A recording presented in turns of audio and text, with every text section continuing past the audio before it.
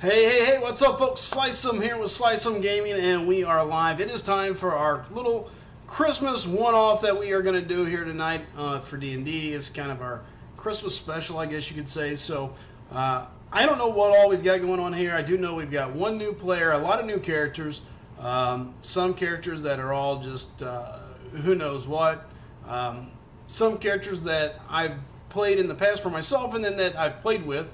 And then some new players again, like I mentioned, one that's not been on the stream before. So we'll have a new person on the stream. Hopefully that goes well. We'll find out. I can't go wrong, right? I don't think. But again, so this is a once upon a time Christmas type story.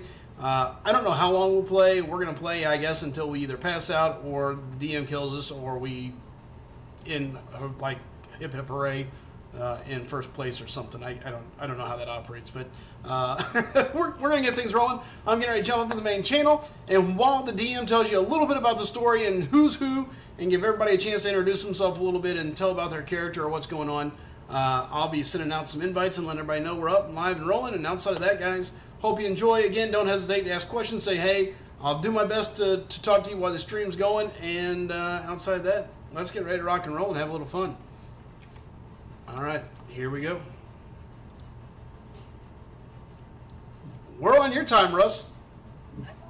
Well, I'm glad to be on my time. So, hey guys, welcome to our little Christmas get-together, our little Christmas stream of Dungeons & Dragons.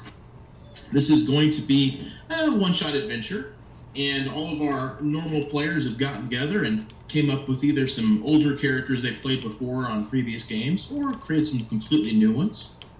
Like I mentioned before, we have a guest tonight. Sue will be joining us and playing, so we'll have a full team of 6 people here hanging out, so it's going to be pretty cool. So I'm just going to kind of set the story for you guys. So essentially, the characters that will be played tonight by Slice'em and typically Renard are coming to meet a group of old friends, and everybody here kind of knows each other with the exception of Renard's character. He is kind of new to this situation, and he's kind of come along for reasons that will probably be revealed in due time. And this has become a bit of a tradition for this group of people. They'd met before in a previous adventure and helped each other out. And so this time of year is called Yuletide for this area. And so the group meets at the, not quite the North Pole, but it's not too far from it. And in the village of St. Nicholas, which is well over by Claus the Kind. And years ago, there was a few bad happenings. This little group got together, met up with a fun Yuletide elf, and eventually all became friends. And when they can, every year, they get together and exchange gifts, have a good time, and just generally celebrate what's happened in the years before. So as we kind of like catch up with the group here, we're going to find that the Kringle Inn is bustling with activity and fun, and we have several people already have made their way here. And what I'd like to do real quick for everyone who is currently watching is we're going to have everybody go ahead and do a quick little intro, little description about their character, just something just quick, just kind of set the stage, and then we're going to get going there. So, can everybody see where we're at here in the tavern in the inn? Looks good. Yep. Okay, perfect. All right. So I'll let you guys go ahead and take over, and like I said, do a little description, and we'll kind of go from there. And here, have some festive music. Who wants to go first? No one? You. I think it was you. I volunteer? Okay. Yeah. Lucy today is actually going to be a Borky with the good hair. I wrote this out. I guess she's sitting, but before you sits a towering mass of muscle and menace, well over 7 feet tall and broader than an ox. Built like a fucking brick shit house. This is Borky with the good hair, a half-orc barbarian in her early 20s. She's a member of the mercenary company Flaming Fist. Mercenary for life! And currently on winter break. She's managed to squeeze herself into wizard's robes, ripping off the sleeves help, and you notice tiny velvet slippers on her huge feet.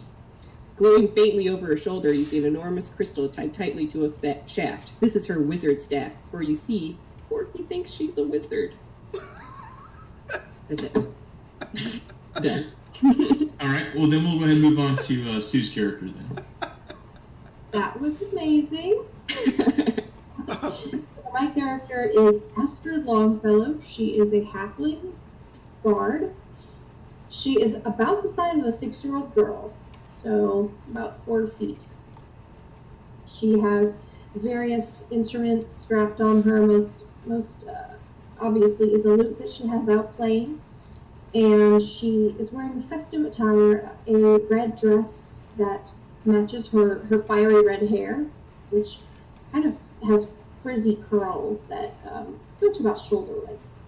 And she's very flushed red cheeks with freckles, and seems to be playing her music and tapping her foot and just generally having a good time. Okay. Moving on to Cole. So Cole, who is played by, I normally play Ren. Cole is a Fire Genocide, and he is here with his twin sister. You who are is- twins. Yes, we are. the normally plays Ginger. Of the two, Cole is just a little bit older, tends to be a little more abrupt and impulsive. They're by a couple minutes. Just by a couple minutes, but enough where his sister defers to him, we'll say. We'll see. They were, being twins and Fire Genocide, they were actually raised by a dragon and taught monkly arts. Oh my gosh, I'm so excited that you're twins. Oh, hopefully they've been practicing speaking in unison. Only way twins talk. So we both have like red skin, darker hair with kind of flecks of red throughout. So what you're saying is you like the twins off How to Train a Dragon? Okay. Negative. Rough nut and tough nut. Yeah. Is that their I mean, name? that's how I kind of see you two now. I didn't think about that, but I could go with that. Hopefully you're smarter than I that. have to get really dumb. Yeah. I can do that. So it's about mid-afternoon. At this point, our 4 folks here, Borky, Astrid, Celosia, and Cole, have made their way to the Kringle Inn. They've dusted off the snow off their boots and come inside to warm themselves. And the usual spot for them has already been set up, and food is starting to be brought over. The wine is flowing very freely. You can see, as you guys are looking around there, everything has been decorated quite nicely for Christmas. Yuletide. There's patrons. There's TM. There's patrons around the bar. The fire is burning bright. It's just a really warm thing that's going on right here. Everyone's in great spirits. The folks in the back that maybe would be a bit more unsavory at typical times, put aside those things for the week-long celebration of Yuletide. So barmaids are walking around handing out frothy ales. Everything tonight's half off. It's just a good time. Everyone's really enjoying each other's company.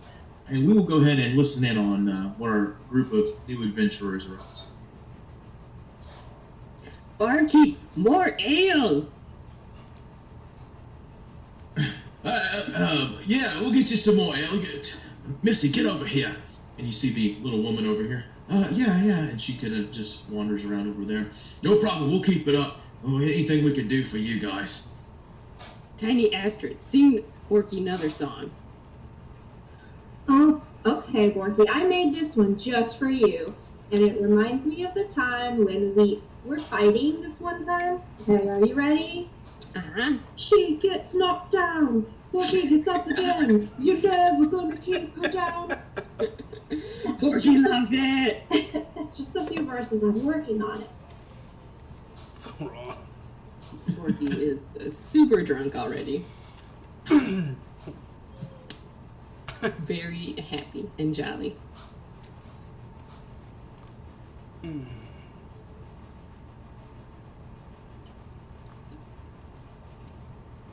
Tell us a story of your adventures this year, Borky.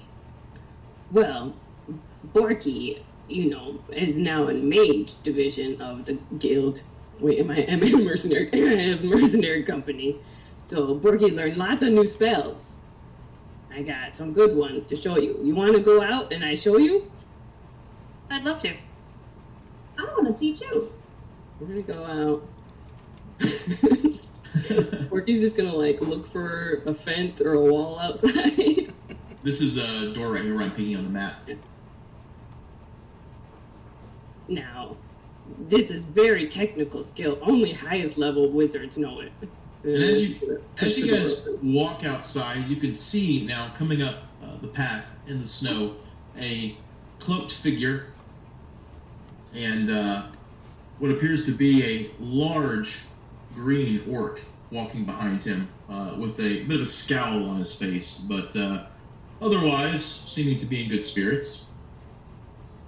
And they're talking to each other, kind of like, you get the vibe that they're poking at each other, kind of giving each other crap and going back and forth a little bit.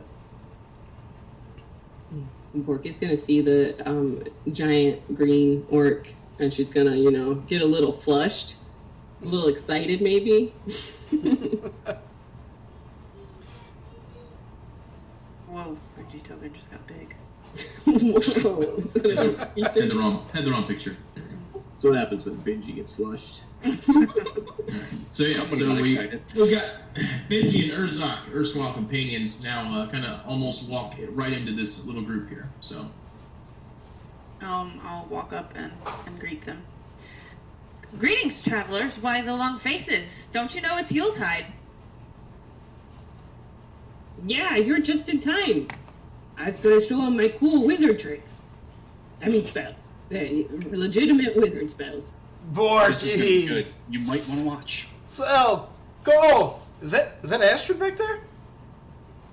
Benji! Hey!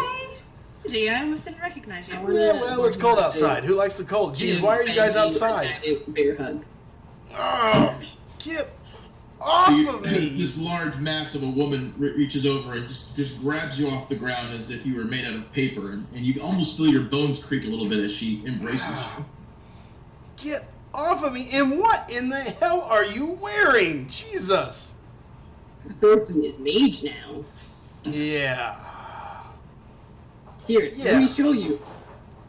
Borky is going to come over to this rock, and she is going to use Mage Fist. Oh my god. Oh my gosh. She's gonna crit. And so Borky says a few words in magic and yells out Mage Fist. And her mighty hand just comes down and just crushes into the boulder and leaves a sizable crack, and a chunk of it goes flying and hits the ground right nearby. Urzak will cheer and throw his large fist into the air and yell, "Ah, mighty blow!" See, Borky is great mage now. She has her hands on her hips, posing. So these are the great warriors Benji described to me.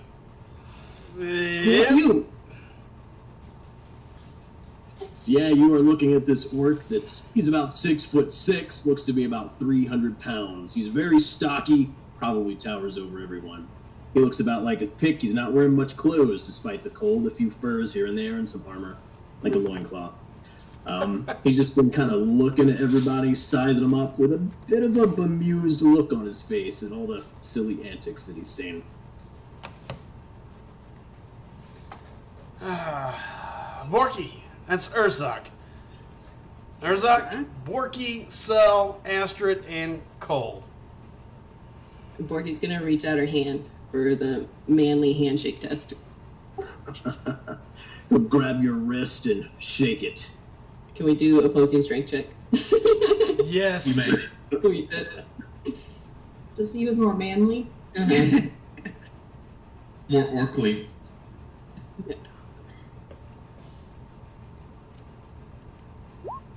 Oh, I did it twice. 17 first. Come on. Urzak, don't. got her. I'm doing a move right now. It won't let me click straight. Okay, I see it. Never mind. Don't let me down. He's trying to roll without advantage. And it doesn't matter. Yikes. So Urzak's a little chill from walking around out here, not usually his normal climate. And as Borky reaches out to what he expects to be a handshake, he kind of that's fine. He reaches out as well to clasp with her, and finds that this wasn't no handshake. No. She instantly grabs his arm with much more force than he expected, and she yanks him forward, just almost pulling him off his feet, just completely catching him off guard. And she begins to pump it furiously. That's what she said. I mean, sorry. And you're just kind of, and Urzak's just kind of balancing on one leg, just kind of not quite entirely certain how to expect for this little situation. Oh, baby. A warrior's strength. Come, let us drink. Yes, let us drink. It has been a long, cold walk. Perhaps it is warmer inside. Oh, you want warmer? Here. And Cole's gonna light up his hands. Light up his own hands. Yes. Urzak's hand. Like, who's doing work with my hands now? No need to show off, Cole. Oh, you are powerful wizards. I'm not showing off. He said he was cold, and I start juggling the fire. I'll elbow him. Ooh, that's nice. Borky's clapping. So, I'm still trying to despite figure the out, elbowing, Cole's able to keep the flames going. why are we outside again? Get inside, you guys. You all are nuts. Way too cold for this. Borky was showing us her magic skills. Yeah, that's You great. want to see it again? No, Borky, I don't. Oh, the first one was quite impressive. How about the magic trick of making a nail disappear? Go on. Let's get inside before we freeze. It is snowing. Borky doesn't know that one. Yep. So the I'll group then continue all begins night. to You know ferry that. back inside.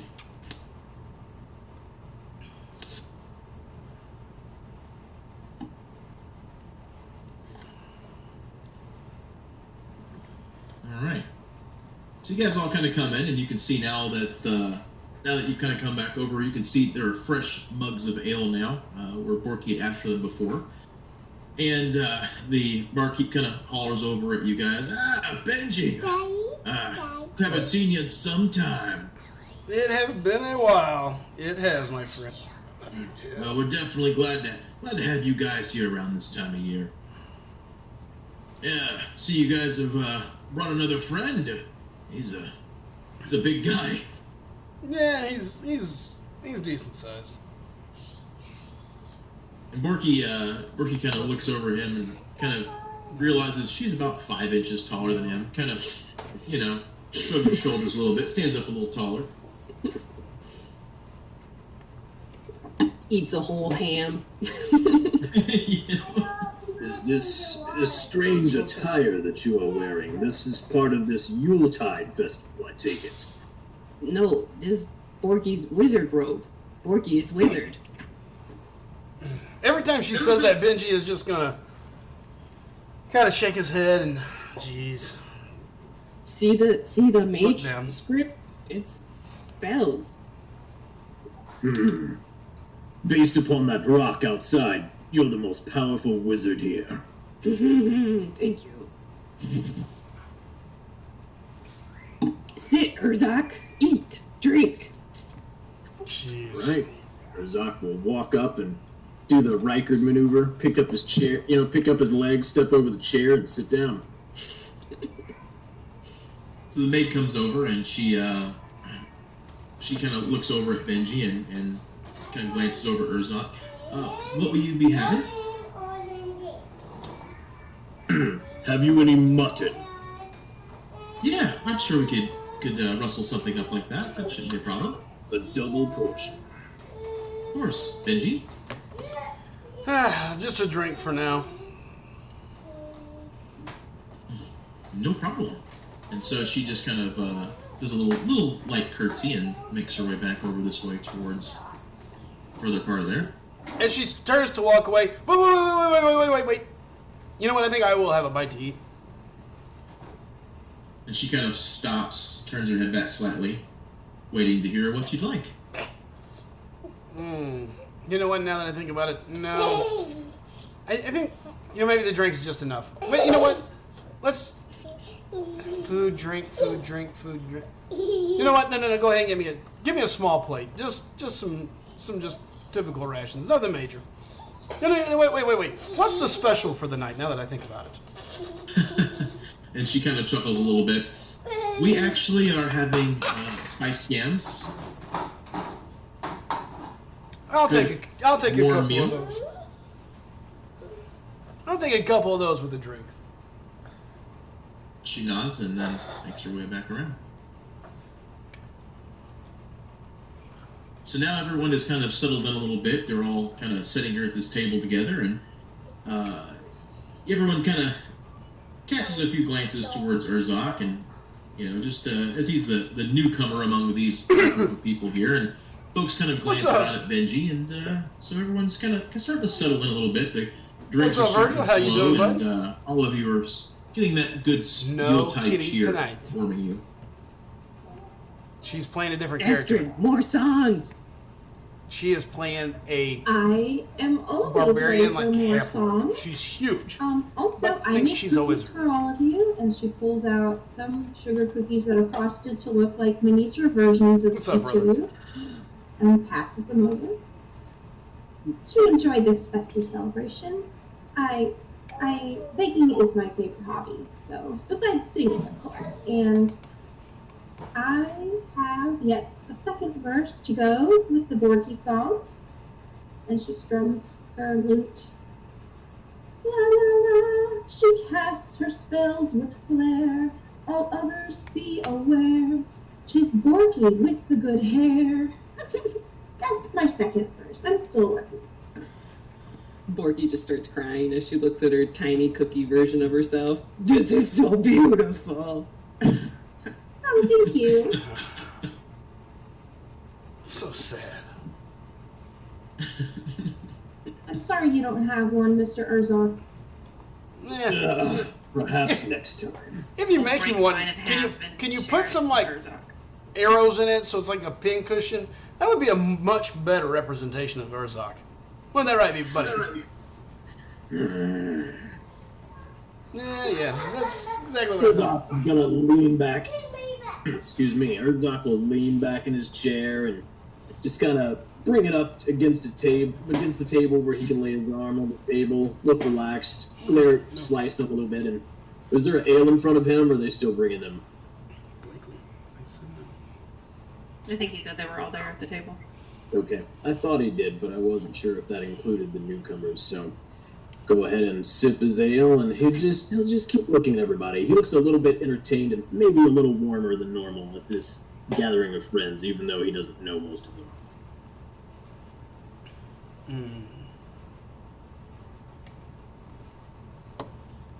Well, Cole's gonna look over at Benji. What's the deal with the new guy? yeah. Buddy of mine ran into him not too long ago. We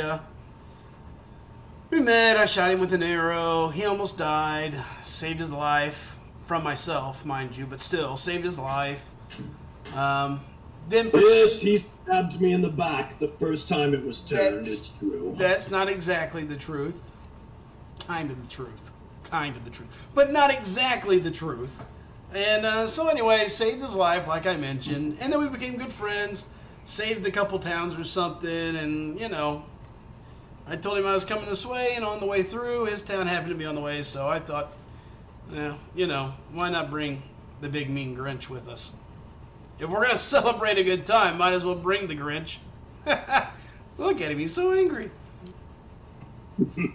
You forgot when we slew that giant cyan rat fellow, and I wore his skull as a helmet. Don't leave out my favorite part. That's fair. You did do that as well. We slayed a lot of things. That was good times. Good times the more I think about it. And I'll take a drink. That sounds fantastic. Oh, it was. it was fabulous, actually. Very fabulous. Sounds just a little violent, but okay. Minor violence. There's not much violence if they die quickly, though. With you. So yeah, we've seen our fair share of things. In all reality, other than me having to take care of him one time, Urzak is as good of a friend as one could be. As good as a friend as you can be, Benji. Yeah, Borky, yes. Anyway, so yeah, let's eat, let's drink, and enjoy this holiday. And eat and drink you all do. Maid comes over more than a few times, handing out rounds and preparing food. Conversation turns as you guys kind of like can hear some groups of people kind of moving around. Within a couple days, the main event of the Yuletide Festival will be coming. A very, very large tree that is decorated with all manner of beautiful baubles and figures and such. That's in the center of town. Every year, they light the most a star at the top of that tree, and gifts are exchanged and given out amongst all of the townspeople. It's just a great thing there. And the ruler of the neighboring area, known as Klaus the Kind, will be, of course, making his appearance there. And he's well known for his generosity to his subjects. He provides the children with toys and all manner of goodies. Generally, just a wonderful time. And in general, people are just very excited. Just this atmosphere of just happiness. You guys, any bad thoughts or any negative feelings you had prior to today have just kind of like been a little melted here. There's just a lot of really good spirits here. And it's probably closing in on around 4 o'clock in the evening there. And you guys have just you're in round number 10, and you actually hear not too far. You hear some noises outside, and the door to the inn kind of kicks open very quickly, and you guys see a familiar face, and he walks right inside, and he kind of comes in, and he turns to the left, turns to the right, turns to the left again, and then kind of looks over, seeing you guys over there, and he kind of runs over very quickly towards you guys, and completely out of breath, a clean-shaven little elf, a little shorter than normal elves, blue tunic with a white cloak kind of thrown about him, and a blue cap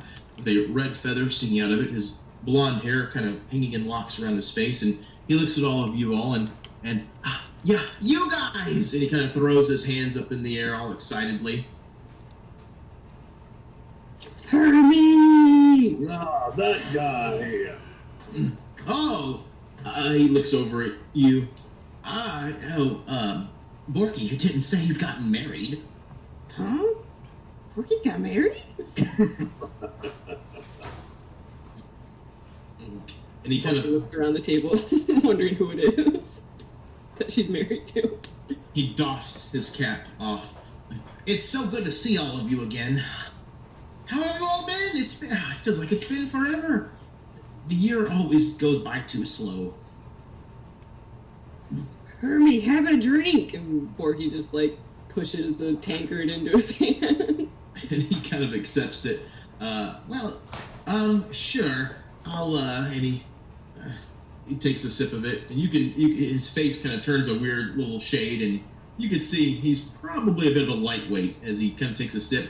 Oh, do you have any apple cider?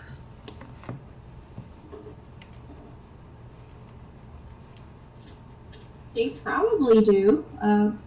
I can go order some for you. Oh, no. That's please don't trouble yourself. I'm sure the maid will be around in no time, and I can order something then. Yes. Oh, yes. Oh, hello, Benji. That's a new cape. That's very nice. Ah, thank you. Yep. Yes. Barky, apple cider!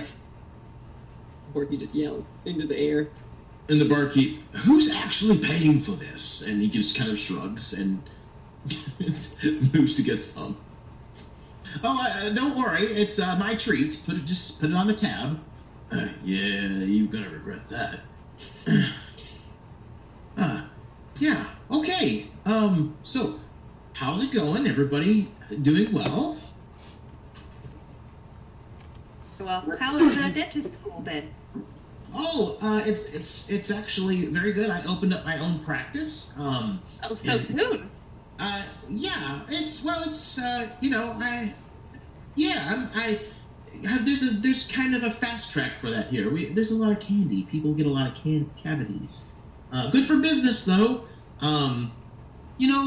Not so bad. It's been going well. A lot of people, a lot of clients. However, just recently I have managed to run into a little bit of a problem. And he kind of holds his fingers up. You see, I've been kicked out of my dentist office just yesterday. Own office? Yeah, well, you see, a couple of roughnecks kind of, from up at Claus's mansion, they kind of came in and roughed me up a little, kind of kicked me out. I've been kind of sleeping outside. Listen, friend, when roughnecks like that come into your office, if you kill just one of them, the others will take you seriously. And his eyes widen. Stab them in the throat as soon as possible, they'll never see it coming. Right. Borky stands up, slams her hands on the table. Let's go! And it's as if Hermes' eyes are almost as big as his face as he looks at this. Oh, it's coming, it seems. Well, I mean, I thought maybe we could talk to them. Murder's a bit much, isn't it? We talk with our fists. Well, chit chat, stab, shoot. I mean, it's all kind of the same, really. Well, just between me and you guys, I haven't been invited up to Claus's mansion in a while. As a matter of fact, no one's seen him in well over a week or so. And Yuletide Festival is literally now, just 2 days until the lighting of a tree. It's been very strange. I began to wonder if something was going on, and well, the people that came to my office, they were Yuletide elves, and I see the Yuletide elves all the time because, hey, they like their candy, they like their sweets. They were really different, just really different. Really They weren't different. nice at all. As in, like... Okay, fair enough. Yeah, well, I mean, as in, like, they had candy cane baseball bats with spikes in them. Oh, these sound like jolly old elves. Well, I definitely think... I think we should maybe take a visit. You know what I mean? Well, I can use the craft. Let's go. I hate to trouble you. Sounds all. fair. I thought Let's we do might it. have our festivities, and then maybe tomorrow. Benji's gonna push his glass to the middle. Nah, we got this. Let's go. Urzak, you My ready? instinct are that this person should deal with these ruffians himself, or he will never gain respect in our absence. But I'm gonna look. when at candy cane bats, I have to see these guys. I'll, Do you think it's real candy cane? I'm gonna look at her. I'm gonna look at Urzak. Respect for himself. Have you seen this guy? Come on. I mean, let's be honest. Let's just go take care of business. Let's take care of business. That's not very kind, Benji. I have you know, I've been doing push-ups. Yeah, I can Urzak tell. slams his mug down on the table and stands up immediately. Well, there will be no festivities without Klaus, so we should try to find him. I think it only makes sense. Cole's gonna Well. light up his hands again. I wonder if I can melt the candy canes. Uh, I wonder if Yes. I could eat them. I guess there's no avoiding this. Alright, well, come on. And so he gestures towards the door.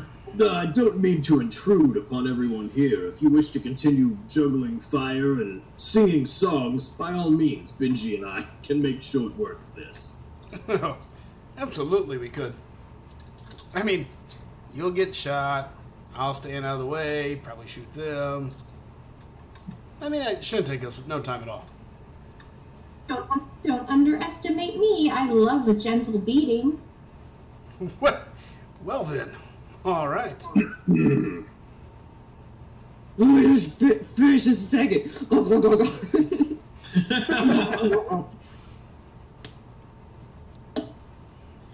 And so you step out after a few moments of some hurried eating into the snow, and you find yourselves out on the outskirts of town. Right this way, guys. And he kind of begins to lead you through the streets.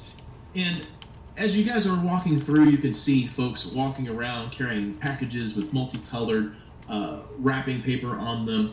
You can see that all of the homes have been decorated with wreaths and with holly and tinsel and all manner of colors and beauty. The actual lamp posts that are used to light the area have multicolored lights in them, and everything is just you can hear carolers in the background. Just a general bit of Christmas, of Yuletide cheer, excuse me, as you make your way through the center of town there. So listen, yeah, you guys aren't really gonna kill him, are you? No. We plan to tickle them, maybe play high five, hopscotch. Oh, that sounds great. I'm really good at hopscotch. You know, I hear the game right now to be playing is Candy Canes and Ladders or something like that, I think is what they call it. I don't know, but it sounded good, you know. I've never played that before, Candy. but I'm always up for some candy. You know, Candyland, I think. Did anybody bring Candyland? Or was like, did you bring Candyland with you? Sorry, I don't know what you're talking about. It's okay. We'll figure it out when we get up there. You can take their candy off of their corpses. Shh. Yes. Shh. I think Celosia and Cole are trailing in the back of the pack, and we're just kind of throwing fireballs back and forth to each other. Most definitely. Are there any, like, food vendors around? There's all manner of vendors as you guys are walking down the street there. Anything your heart's desire. Borky's gonna get some, what is it called? Wassail? Is that what it is? That, Yep. like, mold something or other? She's gonna drink that as she walks. And so your little merry group there, just kind of traveling down, tossing fireballs, hurriedly purchasing things from vendors, with Hermie, of course, walking down the middle of the road. Just a bit of a strange parade of individuals, to say the least. But luckily, most of you are halfway known in these parts due to your roles that you've played in the past. So there's more than a few waves and a few nods of the head, a doff of the cap. And as you find yourselves nearing close to Hermie's office, he kind of holds up a hand. So, we're almost there, and it's... Well, listen, don't think of me as really messy, but if we go inside, it's very possible it's a bit of a mess, okay? It's not my fault, I promise. You can see just this general look of concern on his face, as if you guys would definitely take offense to this. Okay. Yeah. Can't No. be any worse than Cole's bedroom. It's not that bad. Can you two please?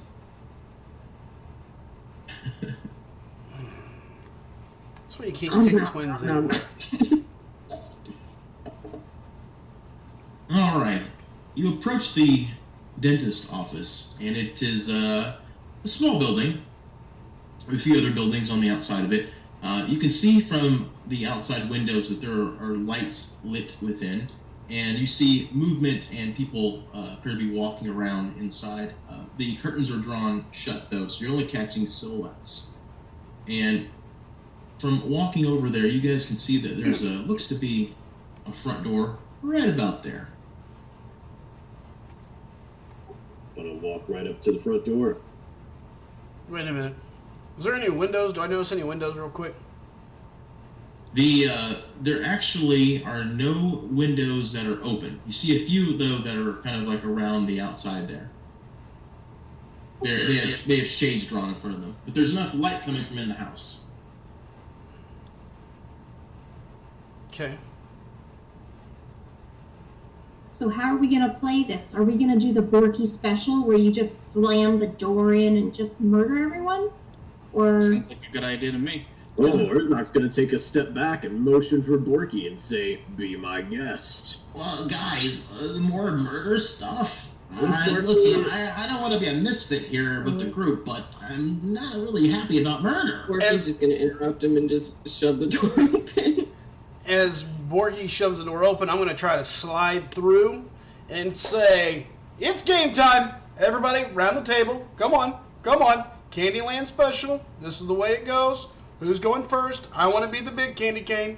Come on, everybody gather up. So, Put your candy The canes down." door kicks open, and yeah, Benji, you can walk right on in. And as you guys kind of look into here, you see there are hi everyone. a group of elves, all similar in stature and size to Hermie, but each of them with a bit of a sinister look on their face, and some of them do indeed appear to have giant candy canes with nails in them. In matter of fact, a few of them are actually carrying what appears to be a mace, just kind of like and their faces look a little contorted. Tattoos on their shoulders and arms. And you see Hermie kind of poke his head around you all, and he kind of looks in. Oh, they've joined some sort of evil gang, I'm sure of it. Look at them. Dad! What? And you see this one right here. He's actually kind of sitting on top of that table right there, and he kind of looks at all of you. Not a problem, Virgil. Well, We're it looks here. like Hermie had to go get himself some friends to save him. Save? Her- I thought we were meeting up for game time. Hermie, are these your friends? I mean, maybe. And so, guys, go ahead and give me just a general perception check. Those of you that are kind of looking at them. All right, Urzok's gonna yell out, "That one, Hermie! Stab him in the throat!" Pointing at the one on the table. Oops.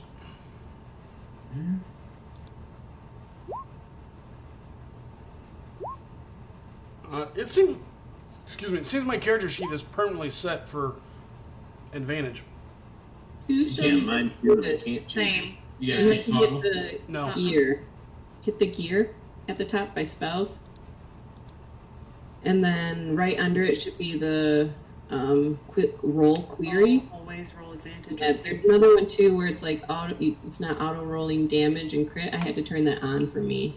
You can click advantage toggle and it'll give you the options. Yeah. Auto roll damage and crit. Change that as well. Okay.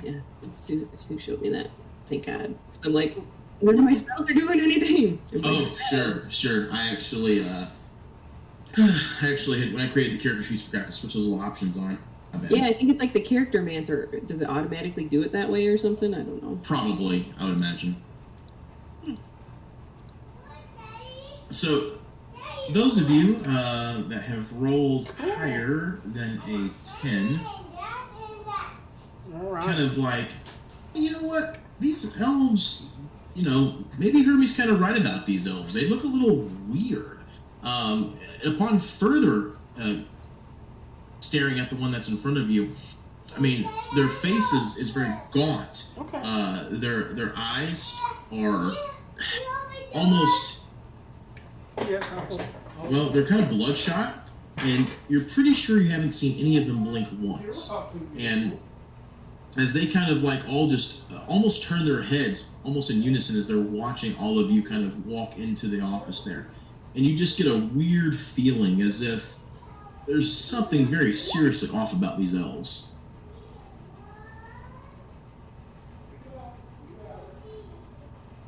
So, listen, you guys need to get out of here because we're not working for old Klaus anymore. Nah, he's gone. He's old news.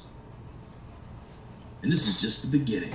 And you, he points at Hermie, you're a traitor to the Yuletide elves. Taking your house was easy as pie. Now, we're going to destroy the little celebration that's coming. And this is just the beginning. I'm gonna walk up and try to grab that one by the scruff of his neck, like, kind of double him over. So go ahead and make a grapple. That would be with your strength. I'll make a opposing.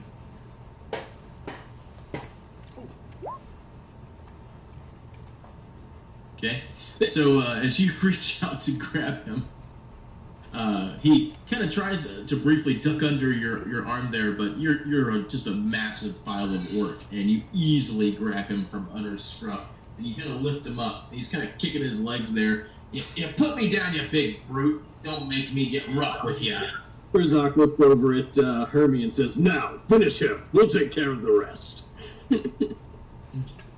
I don't actually have a weapon. Herzog reaches down to his belt. There's a hand axe strap there. Takes it off, passes it over to Hermie. I don't think I'm proficient with this. He kind of grabs it by the blade. 2 fingers, just like. Kind of holding it up, looking at it. Wait, shouldn't we pummel him for information first? Let's throw them out into the snow. Ooh. Let's play how many fingers and toes can we take off the naughty little elves before they tell us all we need to know. That's another fun game. It's almost as fun as Candyland. Does this mean Borky can smash now? The elf that's now being held by Herzog. What are you idiots waiting for? Kill these! He looks at Hermie. People that need to die. Hey, thanks for not using rude language, Hermie says. Ugh.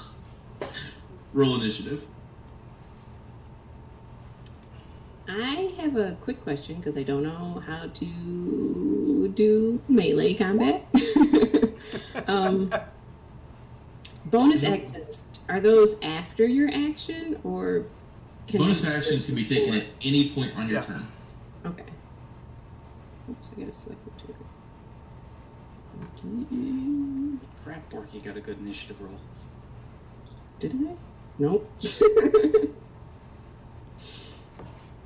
Nice. 1. Actually, you rolled a 22 before that. What did you Did roll? I? Did it not? Your first one rolled a 22. I didn't have my token selected. Ooh, shame on you.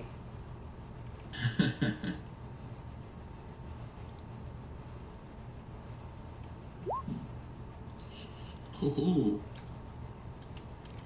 Wonder why it didn't put him in order in the initiative tracker. I actually will tell it to do that. Oh. So the initiative is the thing on the top left, right? Click my character, and then what was it? What is that? What's that thing counting? Oh, it's actually just switched over to it keeps track of rounds, so just disregard it. I don't see that awesome initiative button. Yeah, the initiative button unfortunately isn't. I didn't make the macro for that, so just click on your character sheet, select your token, and click your initiative button, and it'll add you to it.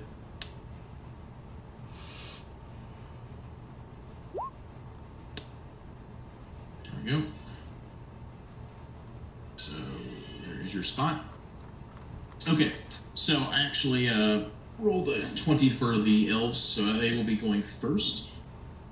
So the elf there that you are holding, Herzog, he actually has a mace there with two balls on the end of it, and he just decides, you know what, he's just going to swing it right at you there. So he swings.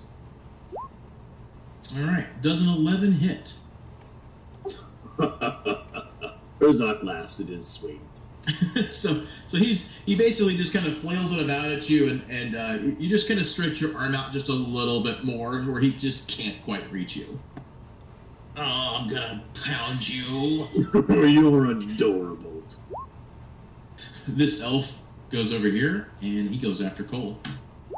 So he comes in swinging with his candy cane nail bat. Bam! Does an 8 hit.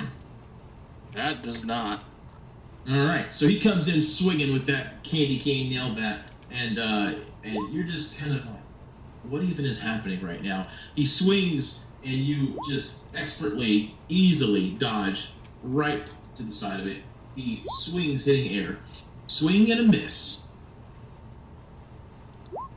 Then, this one comes over here and makes a swing at Borky. All right, that's a 15.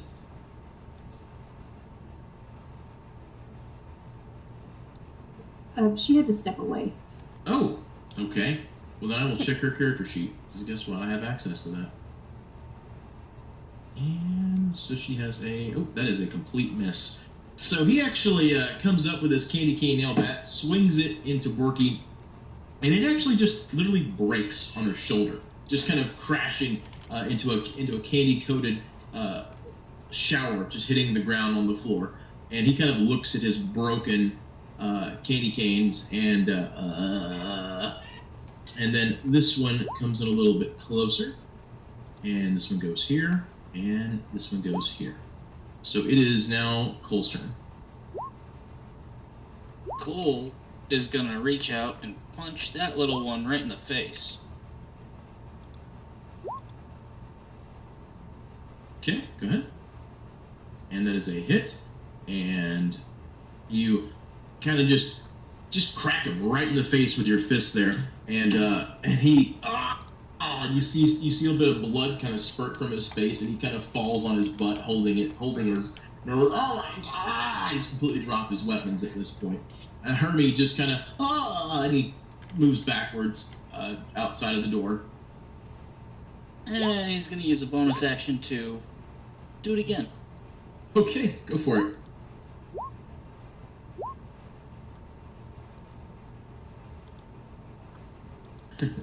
And another whack there, and with that, your little friend here kind of just collapses in a little heap.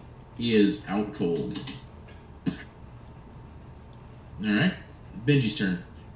I don't know why there's a timer going off underneath me, but unless I'm about to... Yeah, I'm actually gonna get rid of that timer. Just disregard it. Okay, I didn't know if I had a bomb and I didn't know or what. No, you're good. All right, I'll go ahead and pull my bow, and I'm gonna shoot at one of the elf thingies right there in front of Urzok. Okay. And I'm So trying. this one right here. Let me see. Hold on. Sure. Okay. Give me 1 second. I want to see, but I'm 99.999% sure. Mother trucker. Okay.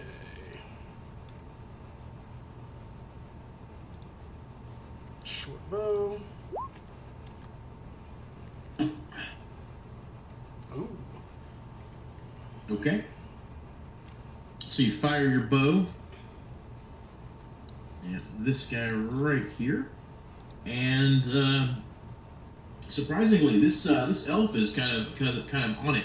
As you fire, he ducks behind Urzok, and the arrow just kind of goes whizzing off into the office. You hear Hermie kind of watching for the door. Be careful! There's important equipment in the back.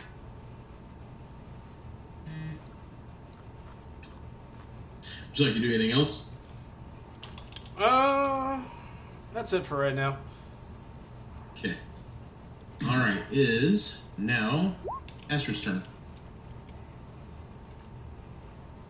Given that me and Celosia have the same initiative, I think she probably has higher dex. It's okay. No worries. Oh, okay, so you want me to go? Yeah, go for it. Okay.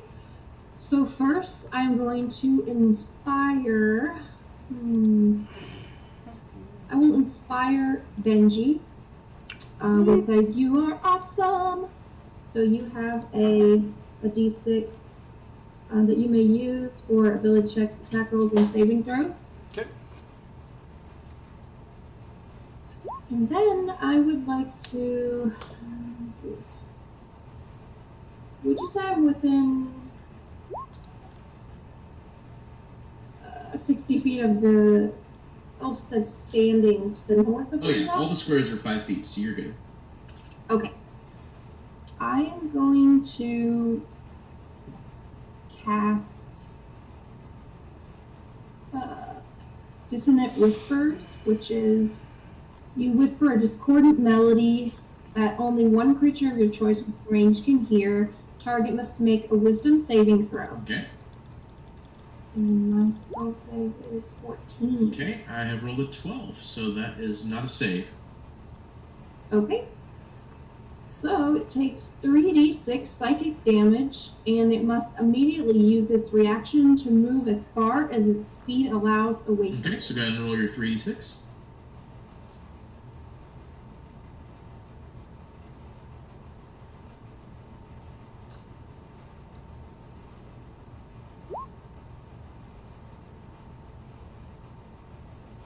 Okay, so that is 10 psychic damage. So you kind of come to the side there, look over around Cell's side, you see, yeah, you know what? Let's go ahead and play a little Dissonant Whispers, and it just kind of catches the elf.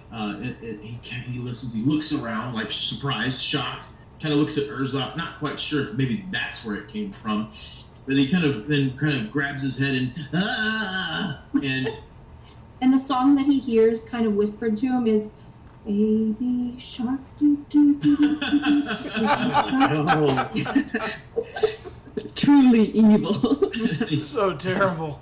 and he begins to run like Yuletide hell out of there. So All right, terrible. it is Cell's turn. Okay. I'm gonna What's up, Lewis? walk in and Good to see you, man. I'll nudge Cole as I walk by and tell him nice job. And I'm gonna come up and attack this one here.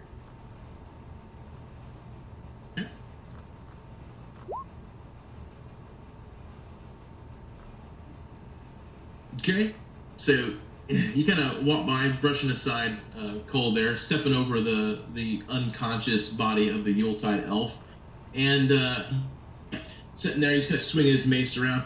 Come on there, let's do this, come on. And he's kind of moving it around. He's pretty expert, he looks like he's swung that mace a few times, and you kind of watch, catch a little pattern, shrug a little bit, and then just crack him right in the face with one expertly punched. And he kind of, he drops his weapons, grabs his face, a little bit of blood coming out between his fingers, and that was hard. And I'll use my bonus to hit him again. Okay, and then you just kind of just a slight twirl, and your foot comes out, catching him, wham, knocking him right to the ground, laying on top of his mace, and he is unconscious as well. I think we're tied now, Cole. Not for long. Urzok, you're up. all right. You guys can see that the elf that ran away with Baby Shark playing in his head, right as he turns and runs away, Urzok's hand is reaching out for him, and obviously Urzok doesn't land anything on this elf, but he was definitely trying to grab him. Or you can see a flash of anger rush over Urzok's face as his target runs away, and so he just, this one that he already has by the nape of his neck, he's just going to lift him up and chunk him as hard as he can with that one across the table. So you're going to throw him into this one here? Yeah, I was going to crack their skulls together, and Urzok's just mad now he wasn't able to. Yep. Okay. All right, so go ahead and just make a generic strength check with advantage.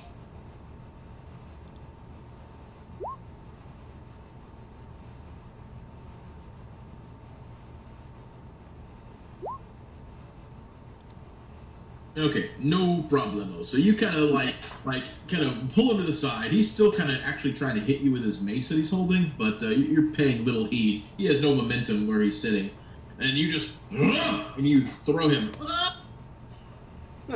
and he just kind of crashes right into the other one there, and each of them take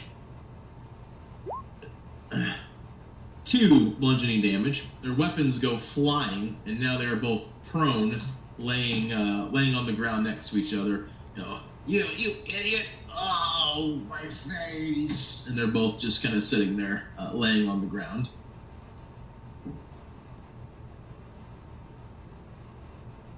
All right. Yeah. Good. All right. So, Berkey with the good hair. Borky took a break outside for a second because, whoa, that was a lot of ale. She walks back in, she brushes her hands off on her shirt. It's like, oh. And then she sees those two crumpled elves and she runs up to them. She's going to take a swing with her wizard staff.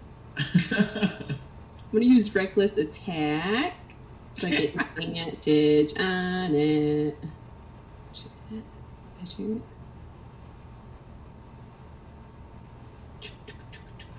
Okay. And I'm also going to opt to use my Great Weapon Master feat, Okay. which gives me a penalty, but if I make it, it gives me plus 10. Okay, let's see how. Let's see. Okay. Oh, is it going to do.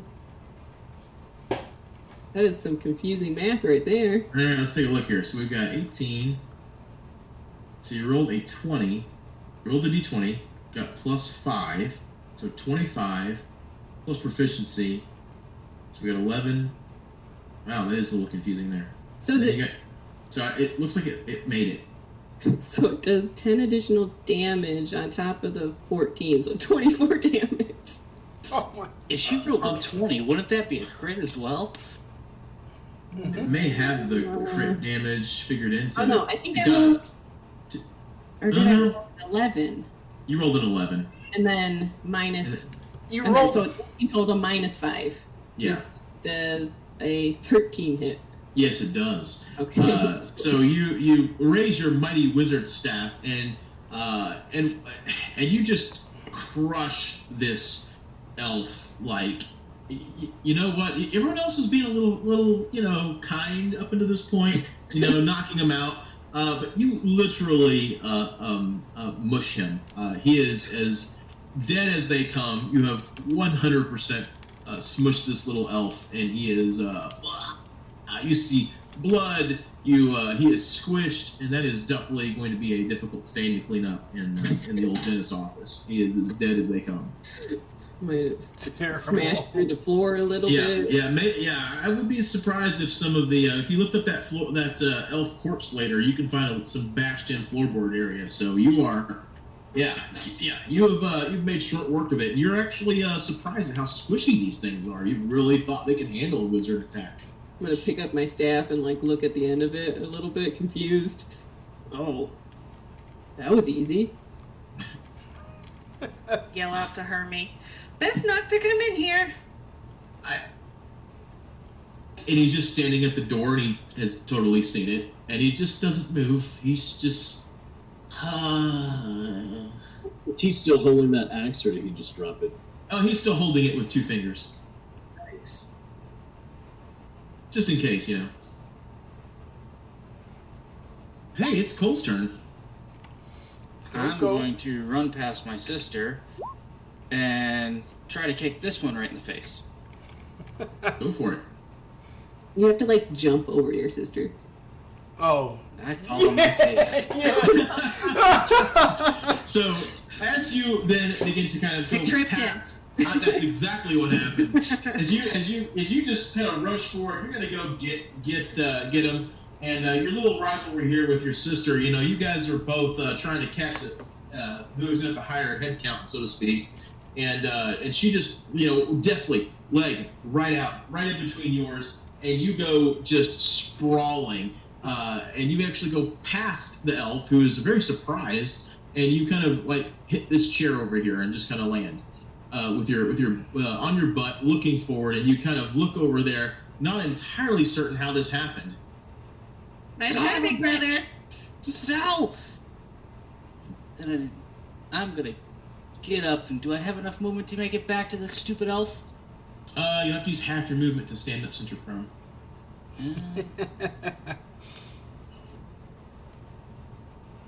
So you were here, and you moved. I have 1, the 2, At 3. feet. I only use 5 feet of my movement rather than half. Oh, okay then. You do like that cool, like, I don't know how to. The monk Kept flip. up? Yeah, like the bridge, and then you. It's called a kep up, yes. Land on your feet. Done.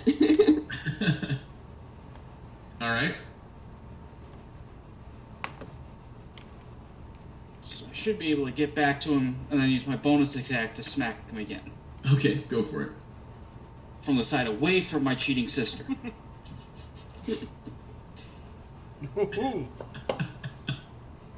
Yeah, no problemo. So between him kind of like watching it, and he sees what happened to you, then he hears the chuckle from your sister. The elf turns back around to look at her, kind of like, I don't know, whose side is who on? He's not even sure what's happening, but he turns back around just enough time to catch a red fist go right into his into the front part of his cranium, and he gets hit pretty hard there. Kind of falls back a little bit. Ow! And it's his turn actually now. So he, as he kind of like falls back, he tries to retaliate with his mighty candy cane. There's a 15 to hit. 15 does hit. Oh, so you punch him. He goes backwards a little bit, and you're like, huh, yeah, piece of cake. And your confidence kind of catches you briefly, and next thing you know, a nail bat kind of just slams into your midsection there, kind of catching you right there, a little off guard. Yeah. How about you like it? He says. And this one over here runs away somewhere because he's scared. And this little elf here kind of looks at what remains of his friend and looks at Borky up there, who's looking at her staff all very confused like, and throws his weapons down and lays backwards and closes his eyes, hoping everyone will think he's dead. And it is Benji's turn. So we got one running away, Mm-hmm. one playing dead, and the other's in combat with Cole. Yep.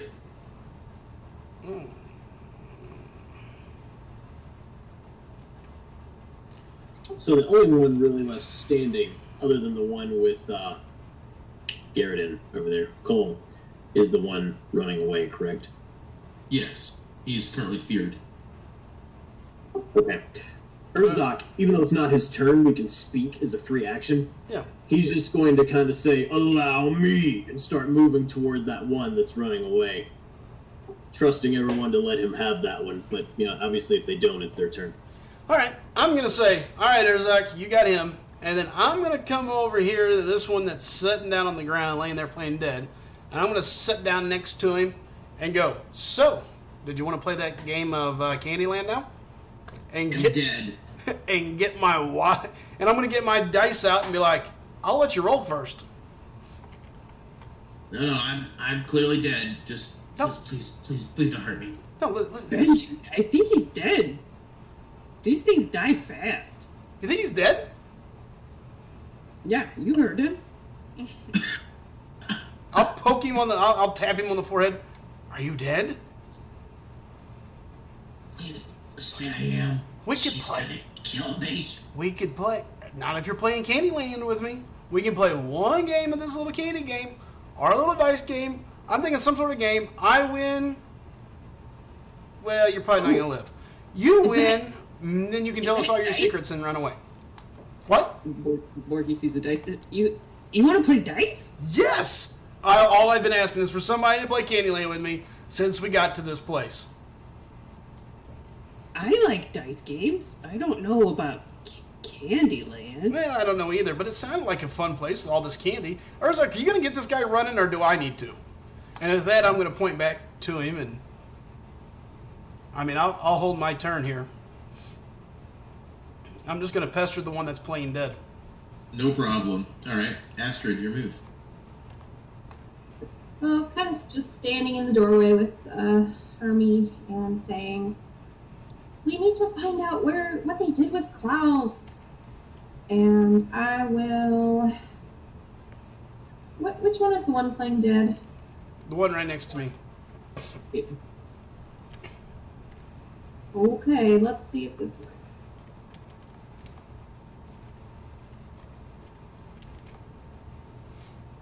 Okay, so I want to. Can I cast Friends on him? Yeah, you can do anything you want. It says, for the duration, you have advantage on all charisma checks directed at one creature of your choice that isn't hostile towards you. So maybe. Yeah, it'd be more for an NPC. Okay. Yeah, right now. I mean, he's hostile mentally right now, even if he's not hostile physically. Okay, never mind. I think instead I will just throw a healing word at Cole.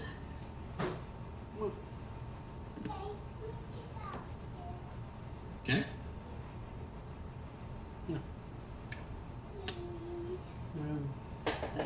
Second, let's see. No problem. Or like make a move on Hermie. Maybe I should. You kind of look over at Hermie, and he's just kind of examining that axe. He's kind of shifted it a couple times. Kind of, you can see he's tapped it with his finger once or twice. No. Oh, you know what? I have Charm Person. That would work on a hostile Yes, it would. character, right? Absolutely. Okay. I'm gonna do this Charm Person, and let's see. It's gonna be on the guy pretending to be dead. Wait, didn't work. So you should be able just to click, if you have the spell in your character sheet, you should be able just to click it. There you go. Okay. So, That just gave you information. okay, you attempt to charm human you can see. Must make a wisdom saving throw. No problem. So I shall roll wisdom. That is a 4. I have failed. So, he's already pretty upset, and he's still not sure if Benji's not about to stab him in the face since he's been tapping on him. So yeah, it's no problem. So as you kind of like pull out your lute and you let a little tune of friendship kind of sings out and rings out into his ears, he kind of looks up at Benji. Well, where's that heavenly tune coming from? Oh, that's probably the bard. She can play some music. Well, she's a friendly acquaintance of mine. I would love to see her again. So it's just me that's friendly. It's not everyone. He's charmed by you, so spell ends or until you or your companions do anything harmful to it. So he's basically he's chill. He's not gonna make any bad moves. Okay. So can I use my movement to get closer to him? Sure. I think I have 25. 10. And can I say something to him? Yeah. Talking's a free action. You're Okay. good. Okay, I'm gonna say, so now that we're friends, how about telling us where Klaus is? And then I can tell you all about it. I'll get a cookie out. Would you like a cookie? He kind of sits back up and, I would like a cookie. And he just reaches his hand out. Oh, I actually bought cookies. Thank you for reminding me.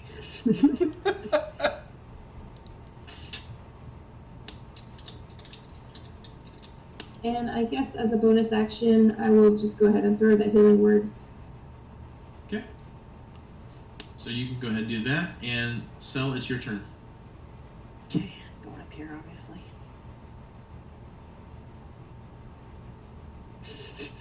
Let me finish this one off for you, brother. Can you like dual punch him? like on either side of him, just punch him. Squish. I'm totally all right with that. So you just gonna go into this little spinning back kick, and as you do, it catches him in the side there, and he gets kind of pushed back into Cole. Cole's kind of like, hey, you know what? Keep your trash off me, and he punches him right back at you. You shrug and elbow him again, and between the ping ponging of him, you find out he's already unconscious before he even hits the ground, and there he lands. I think I'm up one now. I hit him too. That counts for both of us. Whatever you have to tell yourself. Cole, you get 8 health points. Urzok, it's your move. Updated it. Thank you. All right. So while you guys were, standing there talking to that semi-conscious elf there on the floor next to the goo pile, Urzak is sort of walking through all of you with purpose, stepping over people as need be, shoving past, whatever needs to be doing. His eyes are fixated upon that elf that has run away.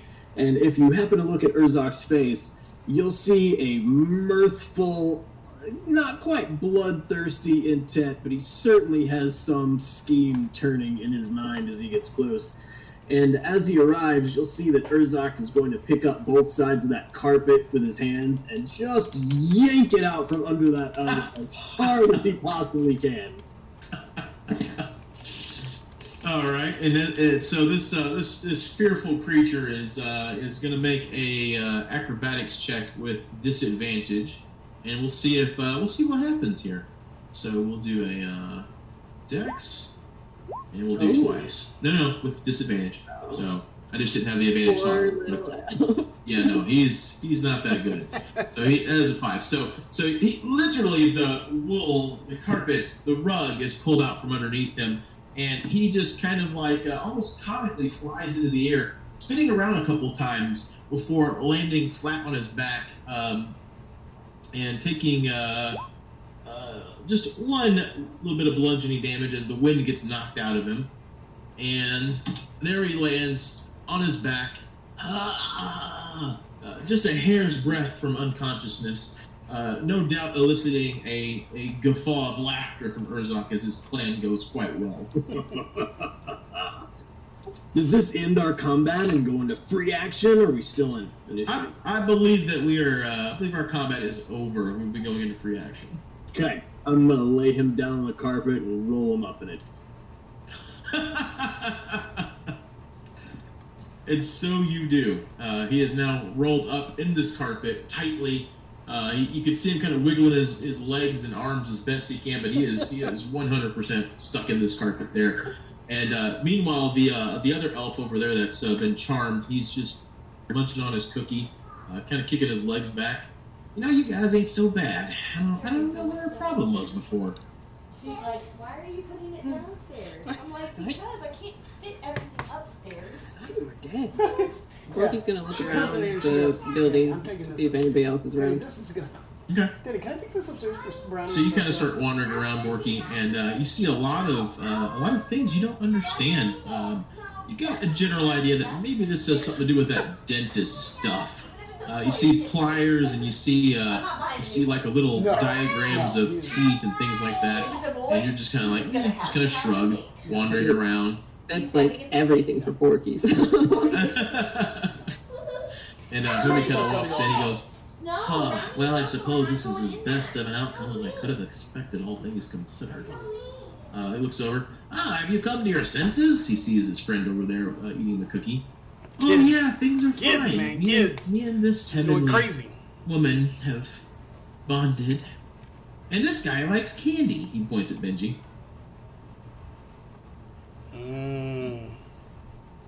Candy is delicious.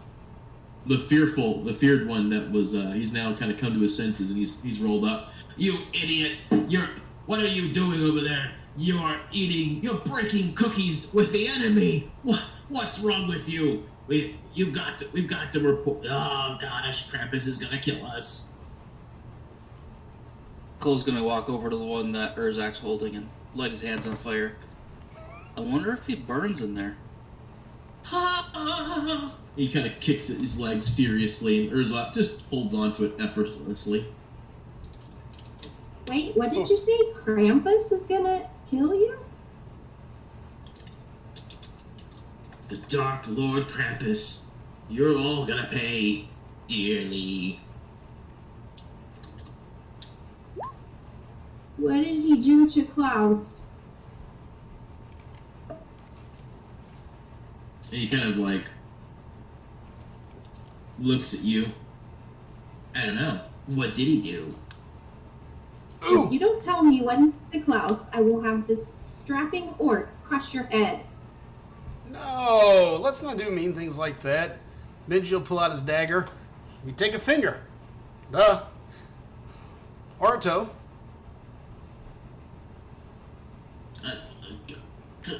He I'll- looks at the knife. I'm going to looks walk it over to his feet, pull off a boot if he's got one on, insert the dagger in between his toes, and start sliding it in ever so slowly. He's down, crying, and moving his head up and down. I don't know. He just showed up one day, and Klaus was gone, and now we all work for him, and he gave us power, dark power, and told us we could do whatever we wanted. And he's still bawling. More Yeah. importantly, is this real candy cane? Borky holds up a bat. Oh yeah, that's real candy cane. Says the chill one sitting next to Benji. That's good stuff. She's just gonna take a bite of it. Yeah, we didn't really have any weapons, so we made some. Pretty good. And you take a bite out of it, and it's pretty cold, and it's a little sticky. You kind of now can feel it kind of stick into your hand a little bit as your natural orcish sweat has kind of made it a little slimy. But you know what? It tastes pretty good. I'm going to look at Urzok. Urzok, do you still collect, was it ears, right? Am I right? Did you collect ears? Sure. I collect ears all the time. Arzok, make a deception check.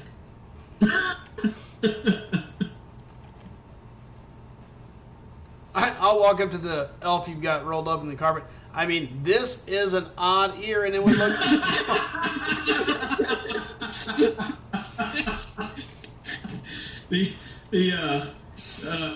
Even Urzok doesn't believe a thing he said. No, but I am very deceiving here. And the elf just kind of looks back at you.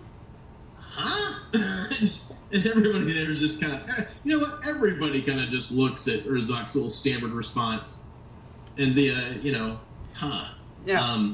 I'm smooth enough, though. Look at that deception roll.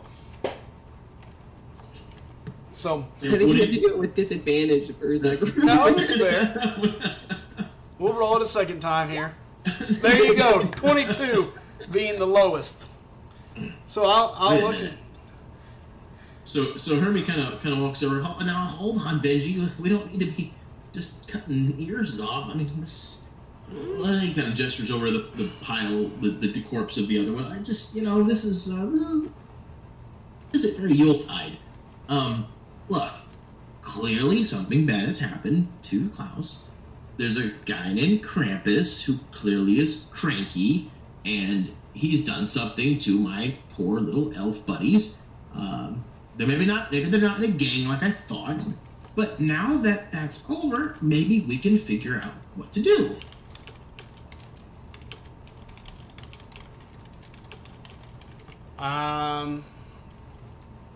Yeah, okay, fine. I'm gonna go back over to the other guy. You see the elf in the elf in the rug. He kind of just kind of lets out a sigh. I'm gonna go sit down at the table and start rolling the dice. Look at Borky. Just saying. Let's play. I'm in. And then I'm gonna look at her as she goes to sit down and look at the one in the carpet. And I'm gonna go, if I roll high, I get to take and stab him first. If you roll high, you get to hit him with your cane first. Sounds good. Deal. So as you guys I want to turn him into a Yuletide log. head over to begin this, you see you hear footsteps out in the snow nearby, and you actually see a couple of individuals. One of them kind of walks in, and he looks around. And he sees the group in just different spots. You see, he sees one elf, rolled up into a carpet. He sees a bloody mess that maybe used to be one. A couple of passed out ones laying on the ground. He sees dice being pulled out. And he just kind of stops, looks around. Maybe I. Well, hello! Welcome! Want to come play? Don't worry what happens with the losers, though. No, well, there's something going on outside. You guys might want to see. We were told Hermie and his friends would Oh, yeah. Why don't you kind of come outside? He kind of gestures outside, and the woman kind of with him just kind of gets a look on her face of, oh boy, and they just kind of pull backwards. And so, I'm gonna scoop anybody? up my. Oh, Yeah, go ahead. I'm gonna scoop up my dice real quick, look at Borky, and say, "Let's go." And then I'm gonna turn around to Urzok. Tie that rug up and throw him in the corner, and let's go outside and see what's going on. Come on, bud. Twins, What? hurry up. Borky's I pat, wrong. I pat my elf friend on the head, give him a kiss on the cheek, and just prance out the door. All right, Come so on. you guys kind of all wander outside, and as you do so, you can you don't hear any caroling anymore. You don't hear any. It's gotten really quiet, and the sky itself is dark, ominous. The snowfall that had been happening before has ceased, and you guys actually see an image begin to slowly form in the sky above you all, and this is what you see. Ooh.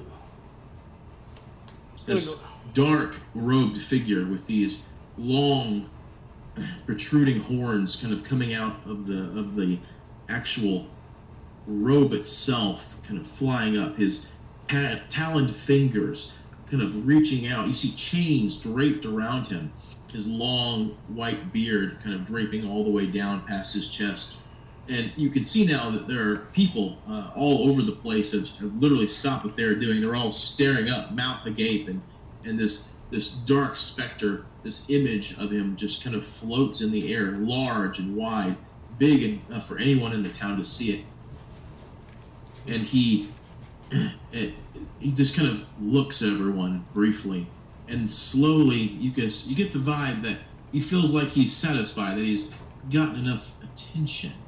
And with that, his decrepit mouth opens. Citizens of Yuletide, fast. He kind of like lets a deep, raspy voice comes out of his mouth. It is I, Krampus the Uncaring, Krampus the Destroyer. I've come for your festival. I've come with my allies, and I have come to destroy this entire little pitiful hamlet. Now, I believe, if I'm not mistaken, we'll be lighting the tree, the Yuletide tree, not far from here, except I might have other plans. The miserable wretch Hermie, he kind of looks around. Oh, there he is. You and your little pitiful friends. Yes, I'll destroy all of you. I know what you've been up to. You will be the first to fall to the great darkness that is Krampus, the Uncaring. And as you watch, the image of him begins to slowly dissipate and disappear into the mists. And as if right on cue, you begin to hear screaming, large sounds in the distance. You literally see trees moving somewhere off towards the large tree in the center of town there. And all of you now are staring at each other. Yeah, so you're on the outside of the town, and you can see further into it. And in the past, those of you that have been here before know the Yuletide tree is right there on the edge of town, typically surrounded by other trees and such. And you can see in that general direction there, and you see like shuddering and shaking. You see people screaming, and then suddenly there's running going from that general direction. Before the image dissipates, can I do? Borky's gonna glow a little bit and use her magic awareness to sense concentrated magic within 60 feet. Okay. Spell or magic item. Is action.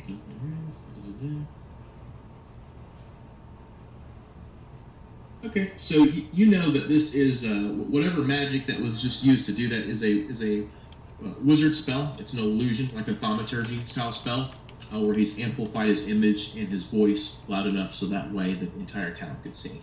It's a very powerful version of that spell. Is it within 60 feet? Is there a location of it within 60 feet? No, you do not sense that it's within 60 feet of you, but you understand the magic that it is. Because Borky is so brilliant. Indeed. Urzak is also going to take an action as this guy starts to fade. He's just going to yell, something like, "Coward, come face me!" And he's going to find a rock or whatever he can and throw it as hard as he can at this image. And Hermie, oh boy, this is really bad. Oh, why is everyone screaming and running? We should also scream and run. Ah! Borky charges off. Oh gosh, oh boy, oh. You know what? You guys, you go check it out and let me know what happens. I'm gonna keep an eye on things here. Hermes, go inside and start cleaning your shop. We're You gonna do go have see a what's message going on. line up. Yeah. Yeah. You know what? I'm gonna do that. We'll catch up later. Good luck. And he kind of walks in by himself, looks around, sees everything. You know what? I'm gonna go to the inn first. He starts walking back towards the inn. As he's walking away, I'll shout, "I can burn it. That'll clean it quickly." Not helping.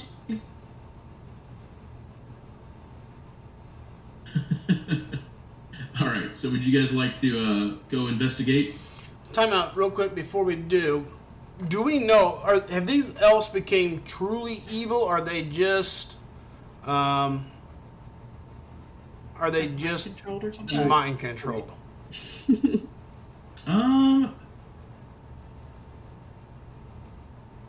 Or what does our characters believe? I mean, look, we fought them, we've talked to them.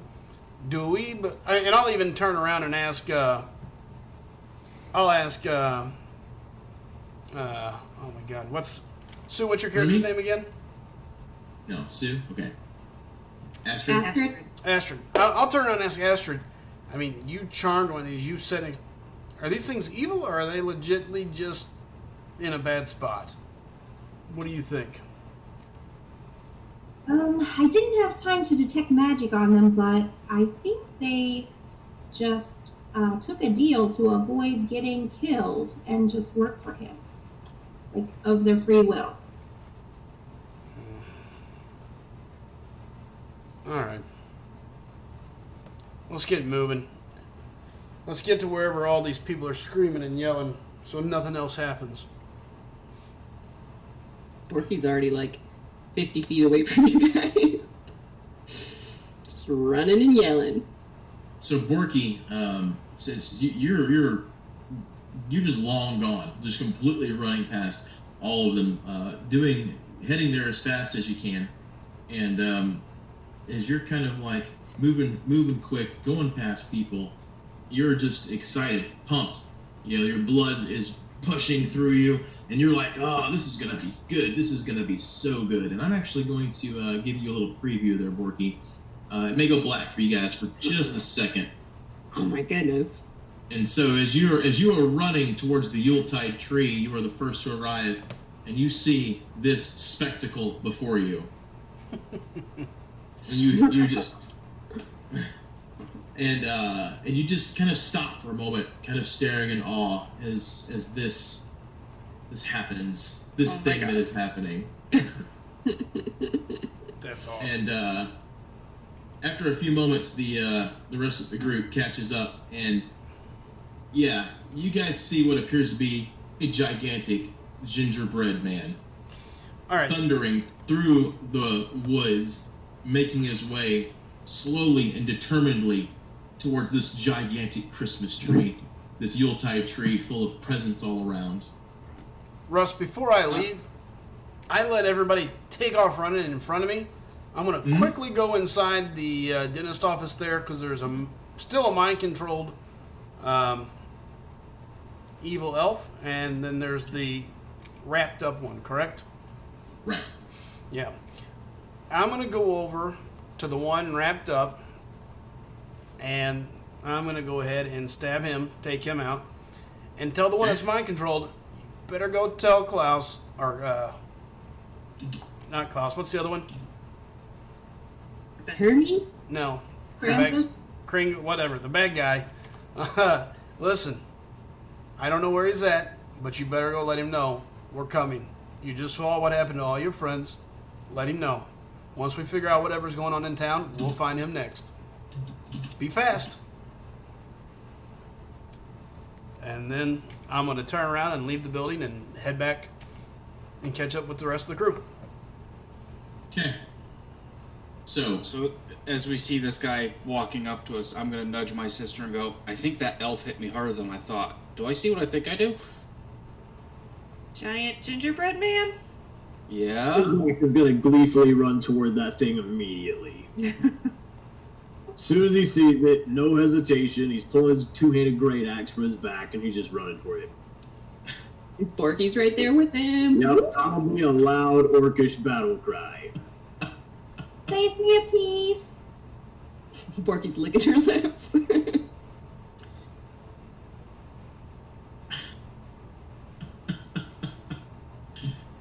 okay, in that case, roll initiative.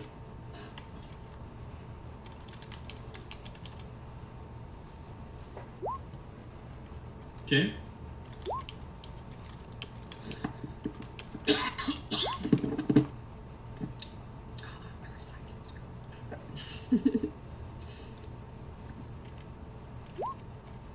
Oops, that's my character sheet. The twins are at the same place. That's hilarious. And appropriate. Indeed it is. That's awesome. 1 second.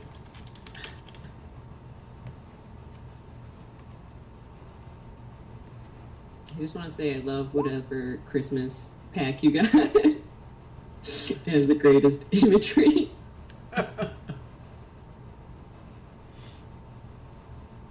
Okay. All right. So this thunderous gingerbread monstrosity just kind of crushing through the snow, kind of waving its arms, kind of moving with purpose. Its eyes haven't even noticed any of the small little creatures around it below, instead moving with determination towards that large tree that hangs above you all, with this beautiful glistening of Yuletide orbs and such kind of dangling about, twinkling in the sky, large presence all around it. This creature is moving and intending to destroy that tree. Unless Urzak has something to say about it. Go ahead.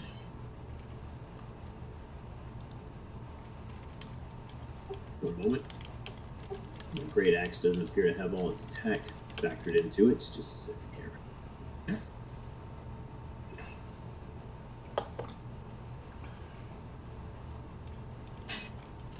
Alright, so, yeah, great axe in hand, yelling a mighty orc battle cry. Urzak moves into a frenzied rage, and he is going to attempt to just chop this thing. How tall do you think this thing is? Oh, this thing, cap or not that high? Yeah, this thing is about 20 feet tall and about 15 feet wide. This thing is a massive pile of giant evil cookie. All right, I'm going to try to chop its leg off with one mighty swing, like chopping down a tree. Urzak.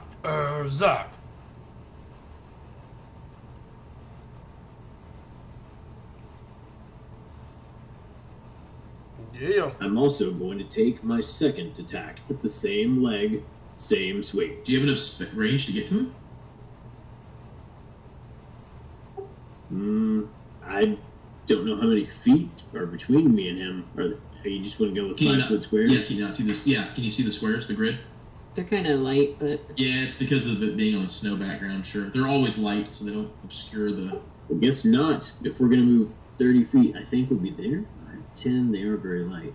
15, 20, 25, 30. Do you think about there or a step closer? Probably about right. So yeah, I think you're just out of reach. I mean, you moved in close, but there's a good bit of snow in between you and him. You got to kind of run through it. It's up to a little over your ankles right now, so you're a little slower than you would probably be normally. So you've gotten about as close as you can get. How about I'll just hold that attack for the moment that I'm able to do it. Whether it comes to me, I go to it, or what have you. So I am holding action. Okay, sounds good. All right. In that case, Porky with the good hair. If I did a dash, the double movement speed, could I still do a? Oh, you know what? Good point. Sorry. Can I back up? I have my No. Let's go. So Borky. Let's be ready for the first hand. Gee, that sucks. See, Urzak pull ahead. Borky's gonna sprint her heart out to get there first. Yep, she just runs right past you there. With a mighty yell, she's gonna use her bonus action to enter a rage. And hanging out with all those wizards for the past 5 years has rubbed off a little bit, and she enters a wild surge. So she's gonna energy rolling inside of you sometimes erupts when you enter your rage. Roll on the wild magic table to determine the magical effect produced. If the effect requires a saving throw, DC equals 8. Okay, so I'll just copy and paste it so you can see.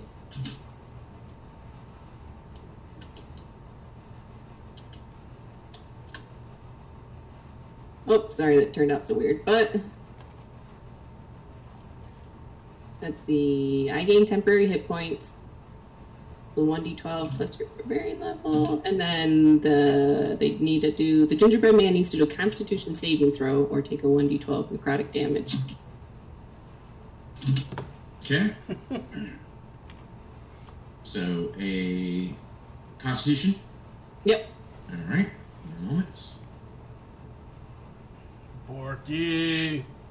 All right. I have rolled a 9. What is my? It's gonna be higher than that. I don't have a spell save DC, so what is it? It's So if you look up there, it says the DC equals 8 plus your proficiency bonus plus your con modifier. So then basically that replaces a spell save DC. So it's 8 plus 2, so it's 10, I'm assuming, and your con modifier, which is what? There is 3. Yeah, so I definitely did not save. Okay, so I'll do a D12.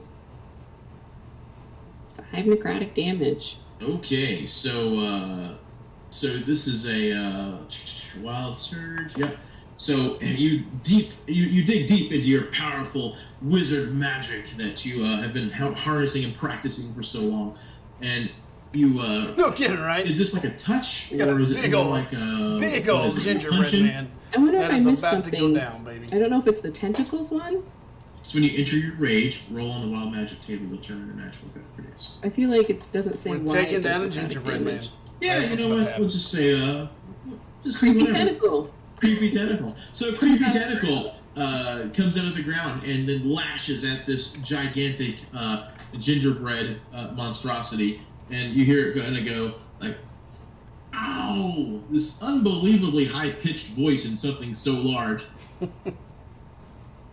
It just kind of, its eyes now made of large pieces of candy, almost like giant M&Ms, kind of like adjust to look at you.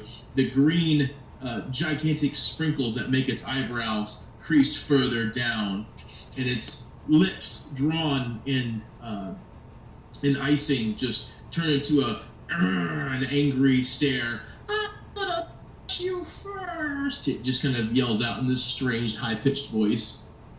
And then Borky's gonna yell, "Hey, Urzak, I'll try and save you a piece."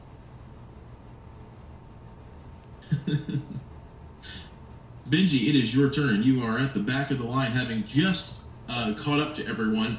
You can see the orcs in the distance trying to appear to be flailing into a gigantic cookie man. Fair enough. Fair enough.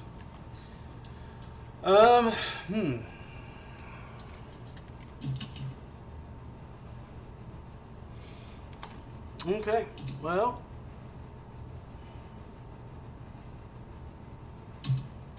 Jeez. How far out is that? That's a lot of die squares. So It's a lot of space. You're really far back.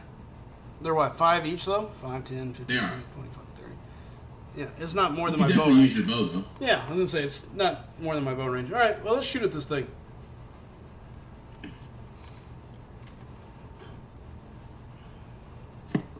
Are we using diagonal movement too, or just? Yeah, you can use any square, any direction. Okay, so one diagonal square still counts as one, or still counts Yeah. as 5 feet. Got it. Yeah. Okay. You're sneaking as well there, Benji? Oh, well, that's my sneak attack damage. I'm not sneaking. That's... Okay. Yeah, right. unfortunately. And has the gingerbread rolled yet? Is he after me? He has not attacked anyone, no. Okay, in that case, that is actually a crit, so you'll have to... Whatever... I guess I would, roll my attack damage twice? Yes, so you roll your 1d6. Okay, so I need to throw an extra die 6 here. Alright, so there you go. 9, 10, 11. 11 total. So I'll hit him for 11. Okay. Second. And I'm going to aim... My goal is to aim for, like, one of the legs, where the legs attaches to the waist kind of area. Gonna... Okay. You do roll double for the sneak attack damage as well. Oh, yeah. Let me roll that again. Hold on. It's another 1d6. Yeah. 2 again. Okay. So you come up, you look over, you see all this, and you're just like, what even is going on here? But, hey, you know what? Not the weirdest thing you've ever ran into. And you sling your bow off and notch an arrow, let fly. And there's no way you're going to miss something this big. And that arrow just sings out and slashes right into its leg there. And you kind of see it make a motion there. It kind of looks down and sees this little smaller arrow sticking in it. Just kind of looks over, and you feel like maybe its large, candy, soulless eyes kind of train upon you, and you kind of hear it just.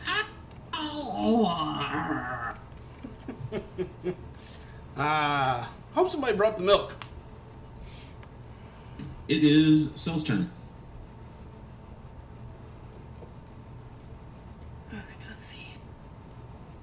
I don't think we can get very far.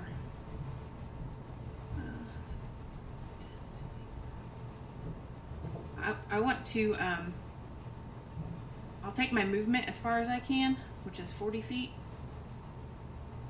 I'm actually going to grab one of these presents that's under the tree, light it on fire. Okay. I think you can definitely get that far. Yeah. Sweet.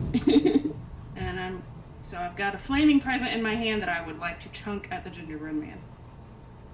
What would you like me to roll?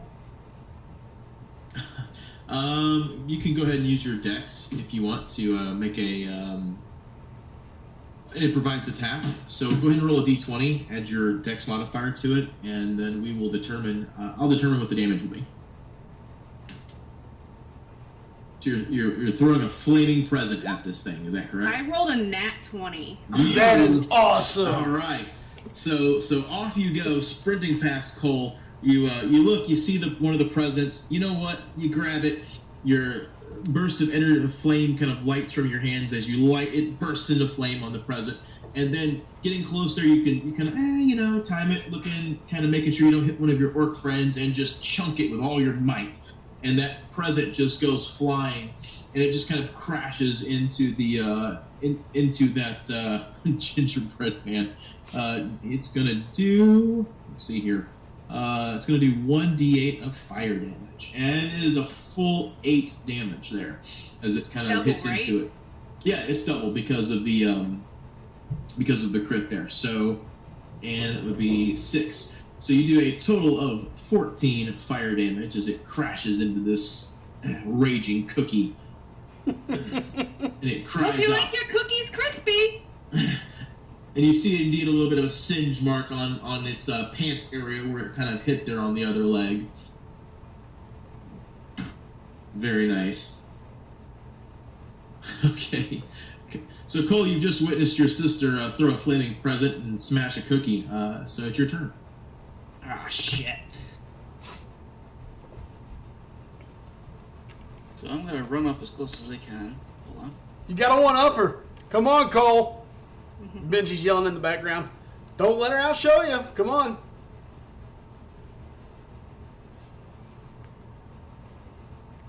Orky's gonna get it. Jeez. Oh god.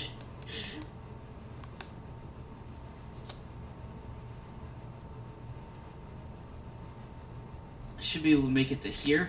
Okay. And then I am going to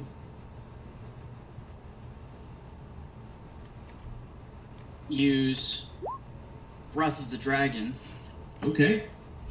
So you channel your Using key. a lightning line for 30 feet. Okay.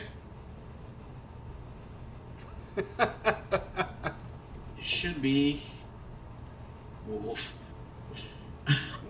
One sad dragon breath.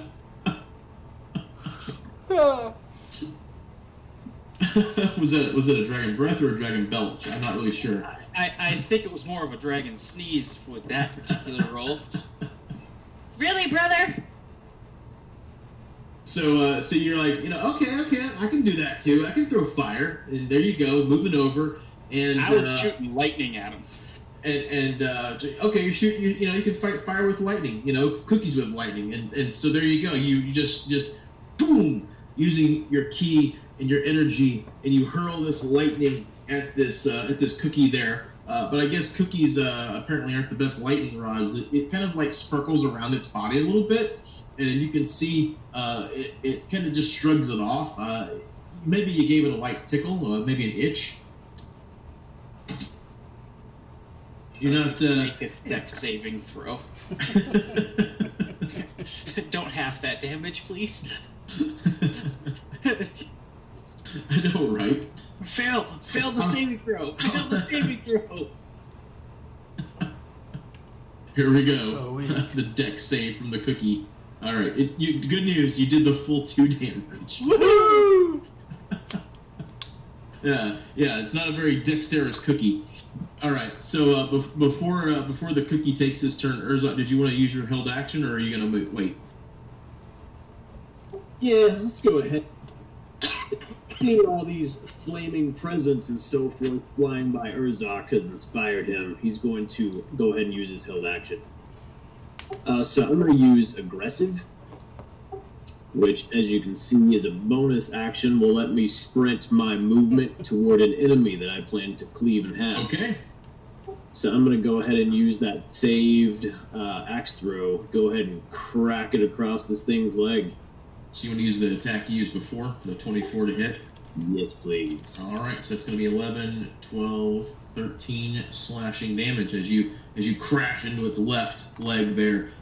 You see little chunks of cookie go flying there, and it kind of splinters up, and your mouth is hanging open in this orcish snarl of rage, and a couple bits of cookie actually land in your mouth, and it tastes actually pretty good. Probably one of the best enemies you've ever tasted. But not the only enemy he's ever taken. I'm not coming upstairs yet, baby. You want to sit here with me, though? And the cookie now is angry, and it looks down at you, and it decides to cookie slam you. Oreo. Its mighty fists come crashing down upon you. There, Urzok, can you, does this 17 attack hit you? It does. And these cookie fists, just this delicious aroma invades your nose as this gingerbread man crushes into you, dealing a mighty 4 bludgeoning damage. People are waving. It's the tastiest hit that's ever been done to you. And then after that, it rears back up, and you hear this sound. As you can see, its icing drawn mouth is like making a sucking noise, and you're like looking up at it. It doesn't appear to have an open mouth, but there appears to be air flowing into it, and then it exhales loudly, and the cookie lets loose with a spice breath. Sorry. No problem. And so this coarse mixture of cinnamon, ginger, and nutmeg just explodes out of the icing mouth, and it comes against you there. Actually, need Borky and Urzok to make a dexterity check real quick here. Hey, Saving throw? short Or... stuff. Lakers. Saving throw, excuse me. Let me say. Ignore that roll again. Come here. What are you even doing, Cole? I'm gonna use danger sets. Given I have that. advantage everybody? on Tell deck them I gotta saves go that I bed. can see coming. Oh yeah, Borky wants to do that too. Say adios, amigos. Right. Love you. Go up to Okay. Better than Lakers. that one. Hey. Okay. Let's see here. Okay, so this burst of cinnamon, ginger, and nutmeg kind of cover both of you, and you actually feel like it's kind of slashing into you guys a little bit there. This is some coarse seasoning, and so Urzak, you save. Borky, you do not. So Borky, you will take the full 26 slashing damage. But I'm raged, so I do half. I've That's resisted. true. That's right. So then you will lower that back down to 13, and Urzak, you will save. You also are you also raging or no? Yes, which means I guess I'll be taking half of half. That's correct. Likely. So is it 3 damage or 4? It would be 11 plus 15, so 13. Yeah, you always round up. Okay, so 13 divided by 7. 7 damage? Yep. All right. Okay. And then Astrid, it is your move. For some reason, it skipped you in the turn tracker, so I apologize. Go ahead. That's okay. Let's see, I'm gonna take my movement to get closer. 5, 10, 15, Likely. 20, Bed, please. 25. And then I will use Likely. I'm gonna try blindness on this guy. Okay.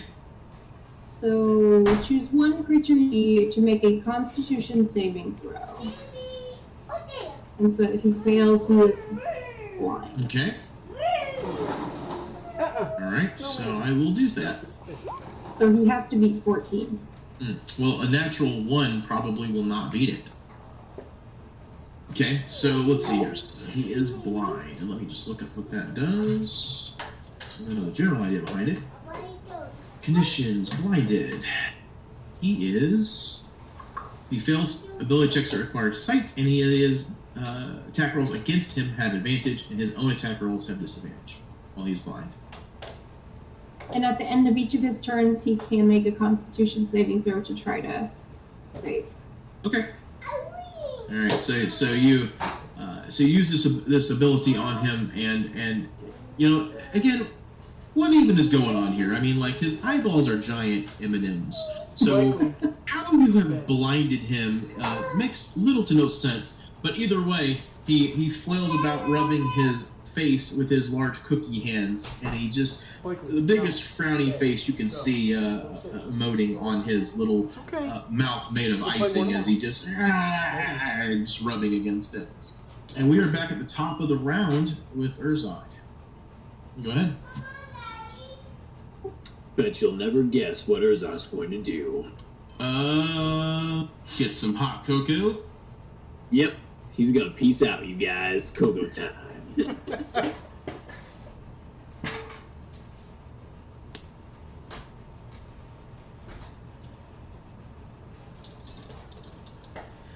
All right. So what is Urzak doing? Not Yes. roll. There he goes. It's lagging, maybe. I heard twice, but I don't see it in the chat. Yeah, I don't see anything. Oh, there we go. There it is. And no that is Groot, no 2 Rocket rolls tonight. Because I Different am character, though. frenzy raging, so I attacked it twice. Okay, so you're. Let's see here. All right, And so doesn't he your first. get advantage on both of those? Because he's blind. That is correct. Yep. So you have to click your advantage tag. All right. So I guess I So should. the first one hit. So just roll one more, and we'll pair it with the first one, or the second one. Or excuse me, the second one hit. Roll Yeah, one more. We'll I pair it with the understand. first one. Yeah. Go along with the one that looks like it missed. Yeah.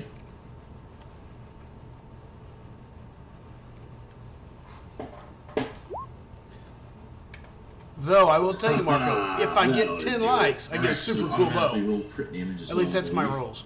Yeah, it did. So, So, you know, all likes are so greatly you are going to appreciated. do I need at a least total 10. of 11 At least 10. plus DM doesn't know, but I'm going to get a 13 super cool plus bow. 10 slashing damage. So don't 11. forget to add in the 4 for the rage. Yes, True so story. 11, 24, Though not totally true. 34, It's true 35, for me. 36, 37. Yeah, 37. 37 great slashing damage. And so you are like, "Rah!" and you just, the first axe just beats deeply into his leg. And the second one comes through, and you hear this cracking sound as its leg just slowly begins to you see these little cracks just kind of begin to form slowly, kind of spreading through his leg. And you see it just stretching out across him. And you see him kind of teeter-totter, kind of wobbling a little bit. But he's still kind of holding, still kind of up in the air. Very, very decisive blow that you have struck this day. And now, Borky with the good hair. I don't know if it's possible, but since he's blinded and his leg's gone, can I shove him over even though I think it's like twice? You can make a Attempt to, anyways. That's you my can boy, attempt to do Marco. it, yeah. So here's the thing. Normally I would say that as big as he is, it would Now, probably be Just so Right. you know, blinded. He's is gonna, all right, so we'll just go straight strength check. No advantage, no disadvantage. You're just gonna try to like rush into his shattered There leg. is It's not a, completely broken, but let's see what happens. a weapon Go ahead. out on the line So you're gonna for our you're other gonna campaign slam into on it. those videos. If we get so many likes, Disadvantage. Lucy, the cat, gets It's okay. I can see the 15. So we'll repeating just go- We always crossbows. go with the left one. Hand If you guys crossbows. do an accident, I'll So we always can use be the one on the left. Just groove and rocking. So It'd be so cool. you're like, Make sure you know like what, it. I'm- you Tell know, everybody you can. Borky gonna rush. Get all you can. And so All you the do. help. You just rush towards the cookie, and you just kind of leap up into it. Go ahead. Never mind. I was gonna say I have advantage, but I already have advantage. Double advantage. And Double. you smash into the cookie, and it's blind. It's fully about. Its leg is half broken in half, and you just kind of push it backwards, and it stumbles forward, and you see the last of the leg that Bring me back Urzok one, had smashed Virgil, into. And Begins tell to some crack people to a come little watch bit the more. stream. And We now need more people watching D&D. slowly but These guys surely are crazy. breaks off. Everybody You should see be. this cookie, It's just a chance to hang begin out, make really. a I don't care. We're not tumble really coming crazy. forward. But you know what I need mean. Borky Get and some people. Urzok to Come make in, hang a out, have dex some saving fun. throw, please. Do it. Do it. Oh, deck saving. I don't know who's saving. Okay. I'm so busy chanting and doing stupid stuff. Probably in trouble. And Urzok, I need a saving throw. There we go. It's just lagged, man. I hit it. Okay, weird. Okay. So he comes just tumbling down, and Borky, you just barely managed to just kind of like dodge around him. Urzok, one of his arms kind of actually catches you and just hits you fairly hard. That's a big cookie that's timbering down on you, and you take 5 bludgeoning damage. And it just kind of knocks you a little bit over to Ow. here. Borky, you've moved to there, and the cookie itself I had a is now baby do. here. I had a little baby do having tonight. moved forward, it is now laying face down in the snow. It was delicious. Can I climb on its back? Or is my turn over? Do you have any other actions or bonus actions? Just movement, but Sure. If you want to climb onto its back with your movement, that's totally fine. Yep. All right. climbing on. All right. Astrid, it is your turn again. Okay, so the cookie is prone. Does that mean advantage on melee attack? Yeah. And you had advantage anyway because of the blindness. He's got a broken leg. He's blind and laying on his face. All right. I am going to use Vicious Mockery. You'll unleash a string of insults laced with subtle enchantments. If the target can hear you, it must succeed on a wisdom saving throw or take 1d4 psychic damage and have disadvantage on the next attack roll. Okay. So that is what's the saving throw? I'm sorry. Wisdom. With Let's hear those vicious insults. Yes. What did you say to this Yes. cookie man? You are poorly decorated. How vicious the mockery. Well, So mean. Yeah, he has heard you through his lack of ears somehow, and takes whatever damage you dole to him. So A mean. mighty 4 damage. Okay. All right, Benji, it is your turn. You just witnessed the timbering of this massive cookie monstrosity, and now Borky has climbed on top, and you hear Astrid yelling out the best insult she can muster. Okay, well, I'm going to take a quick second to look around, make sure there's nothing else that I see. Okay, so go make a perception roll. Okay. Okay. So as you kind of look around, kind of surveying the area, you actually catch just a very small glimpse of a shadowy black road somewhere in this general direction I'm painting at the very top of the map. Okay. Just for a moment, and you see it just kind of flutter behind the trees before coming out of view.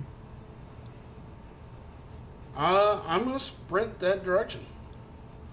Go ahead. So it's hard for, 5, 10, Jesus, 5, 10, 15, 20, 25, 30, 35, 40, 45, 50, 55, 60. Okay.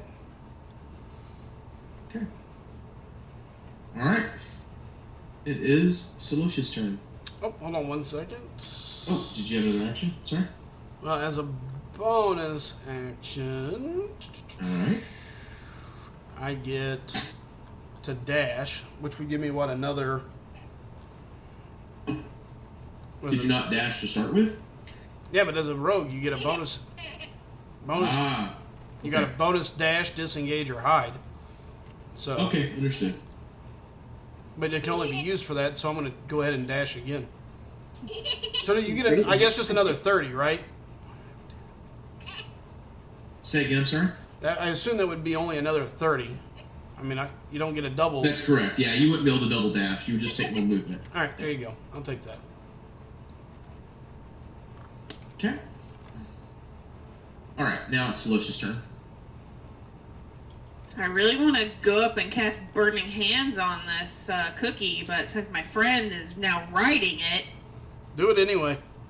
I mean, it's a big cookie. You can burn it somewhere without burning her. You can try to burn the head off. Yeah, you should be able to burn it.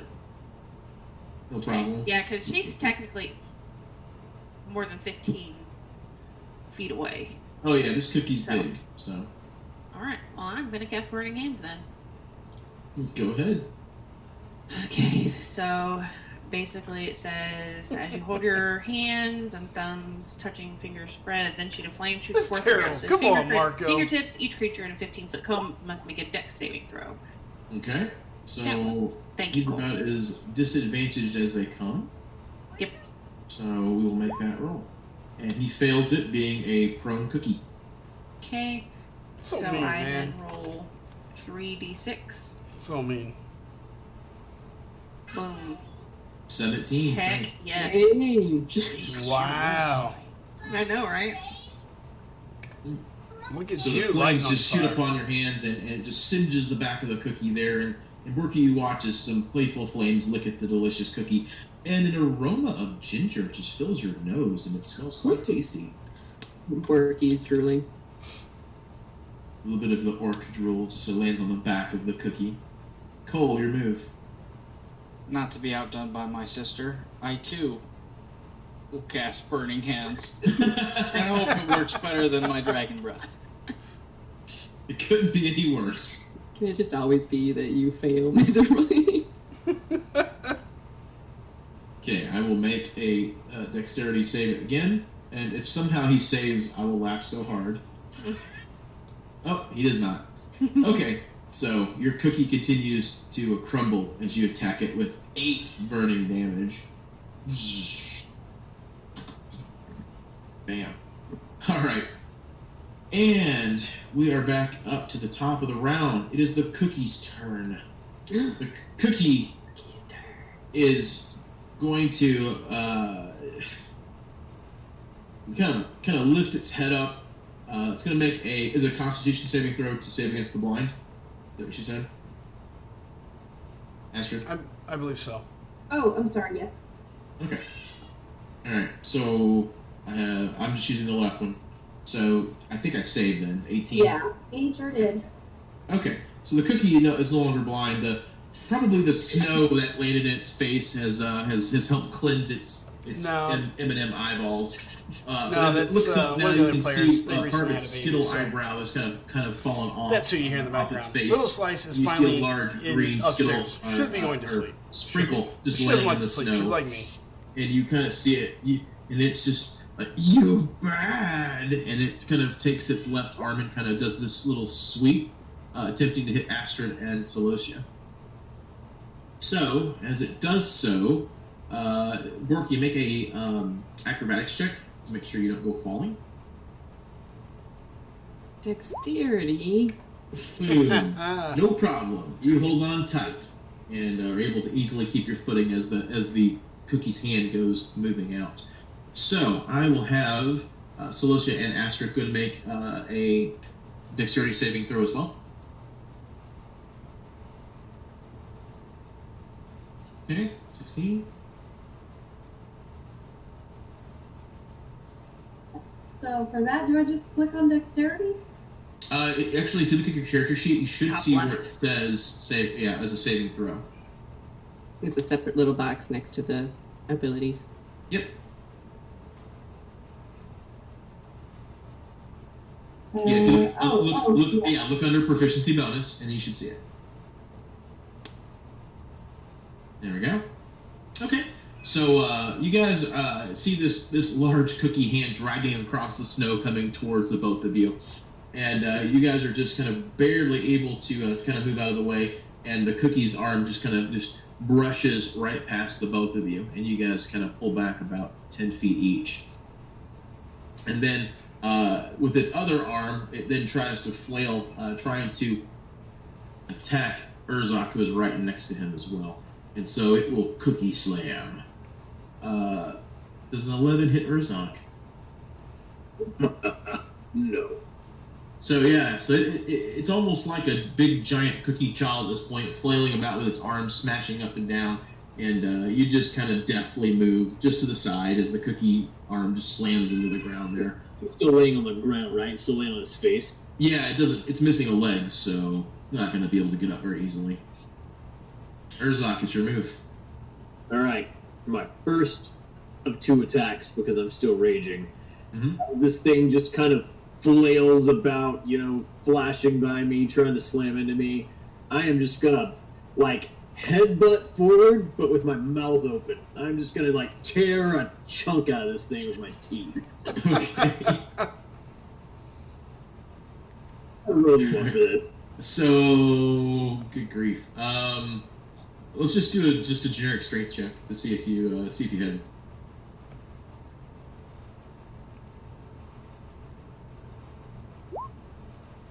Since I'm raging, I do have advantage.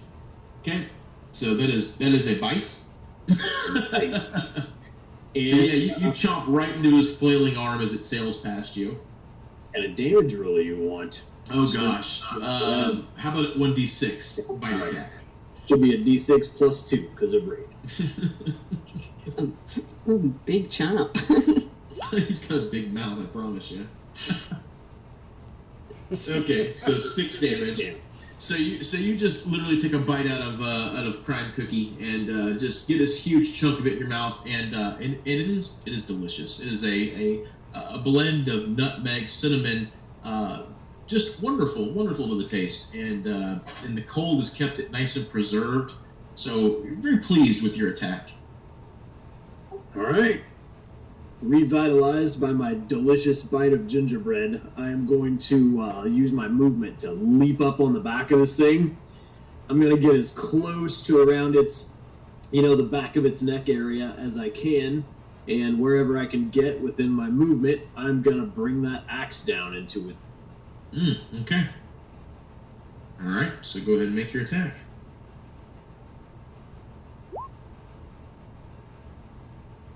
That is a hit. So 13 plus 2 is 15 damage. And you bring that mighty axe down, and you just see bits and pieces of the cookie go flying. And you just see a noticeable crack just ripple from your axe blow, going up the cookie, the back of the cookie's head, down on its backside. You see part of its shoulder begin to break loose from it, and its arm is now starting to crumble. And this thing is just weakly moving at this point. You can tell it's on its last legs. Borky with the good hair. Borky is seeing Urzak jump up. She's gonna whoop, and she's gonna take her wizard staff in the same exact spot. She's gonna bring it down on the back of the gingerbread man's neck. Okay, go ahead. Teaming. All right, so that is a hit, and with that last smashing attack, its head separates from its shoulders, and you can see like a noise, kind of like a sigh, kind of escape it, and the cookie then lays motionless in the snow. Its head kind of laying down, and it almost looks kind of like it's died in its own icing with the snow around. Does anyone have a glass of milk? Urzak will let out a mighty scream of, victory. Just a big roar. You have killed the giant cookie. He's probably going to keep cleaving it with his axe a few times. He's very worked up right now. Borky's gonna pick up the pieces he breaks up. Cookies are flying. He's just screaming and just axing it over. Yeah, and anybody that wants to grab a shard of cookie as it goes flying could definitely have rations for later. Definitely gonna get some cookie with icing on it. I'm grabbing some cookie too, hoping that it fixes the crappy fire he's been spewing.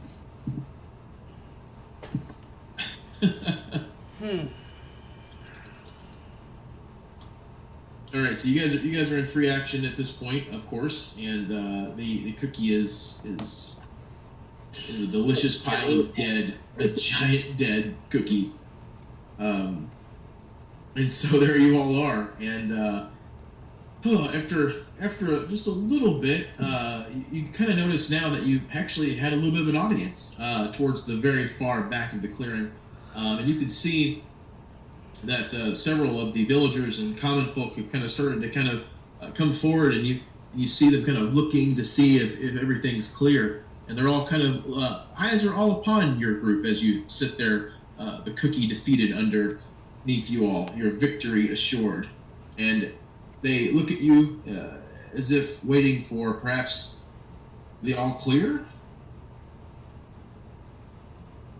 Cookies for everyone! And then Borky chucks like a handful of cookie crumbs.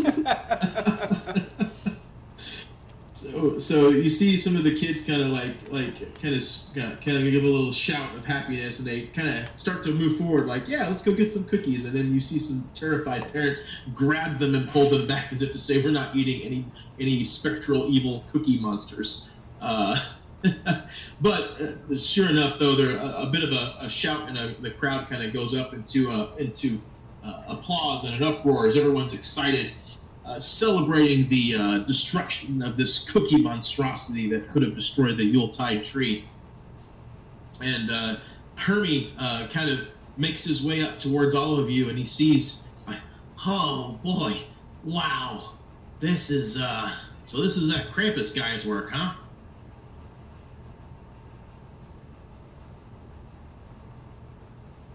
I think so. We must find this Krampus. My axe still thirsts. As one big cookie. What did he bake it in? Evil. Does it taste good? Smells good. He kind of sniffs the air. It does. You know, he picks up a piece of it, kind of licks it. Oh, that is good. I'm going to go ahead and start searching the ground over here where I thought I saw the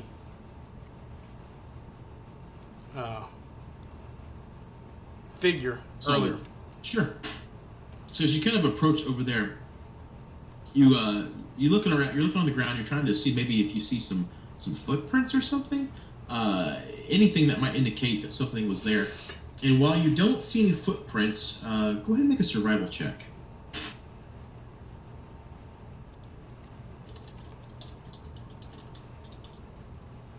Okay. Alright, so you do notice, though, for as long as you've been doing this, you're prone to looking for things that other people might miss. And you notice that there is, though, a kind of like a dragging, something across the snow. You can see where it's kind of been, some of the snow's been kind of pulled, kind of like almost as if someone took a blanket or a cloak and drug it across the snow, leaving like a bit of a swirl around it, but no footprints themselves. And upon closer inspection, you do notice something kind of in the snow, a little ways to the side there. Just kind of catches your eye laying there in the snow. Okay, I'm gonna pick it up and see what it is. Okay, and you see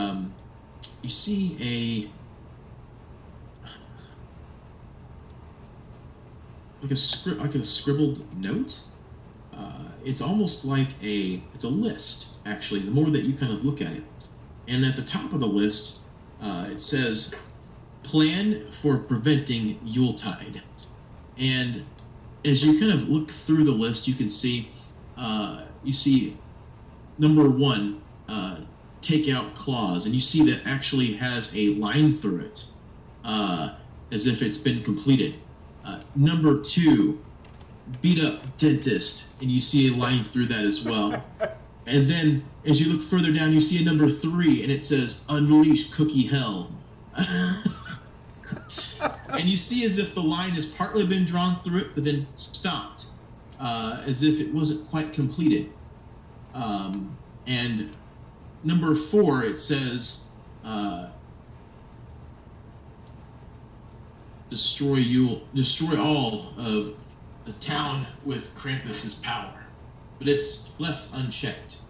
And you see that the note's been partially crumpled as it was left on the ground there.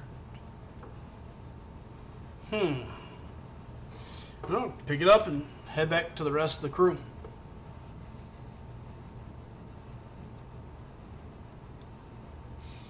As I walk up and they're passing out cookie crumbs here, alright, glad everybody's had their fun. However, sounds like we're not done. And I'll pull out the note, straighten it out, and I'll start reading it off. Tell them what part's been checked. Get down to part 3, release cookie hell. I don't know if they just got interrupted when I started moving that way or if there's more cookies to come. But either way, looks like we got plenty of other stuff to do. And more importantly, last but not least, number 4, destroy town with crappy clauses or whatever it is, magic. And it doesn't sound like a good time. Says Hermie. But they totally rode down to beat you up, by the way, Hermie. I mean, I just want you to think about that. Like, of all the people in the town, they're like, oh, let's go beat up the little dentist guy. Urzak's gonna leap down from that cookie next to Benji, interested in killing something that this note might point toward. Someone has it in for me? Who would want to hurt me?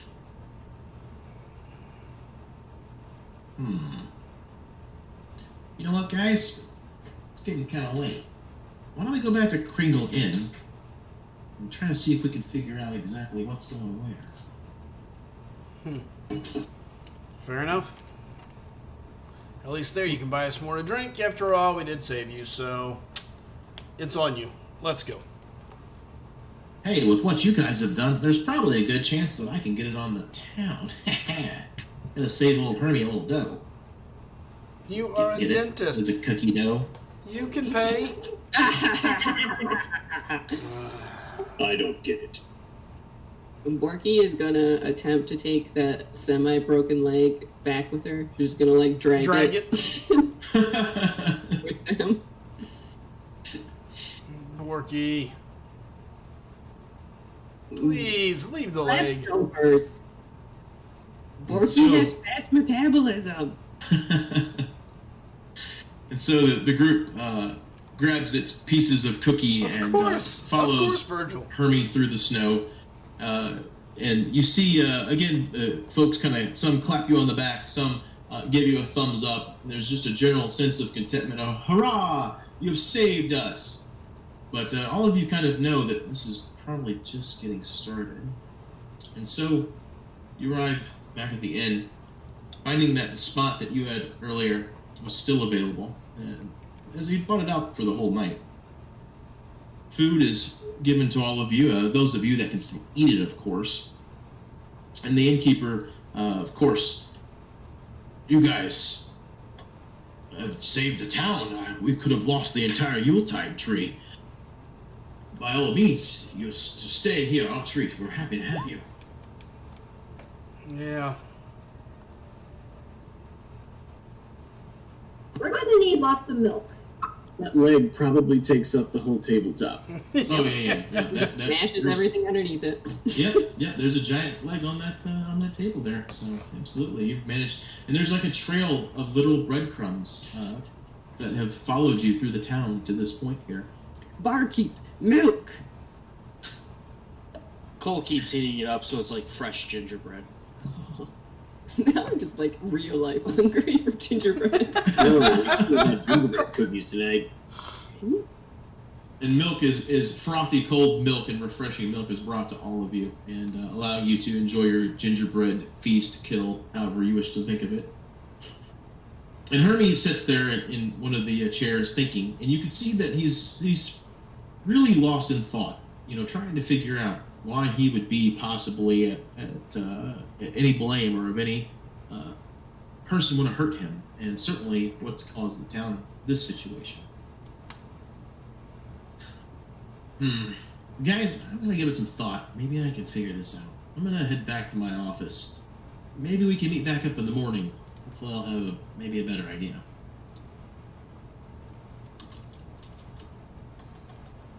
Okay, see you later. And so he kind of takes his leave, heads out. And so you guys have finished your cookie feast, and your bellies are full of hot cookie and cold milk. Not too long after that, you guys are given keys to a set of rooms upstairs, allowing you guys to go up for the evening. And so, not much else to do, unless there's something any of you guys would like to do. We'll go ahead and have you retire for the evening and do a long rest so you guys can restore everything. I'm going to go ahead and follow Hermes. I'm just going to excuse myself from the table. I think I might be a little sick. I'm going to step outside for a second. Okay. And then I'll just stay at a decent distance and follow Hermes back to his place. Yeah. And Hermie is pretty straightforward and as oblivious as all get out. He never notices you following him. He heads straight through town and whistling some Yuletide carols to himself. Goes back to his dentist's office, and you can see that he kind of opens the door, and you see his shoulders kind of slump as he kind of realizes what he has to do. You can see that he actually has the axe that Urzak gave him, the little hand axe in his waist there. Still maybe unsure of what to do with it, but you never refuse a Yuletide gift, he feels. And he walks inside, and you see the lights kind of come on in there, and the door closes. Okay. I'll just wait a few and make sure that everything goes okay there, and then I'll make my way back to the inn. Okay. So, go ahead and make a perception check then. Okay. So you kind of position yourself, moving over to the side, just kind of watching. And after a while, you're fairly confident that it doesn't seem like there's anything amiss or awry going on. So once you're finally satisfied, you decide to head on back. Okay. Heading back, I shall do. and Astrid will stand on a chair and pull her lute off her shoulder. For heroic fighting, Mr. Urzok, I have created a song for you. Razak will tip his glass of milk to her. She strums a few chords. Urzok the Studley, the green orky hunk, swung his great axe with all of his might. The cookie monstrosity fell with a thunk. As his teeth they did flash, and he tore out a chunk, and he feasted on cookies all night. Razak will roar with laughter and clap at your son. He is thoroughly entertained. I will be awarding an inspiration to Astrid for her amazing music playing this evening. Borky just snores in her sleep and then falls back asleep against the table.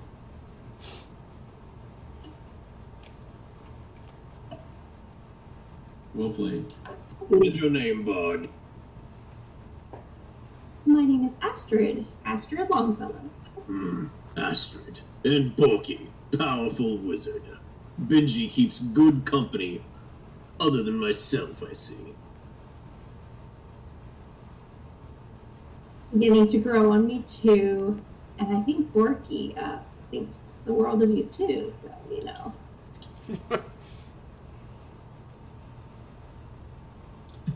Cole nudges his sister and makes the gagging face. Agreed.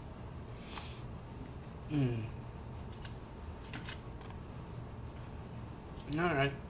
Benji will make it back and just come on in.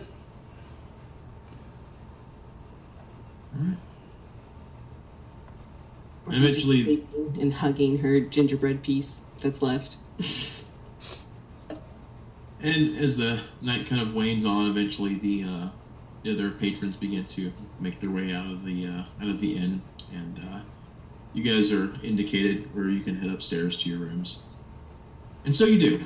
The group eventually moves upstairs and retires in their own individual rooms, getting ready for hopefully some lovely Yuletide dreams.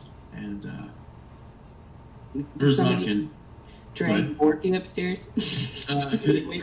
could anyone? Okay, drag Borky upstairs, I guess. So anyone that chose to go upstairs went upstairs. As far as Borky goes, you could do as you see fit. If she stays downstairs, I don't think anyone's going to disturb her. Okay. Cole's gonna leave her right downstairs. Yeah. Sleeping with her cookie. Razak is in some bed somewhere.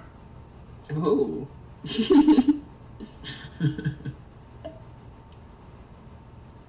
And so you all go and you dream of sugar plum fairies and of gingerbread monsters and of cranky Krampuses and anything else in between.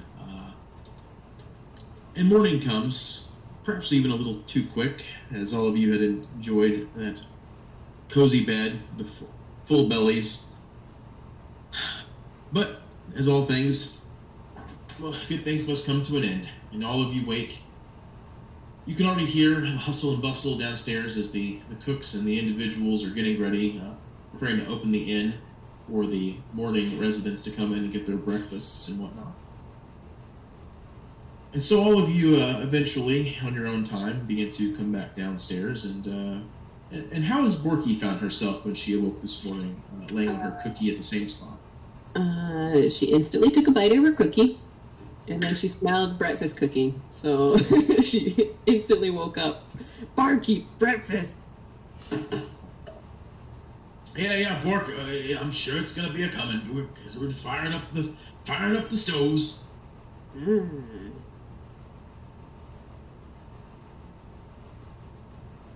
And as you guys all eventually make your way back downstairs to have breakfast, not too long after you all escort yourselves and kind of sit down, you see Hermie kind of running back inside. The door kind of kicks open there, and he kind of runs up, and he's out of breath, and he's excited, and he's almost similar to how he was the day before, but this time a look of determination on his face.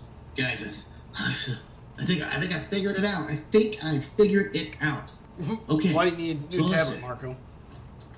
We were like, why was I on the list? Well, obviously everyone wants to kill a dentist.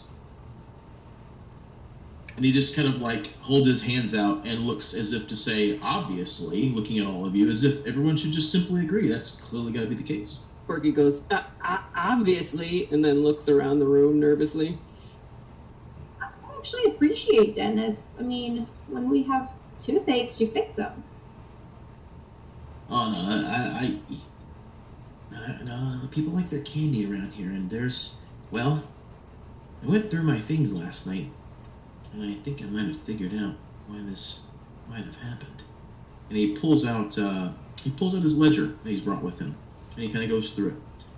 Well, you see, I've had more than a few interesting individuals. As you may or may not know, I am the literally only dentist within 100 miles of anywhere.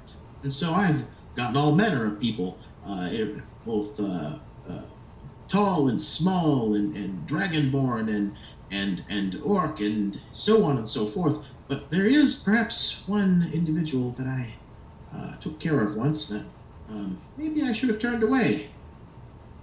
And he shows you, he pulls it out, this piece of paper, and this guy, well, I actually had to pull a whole bunch of his teeth. He was really bad. Yeah, his name, well, they called him Mr. Lich. He was quite literally a lich, and he lives in a cave up on a hill not too far from here. I thought he was an alright fellow. He had a nice dog, kind of spoke with a weird lisp, but, hey, he paid his bill and such, but he was kind of an angry fella. I feel like I might have hurt him a little bit, and he might have sworn one day he'd kill me, but I kind of forgot about that. I mean, he came to me, that wasn't too long ago, maybe a few months, or was it a few weeks? It all kind of runs together here. I'm usually just excited about getting to Yuletide. But if you look here, and he kind of indicates to Benji, let me see your note. I'll hand him a note. And here's where he signed for his bill. And you guys take a look, and it looks like the handwriting is pretty close match. All right, so what you're telling me is we've got a lich. Yeah. Mr. Lich is a meat. Perhaps we should pay him a visit. Well, I can tell you where he lives. And he kind of does a little gesturing and kind of indicates the outskirts of town, and he kind of points out the window. You guys can see a fairly tall hill, not a mountain, but a hill, off in the distance there, and you can see like a bit of an icy cave, just the bare opening of it. Yeah, he lives up there actually, not very far. At least he doesn't have to go far for mail. Is he perhaps made of cookie, or has candy weapons, or something else delicious? Honestly, he's kind of a Scrooge. I was kind of surprised to even see him come down into town. He's not a big fan of, Yuletide or anything else, really. I actually have been reading a few detective novels in my spare time. I believe he has what's called motive, potentially. He kind of makes quote marks with his hands. Is this motive, air quotes that you can't see, delicious? Well, his motive can be a little different. And one man's delicious motive is another man's not delicious motive, as they say. Porky has wide taste. Let's go. You know what? I think that's probably not a bad idea. I'll hold down the fort here. You guys go and see if maybe this Mr. Lich guy has any hand in what's been going down. Are you certain you don't want to try out your new axe? Oh, no, I used it last night. Oh, really? Tell me. Well, I'll tell you this. The fire was not burning, and with a little choppity chop, the wood went in, and bam, warm again. It's a start. I'm gonna look Yeah, I think I'm getting pretty good with it. And he kind of pulls it out of his side, and he kind of tosses it between his hands a couple times before dropping it, and it nearly landing on his foot. Ah, whoa, whoa, whoa. I'm gonna turn to Herzog and go, at least he knew which end to use. That's probably a fresh start for him. I wonder how he cut his wood before we gave him an axe. A mystery, perhaps, for another time. Hermie, Oh, I think the sequel. you stay here, Tiny Hermie, and get lunch ready. We'll be back soon. All right. I can do that. I'm quite talented at telling that guy to make food. And Berkey with the good hair works her way right out the front door. Borks her way out. Mm. She really borked that one up. Wow. Bork and Borky.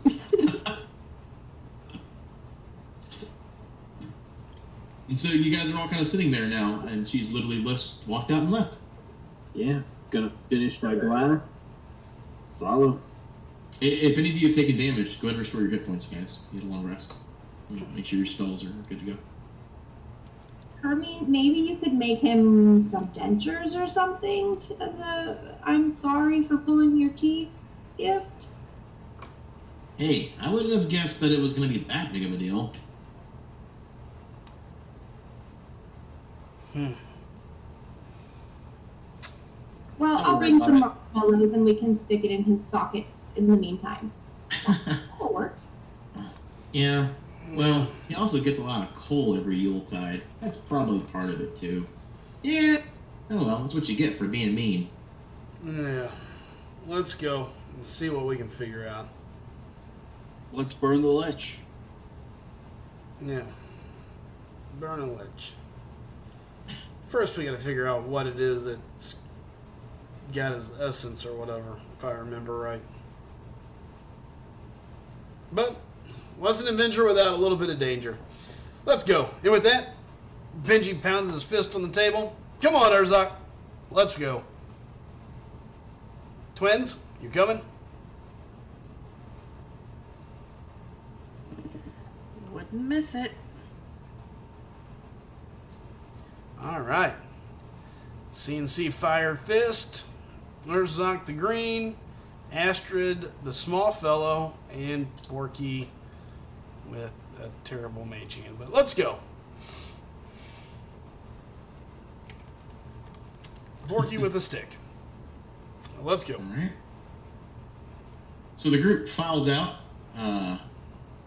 and makes their way, heading towards the general direction that they were given. Let's see here, just a moment. So, Urzak will fall in step next to Benji and, just kind of speak to him. What's the deal with Candlestick and Sparkles? What are they exactly? Talking about CNC Fire Fist? Call them what you will. Yeah. There's something. If I remember right, story has it they're like part elemental, they're genies, something or other. Like rub a lamp, and the mom, I guess, rubbed the lamp a little too much, if you know what I mean. Next thing you know, she's got I twins. Yeah. Describe it in detail.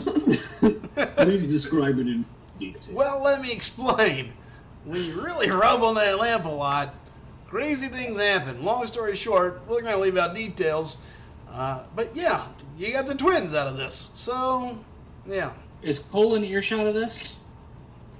Well, at least Candlestick has been good for keeping our dinner warm. Yeah, well, sometimes. Can Cole hear them? Come on, the burning present trick wasn't enough to earn Urzak's respect. Jeez. The burning present was pretty cool, but to be fair, it sort of flew over his head while he was already running toward a gingerbread dude. I'm gonna. Well, sometimes you gotta just get. They ain't hiding what they're saying, I promise you there, Cole. No, yeah, Benji and Herzog don't talk quietly for the most part. Nope, they ain't hiding.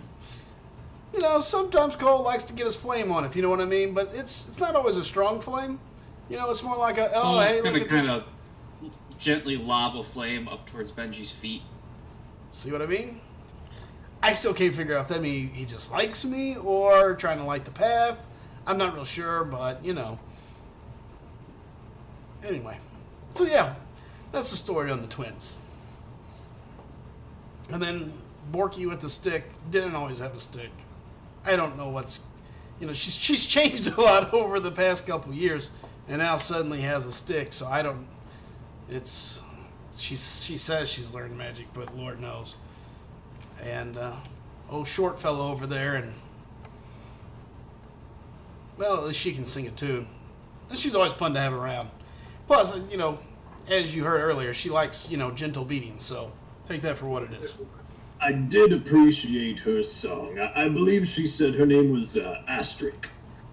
Yes, Astrid, I really can never keep track, but she's been a great teammate along the time. That's great. I commend your choice of friends. They're great. They're always great. We always have a good time. Yuletide comes around, we drink, we eat.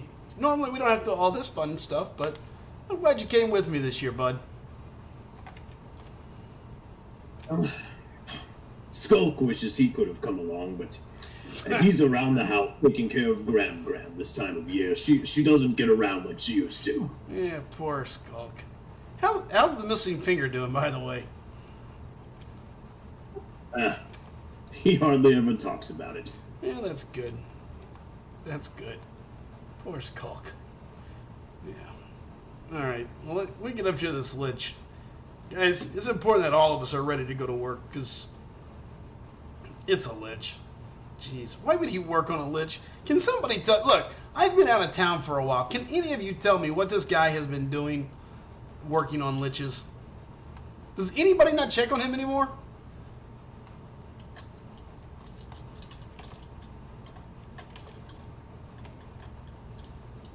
No? Nobody checks on him? Fair enough. Alright, let's get ready to go.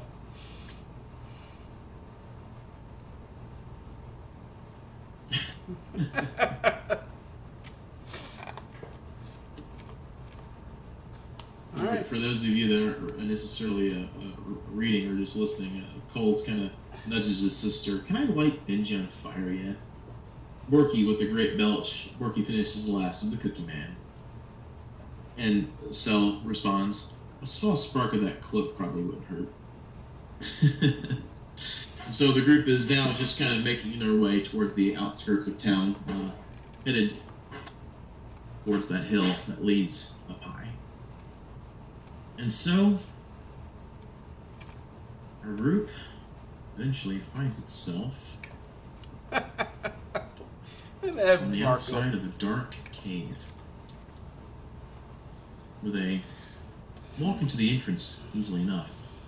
As they approach it, though, they can see that there are numerous signs kind of sitting inside the snow, plastered around, saying everything from no trespassers, no carolers, no Yuletide people, this means you.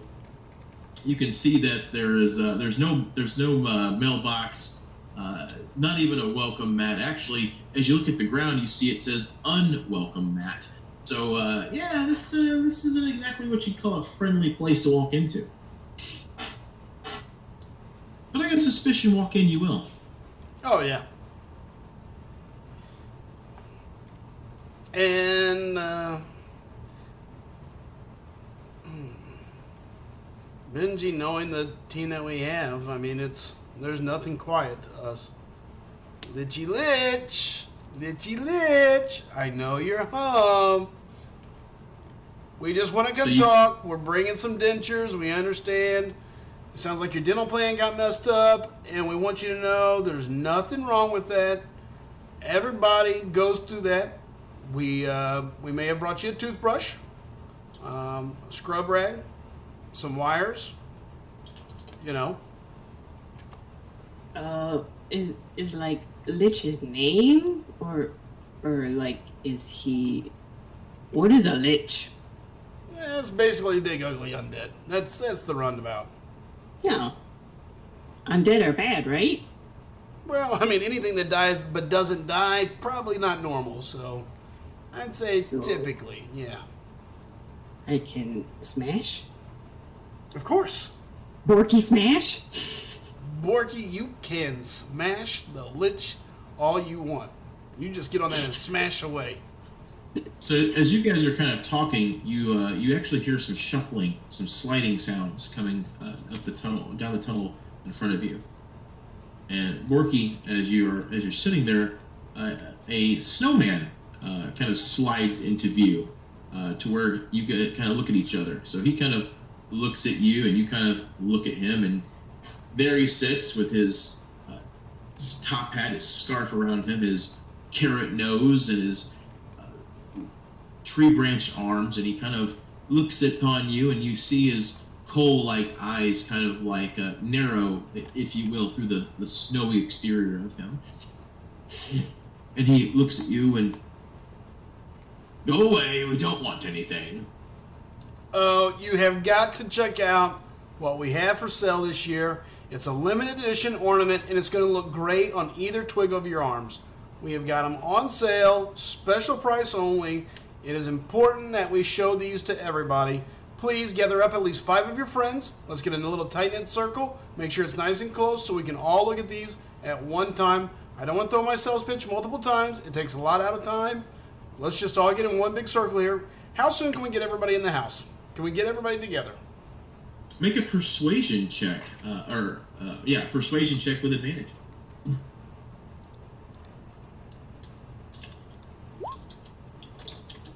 All right.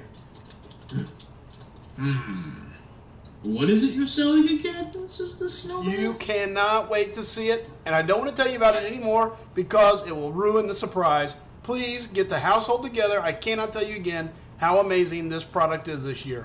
This is a one-time deal right here this time of year. Let's get everybody together. Hurry! Oh, and you see excitement light up upon the snowman's face. Oh, today is my birthday! Oh my God, no better day. My goodness.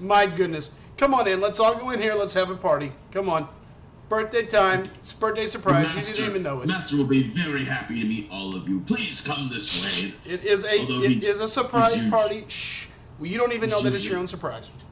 I don't. He's usually not happy to see anyone, but there's no doubt that you all will be a welcome addition. Come this way. I have a quick question, real quick, about the the anatomy of the snowman. Is it literally? You said sliding. Is it literally smooth on bottom and it's just like gliding, or he has legs? It is. It's like gliding and sliding through the snowy ground of the cave.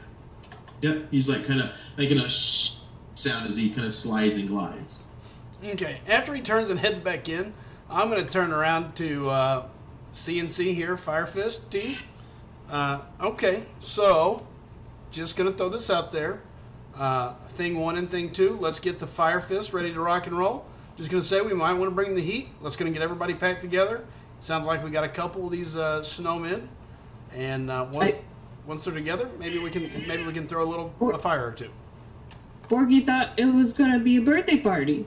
It is. Borky, I need you at the back, and remember when it's birthday time, sometimes you have to smash the other ones to find the real snowman. I'll let you know when to start trying to find the real snowman. No. I look over at Borky. Don't worry. We'll let you blow out the candles after we light them. And I light my hands on fire. Oh. Yay! Birthday cake! And so the snowman continues to move up back through the pathway. By all means, Candlestick, take the lead. I'll go first. Cole's gonna run up front, all excited to light more stuff on fire. Cole, wait. I need you and your sister behind me. Whenever I say, we'll put them all together, and then you bring them down, and you two light them on fire. Can we get double fire, flaming hands? Whenever I say go, are we good? All right. It seems our wordsmith has more words for them before the burning begins. Yes, we know how this must work. Urzak, whenever I say go, you've got Captain Lich. Got it? He kept talking. I just wanted to throw a fireball at him. Yeah, let's wait. Let's let them get together. Hey, Astrid, I think we're going to a birthday party. I don't know what product he's selling, but I really want to see it now. I bet it's good. All right. Benji's smart. We're gonna head on into the tunnel behind the snowman. I'll take lead Cool's with gonna the show Astrid a flaming hand.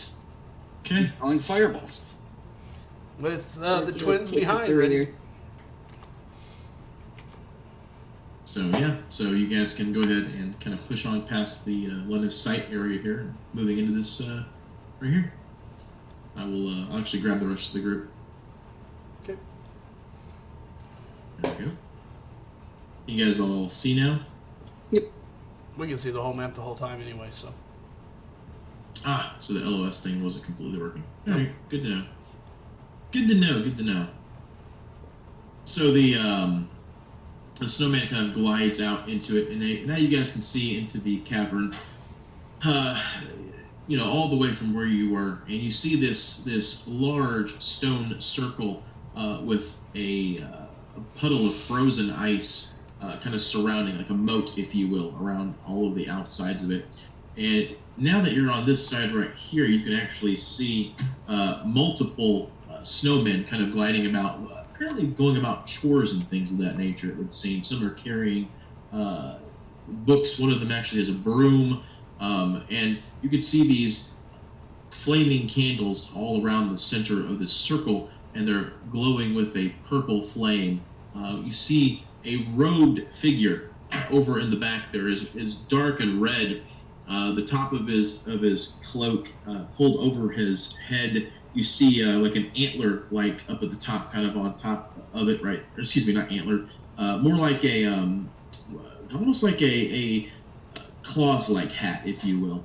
A bell around his neck.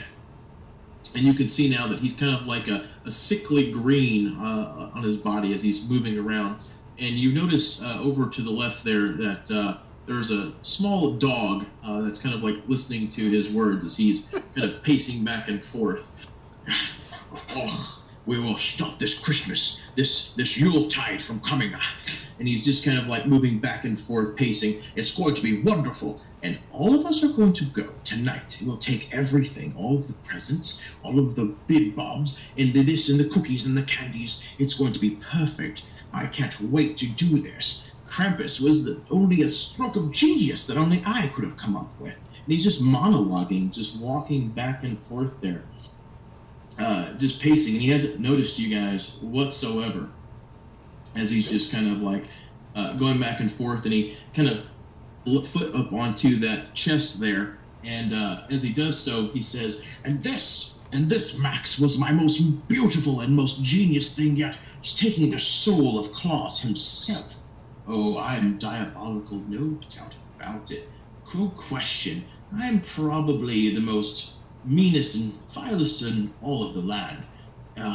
And don't forget, we still need to eviscerate that stupid dentist that took my teeth. Oh, yes. And you see in the back there, the snowman that's kind of led you guys forward. He kind of glides over to the edge of the ice. And as you guys kind of look now, you can see there appear to be fish or something kind of swirling around under the ice. Master, says the snowman, can't you keep it down? I am monologuing here. And he kind of turns his head to look at the snowman. Oh dear. Huh.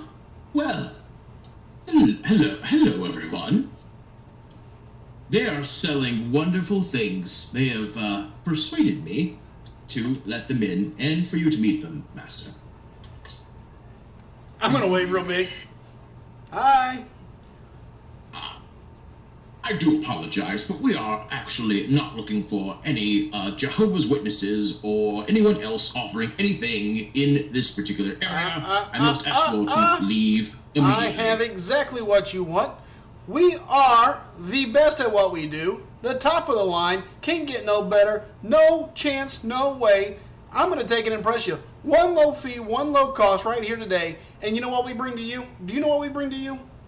We bring presents, cookies, and take care of all previous dentistry issues with one payment. One issue, one solving. I just need everybody to gather around. We're just all going to need to get together And I'm going to tell you all about how we bring all the town's goodies to you. It saves you. Think about this. Tonight, you plan on going out there and taking all these things? Why? Why would you want to take and waste your time, all that effort to do these things, when you got the best in the business to do it for you?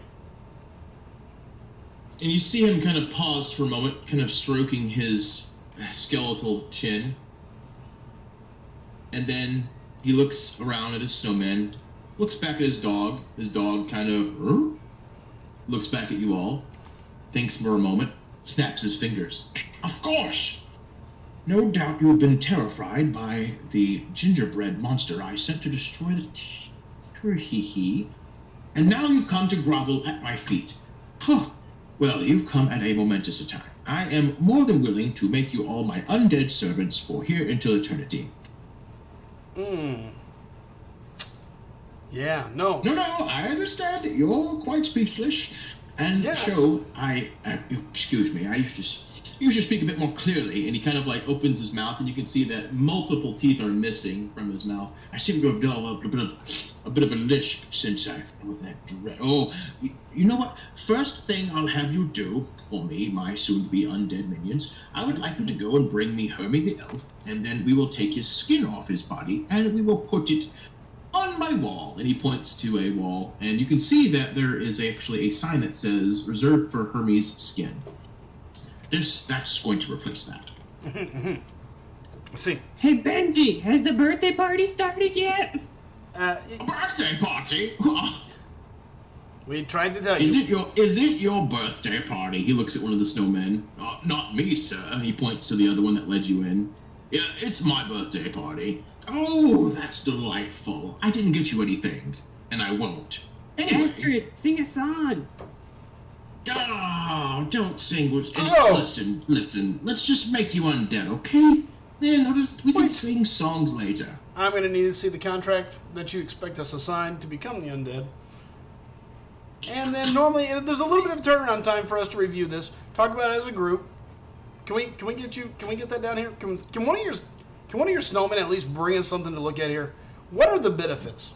I mean, do you come with any 401k What kind of world packages? do we live in when you need contracts to make it with someone to make them undead? It's ridiculous. Ow. Listen, Tell me word about is it. my bond, and my bond is my word. So you can shake my hands. And he makes a very exaggerated gesture of putting his other hand behind his back. But the problem that I have is gathered he's crossing his fingers. the problem I have with this is your words are a little messed up. They're a little lispy, so I'm not really sure if you're saying one thing or another because they're kind of janky right now with those missing teeth.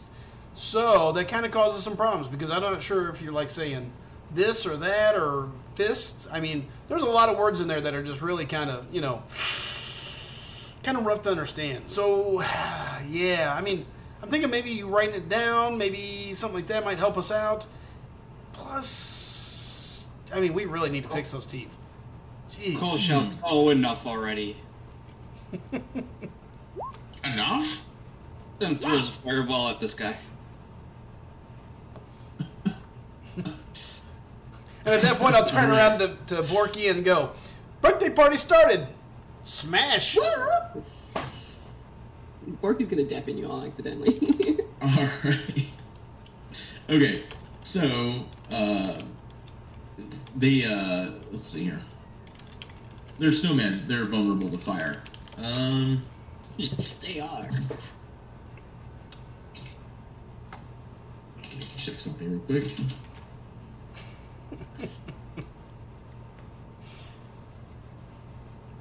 Not if Elsa gave him permafrost or whatever. I don't know that movie really well and 10 million times.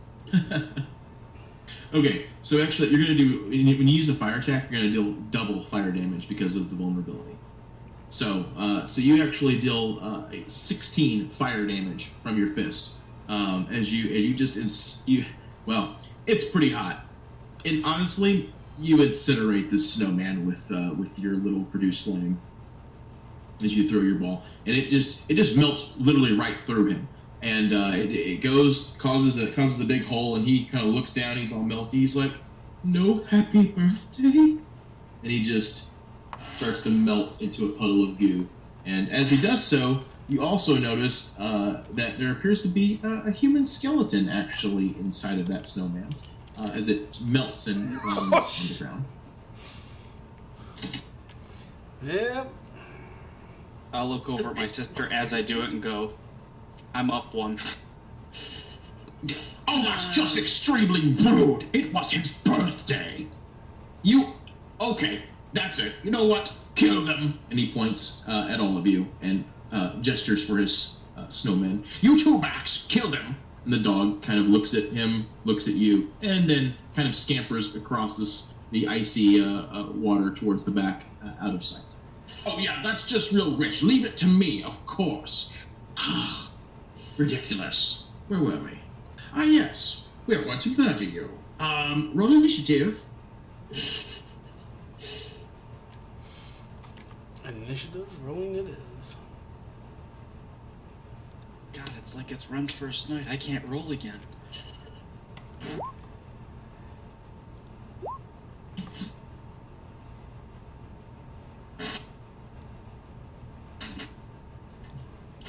Okay.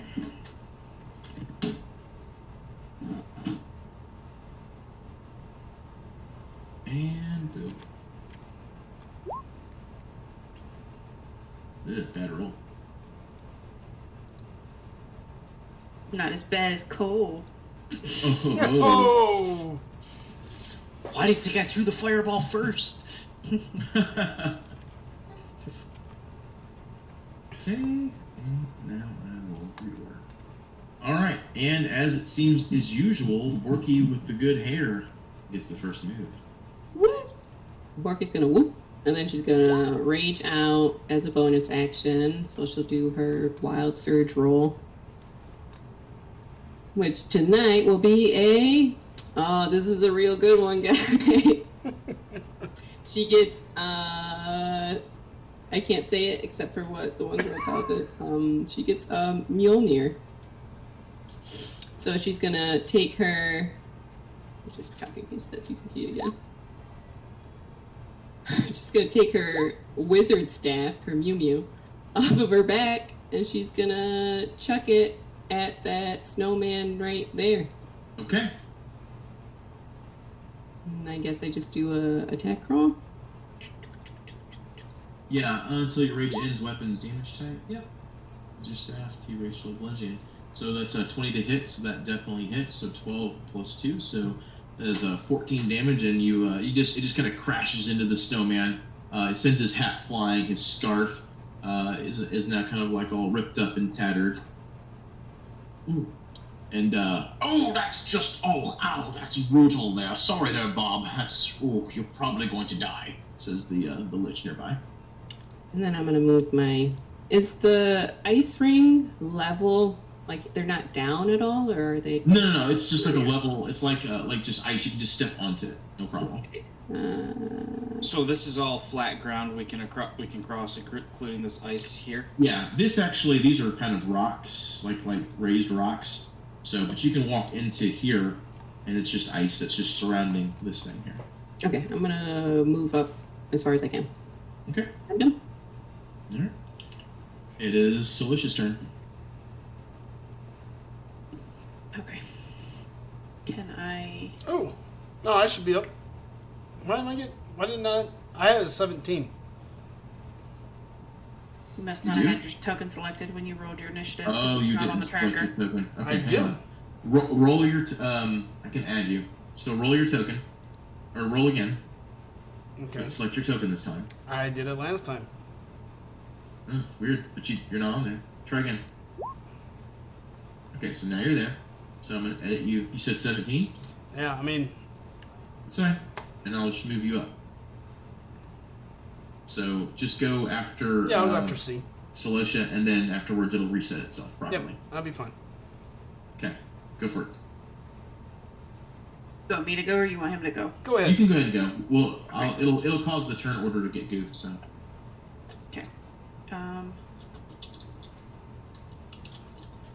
So can I jump up on top of these rocks? yeah, for sure. Does it cost extra movement, or it's just fine? No, you can climb. It's fine. Okay. So I'm just gonna kind of stop here and shoot at this guy here. It's within Yeah. 30 feet, so it should be fine. All right, go for it. And I am going to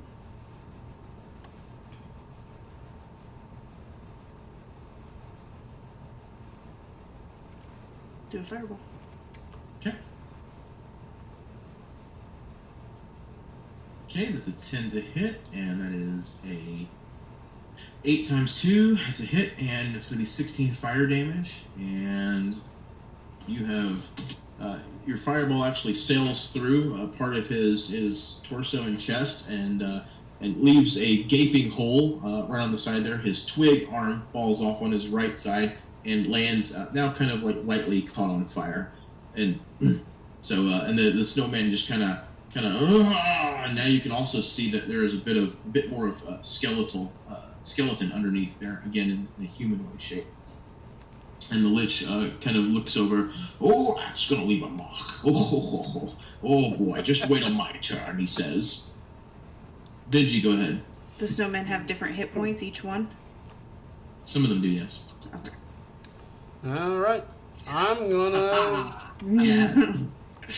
No, trying to get your kill. Sorry, some of them they do have different hit points. I am going to shoot the Lich.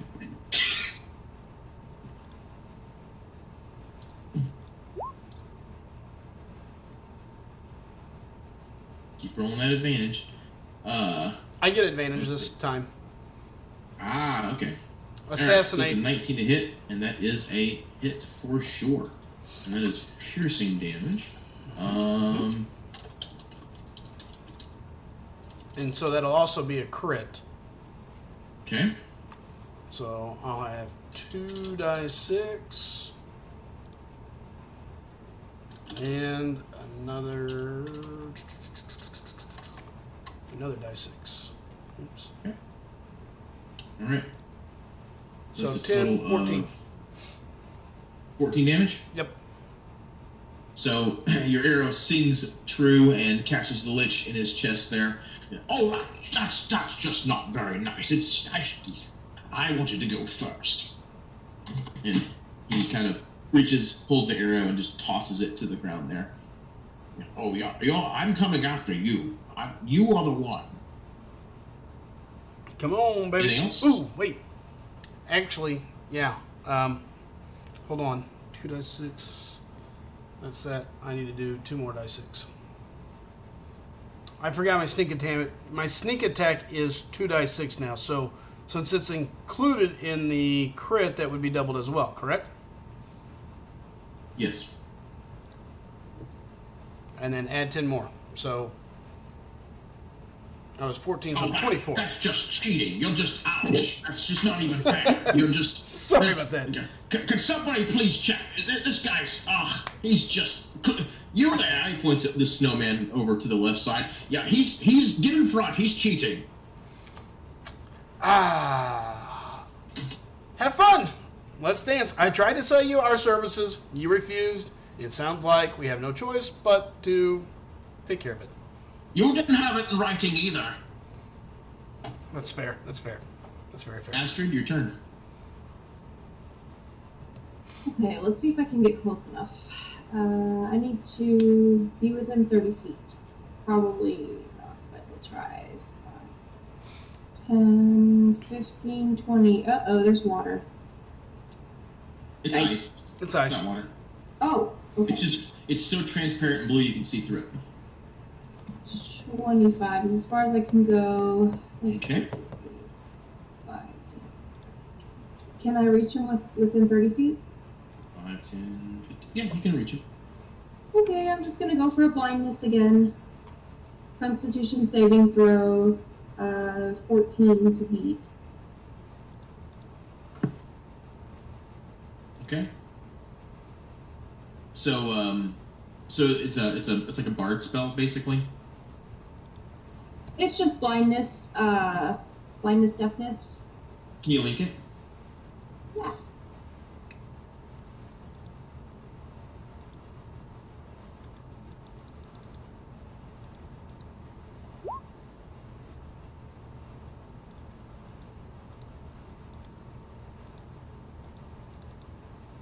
Joke's on you. I don't have any eyes. What? Can you change your mind and make it deafened? I doubt he has ears. I mean, I don't know. Nope, I checked. Checked. Okay, then for my bonus action, I will just, I You will, should die for your bonus action. I guess I'll just inspire, I'll inspire Borky. I'm sorry, did someone say inspire Porky? You're the pig. Shivanander. I have nothing inspiring. Maybe, happy birthday to Borky. It's mine. It's Borky's birthday. Is that a D6? That's a D6 for your ability checks, attack rolls, and saving throws. Okay.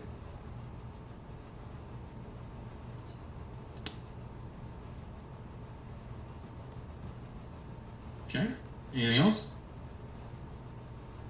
Nope. Alrighty. Then, Urzok, your move.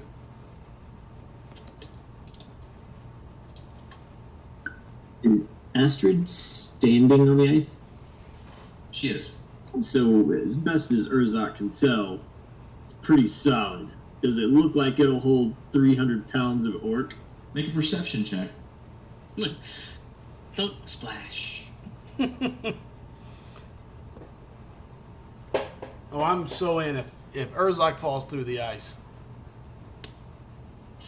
Okay, so looking at that, and you look at the snowman that kind of been going across it, and you're like, you know, I think maybe I could get across it fast enough. You're kind of of the persuasion, I would probably want to just go across it rather than maybe just hang out on top of it. So that's kind of the, you know, just in case, you'd hate to fall in there.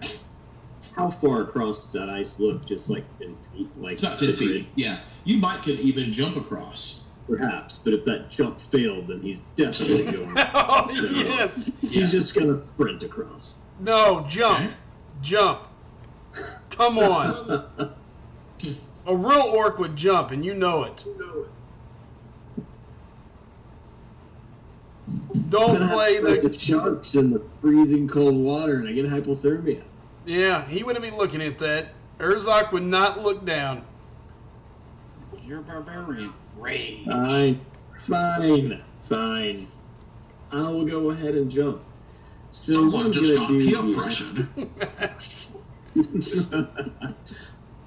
I'm gonna move 10 feet to the, I guess, 5th to the edge. Then I'm going to switch over to aggression, which is just a dash, which lets me move my move speed, but I'm going to use it instead to jump. So not using the remainder of my movement, but using aggression instead. I'm going to go ahead and take that leap. Okay, so I guess you're going to need to make an acrobatics check. And where are you trying to land? Like, can you ping where you're trying to land? Just the closest place to me, not like on that column, but I guess right. I mean, I can just So go on the there. left? I guess right Okay, there. it's right there? Okay. Yeah, that seems to be the closest. Okay, and good job. I mean, there ain't no 10-foot ice moat that ever stopped old Urzok, so you're able to easily leap across it. And as you Yeah. kind of go across, and you land right on top of this blue rune thing, which immediately explodes. The laugh And was it evil. deals, looks like 3d6 cold damage. All right.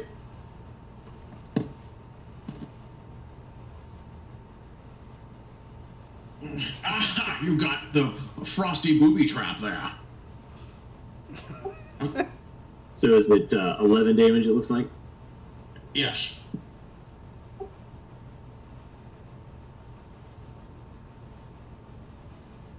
Just chill out over there, buddy. Well, I'm gonna do the opposite of that. I'm gonna go ahead and rage.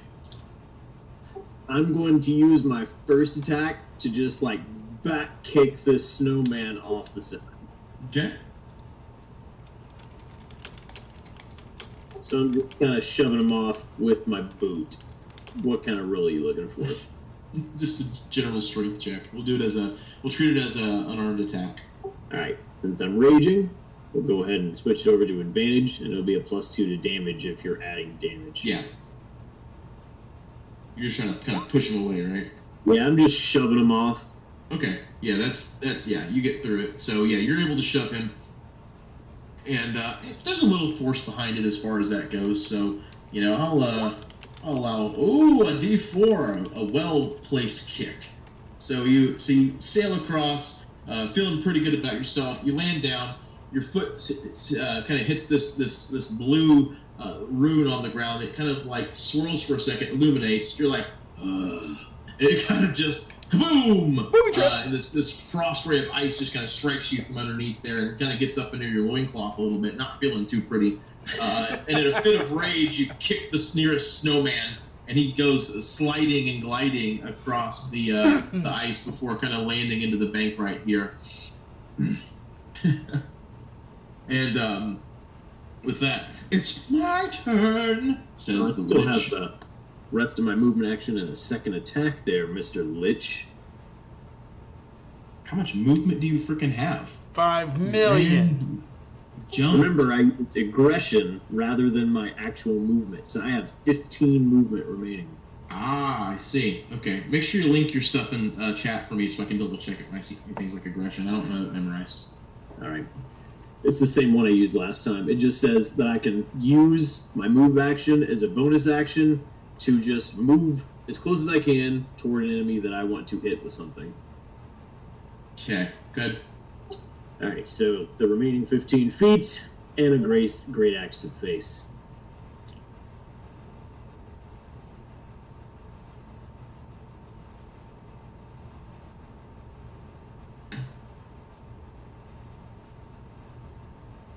Make sure you toggle your advantage back off. But I do have advantage because I'm raging. From rage? Okay. So we got 12, 13, 14 damage. But I have resistance to slashing damage as I am a Mr. Lich. So I will take 6 Lich man. plus your 2. So I'll take Hey, you and me both, pal. Okay. Alright, there we go. All right, I'm on that trick. Alright. That's not very nice there. This is a new robe, and he kind of like holds it out there where you've tattered it with your attack. And so, oh, you've just made me very angry. So, you know what? How about this? And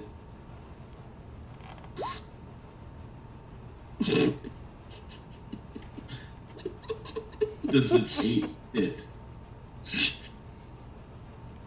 You asking me? Yes, does an 8 hit? I'm sure it doesn't. No. Okay, so he disappears very briefly, almost like in a shadowy mist of icy cold, and he kind of reoccurs behind you. And then he attempts to grab where your underwear should be and kind of yank it up into your butt, but then realizes you're wearing a loincloth. And he kind of like pulls his hands back. You're not wearing any underwear. You disgust me. Oh, what's wrong with you? I just got groped by Jim Carrey. And he's kind of shaking his skeletal fingers and that makes me so sick. I could this, and he spits upon you in the backside. I think it definitely a 20 hits. So you take 11 cold damage, and your current speed is reduced by 10 until the start of his turn. Until the start of his next turn? Yes, and start of my next turn, your speed is reduced. And you said, sorry, 11? Yep. And then he kind of looks. Because you're raging, right? He takes I don't half know. cold damage? No, he's not half to cold. So, and then with his final move, he looks over. He sees Astrid. Oh, the pretty songbird. Yes, let's do this. All right. Does a 17 hit? Indeed, it does. All right. Well, then you take 5 acid damage.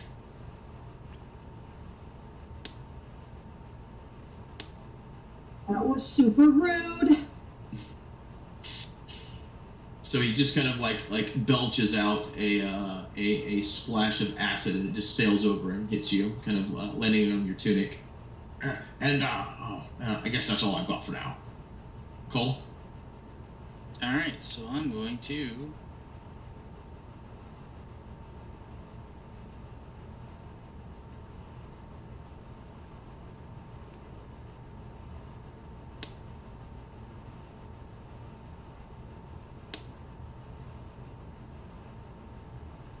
I'm gonna get up here. Unfortunately, I'm out of melee range of him. But what I am gonna do is throw a fireball at this guy. Okay, go ahead.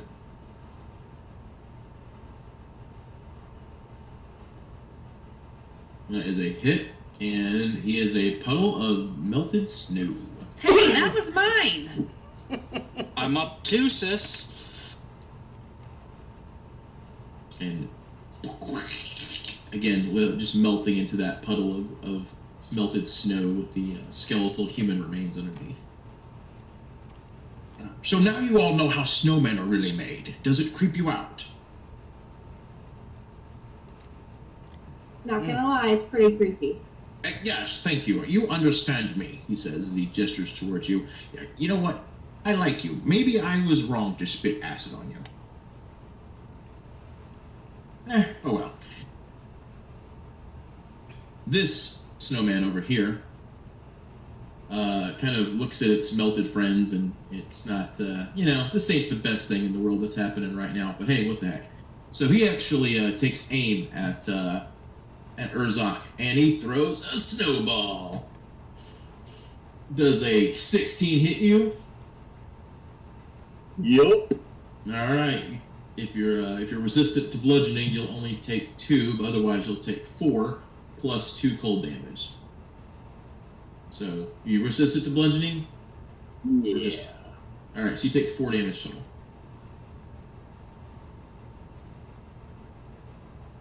Okay. And then this snowman will come in here, and he will attack Cole with a snowball. And that's a critical miss. So he winds up and throws that snowball at you, and you just kind of turn your head briefly to the left, and just a flash of flame just kind of erupts on your arm, and the snowball just literally melts before it can even come close to you. And the snowman just kind of looks around sheepishly, kind of shrugs his wooden arms, and looks like it's time for some good hair time with Borky. Mm-hmm.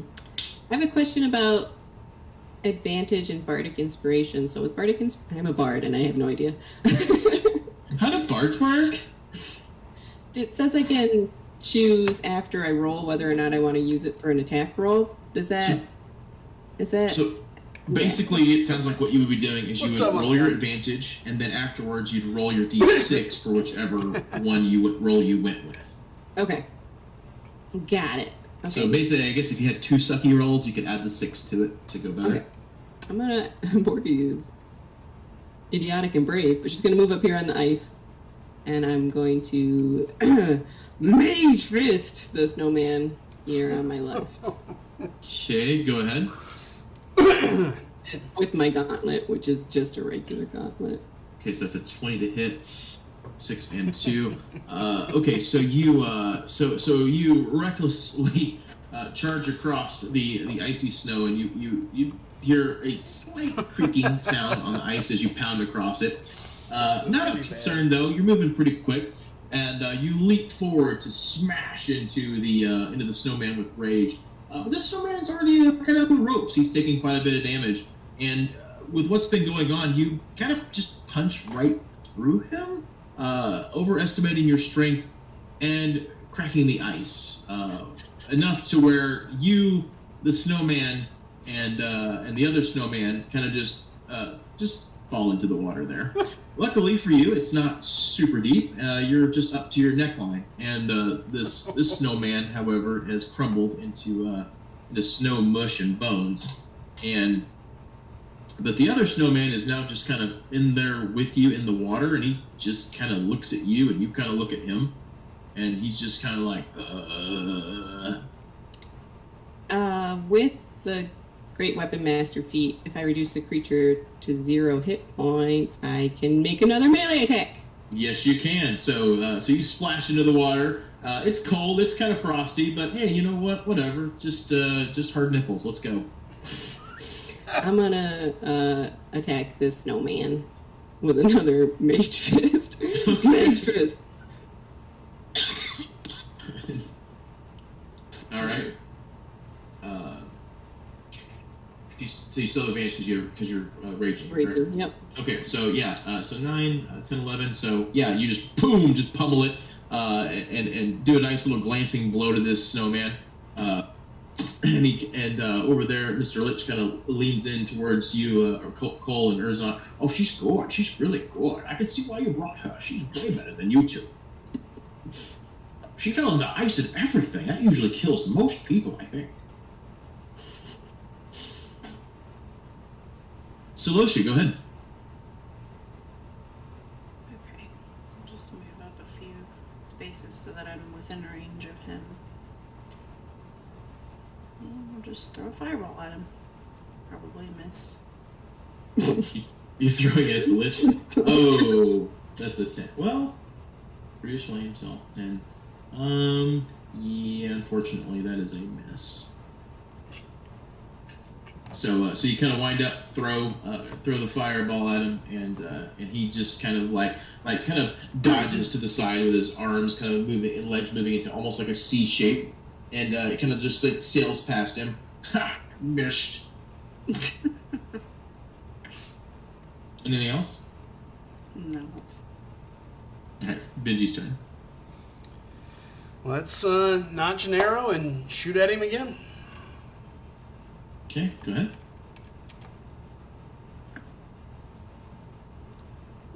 Actually,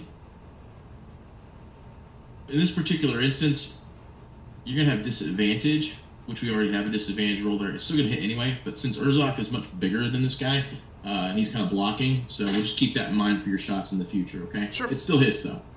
So, 8 plus 5, so that's going to be 13 piercing damage, so it just Hold kind of on. like impales him again. The arrow sticking out of his chest. This again? And then you need to add 9 for sneak. Okay.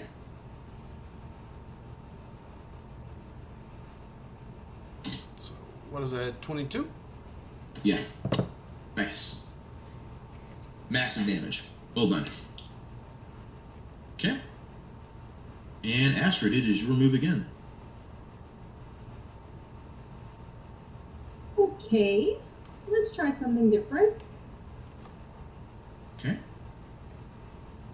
I don't know if this will work if he has ears.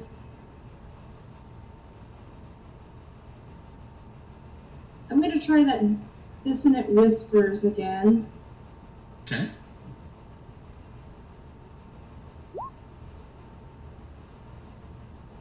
Yeah, So he can hear you. like a wisdom saving throw. All right.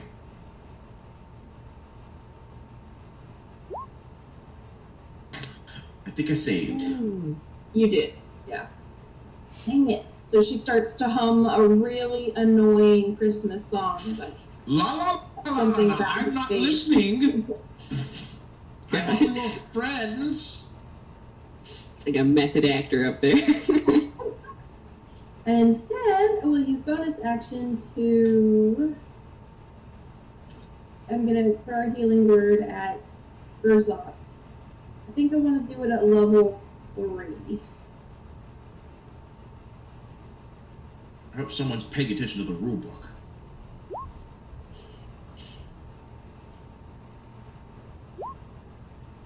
Oh my god. So five hit points. 5 measly hit points. Hey, I'll take him. That was a 1 roll. You take my rolls.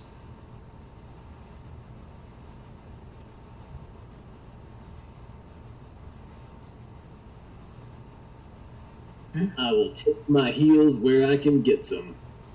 All right. And if that's all for you, also, just in case the crap comes over here. that's a good idea. Actually, that's a really good idea.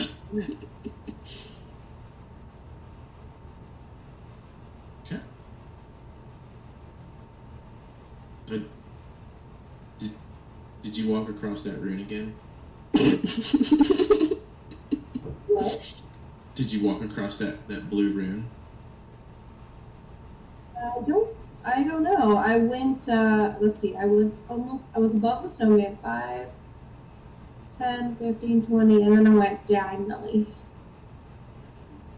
Did you step over it, Astrid, or did you? Would it trigger more than once? Well, that's Astrid. Well, that's how I set the traps up. If you want to count it as stepping on it. I'll give you the benefit of the doubt and say that your character was wise enough, even if you weren't sure if it would or wouldn't trigger, to step over it. just your general passive perception and knowledge of, yeah, maybe to be smart. You don't get to be a healthy, long-lived halfling without some little bit of caution in the world. So. Stop, sees the rune, makes a little hop over. All right, Urzak, go ahead. Is this thing on the map behind the lich, is this like a treasure chest or something? It is. It's a large treasure chest.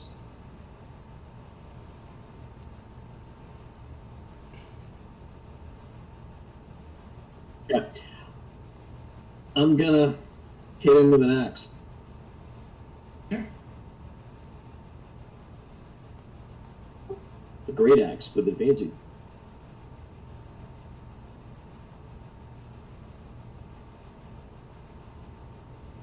Okay, so 12, 13, 14 damage plus.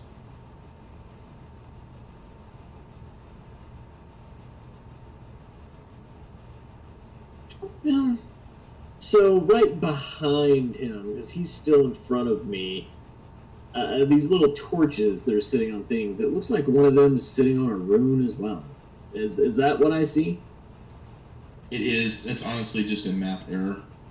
Okay, so there shouldn't be a torch on that rune, right? It's just a rune. Yeah, there shouldn't be a rune there at all. Alright, I am gonna... I mean, the dude practically tried to grope me, so I think he deserves what he gets. I'm gonna just jump up in the air and give him like a double wrestling kick and try to knock him into that rune. Which one? The one that the torch is on. The one that looks like it's behind him, where I could just back into it. Well, that's what I'm saying. Is the rune is not supposed to be there? That's a map. Oh, error. the rune is not there. Just the torch is there. Yeah. Okay. So there's no rune I could conveniently kick him into. No. I'll just try to kick him off the back then. Okay. Is it for a string throw? Yeah.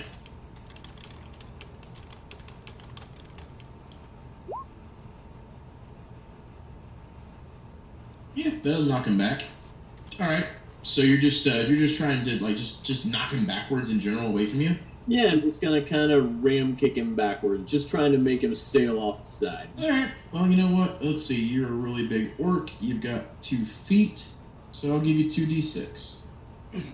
So 9 and. 2 for rage? Huh? Plus 2 for rage? Sure. Why not? I'll give it to you. Why not? I love it. Okay.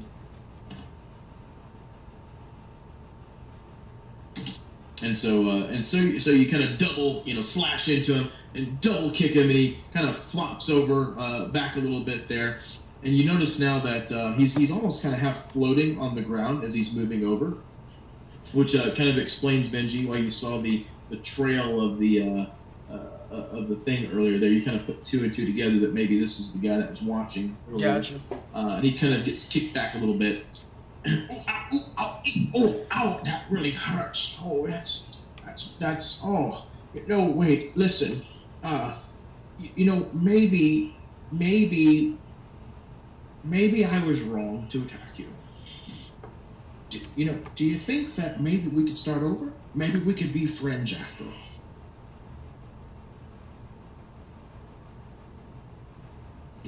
Any takers? Doc doesn't seem to be responding. Benjol from the back.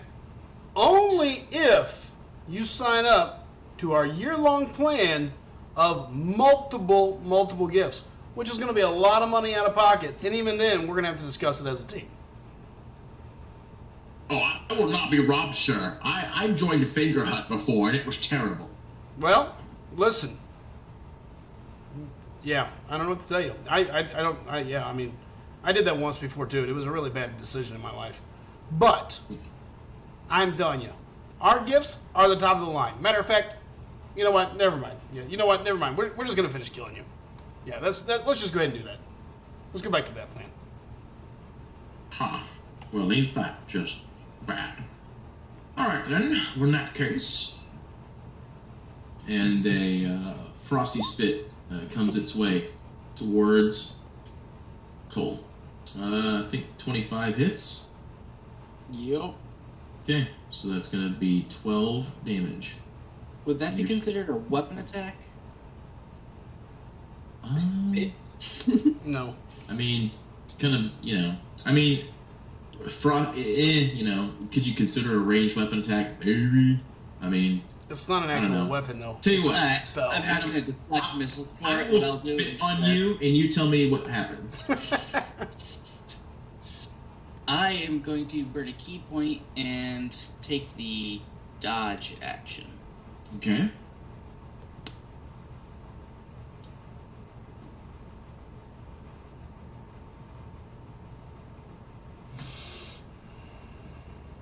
And what does that do exactly? Hold on.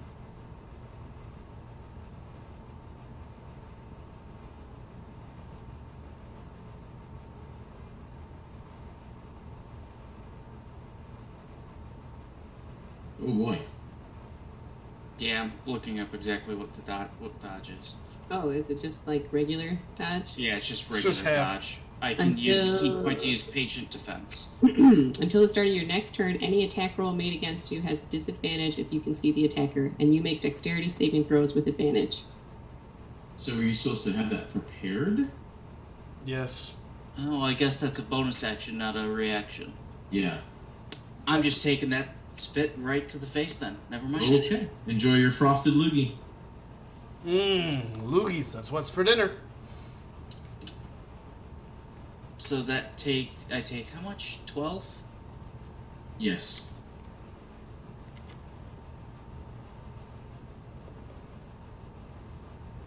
Alright. And that's not all there, hot boy. And he kind of like pops up, teleporting, kind of pops up behind you. And he's gonna try to ghostly wedge at your ass. Oh. This is a 16 hit.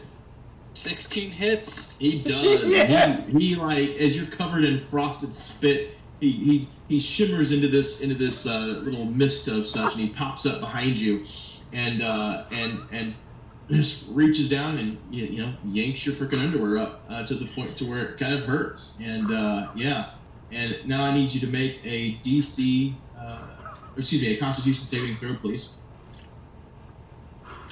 I pray that's for the embarrassment level. I mean, he literally just got spit on his face and then got his butthole attacked. I mean, that's... Yeah, you saved, unfortunately, for me. Dang, I wanted to see what was going to happen too. I don't. I just got spit on and now I'm chafing. This is not a fun thing. I mean, he did you real dirty. I mean, he spit on you. Yeah. He said, "Bah!" This one's got undies, he says to Urzok. Wrong. Don't forget you took 5 cold damage if you didn't already take it off. Yeah, I just took it. Good. Okay. And he looks across over to you. Are you related? How embarrassing, he points at him. Never seen him live. Oh, perfect. Well, in that case, I hope you don't mind if I spit on you. And he also makes a frosty spit attack at you, honey. With a 12. Does a 12 hit? It does not. No way. Ooh, you were quite prepared, unlike your little friend there, your brother. And his frosty spit misses as you So deftly terrible. dodge out So of that way. terrible. You literally got spit on and then And had it his is underwear now yanked. Cole's turn. That's like Uh, something you hear about You in a have dirty to, if hotel you want to room. remove the underwear from your butt, you'll have to spend an action. Really? Mm-hmm. Yes! You've been underwear grappled. I I thought I mean, made the same. I mean, that's got to hurt you quite a bit. I mean, I'm just saying. Oh. What was he saving against? That's Uh, Constitution, something else. His Constitution saving throw would have been paralysis. Oh, God. Somewhat cheap. Oh, my God. Well, I'm just gonna leave the underwear up there. I'm gonna take a swing at him now. I'm just pissed. All right, go ahead. Oh. And that's, instead of bludgeoning damage, it's gonna be fire damage because of my Draconic Disciple ability. Okay, that hits, no problem. So it hits into him. Do your second one. Yep, I'm gonna use my bonus attack, and I'm gonna use a key point to use Flurry of Blows instead of just a normal unarmed attack. So it should be 2 unarmed attacks. Oh my god. That wedgie's really getting to you. Yeah, so you're like, ah, you just like punch, and you catch the lich squarely in the jaw. Oh, ow! And then you're like, oh, I'm gonna get you again. But as you start to move, you a little tweak in the old midsection right in the groin as your underwear kind of and you kind of shift a little bit. Rocks every time. And so I make a second attack with that, I think. Mm. Yeah. So here's another. But no worries though. As you shift, missing your first attack, you manage to get a little relief, allowing you to come in for another blow, and you punch our dear lich one more time. That's still fire damage. Yeah, no problem. Okay. Bastard. So meanwhile, over in the icy pond, the snowman is sitting there with Borky. He kind of looks at Borky. Borky kind of looks at him. He This kind is of, the best birthday party ever! And so the snowman looks quite frightened, and he actually is trying to get away from you now. You may make a attack of opportunity if you'd like. I'm gonna chuck my Mew Mew at him. All right, go for it. Is that with advantage? I guess I still have advantage anyway. All right. Yeah, you crash his frosty snowman head in, and he is owied. Boom. Well done. All right, and it's now your turn again. I'm gonna finally climb out of the ice. Okay, nice and chilly. And I'm gonna look around. And I see the lich floating around. Yeah, he's over there behind Cole. Or not. He's giving wedgies out. Did you want one? No thanks. I'm gonna chuck my Mew Mew at him as well. Okay. Okay, that is a hit. And it's gonna be So- force damage. Okay, so that's 9 damage.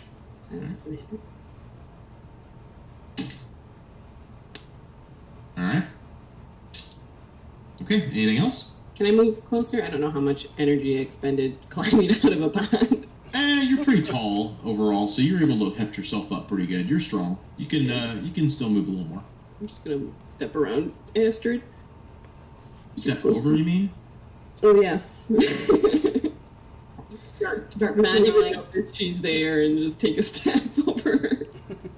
Oh, poor little thing. Okay. All right. And it is Cell's turn again. Okay. I am going to just take a step to my right here so that when I cast Burning Hands, it does not hit my brother. And I cast Burning Hands. Okay, go for it. You just have to make a dex saving throw. Oh, okay.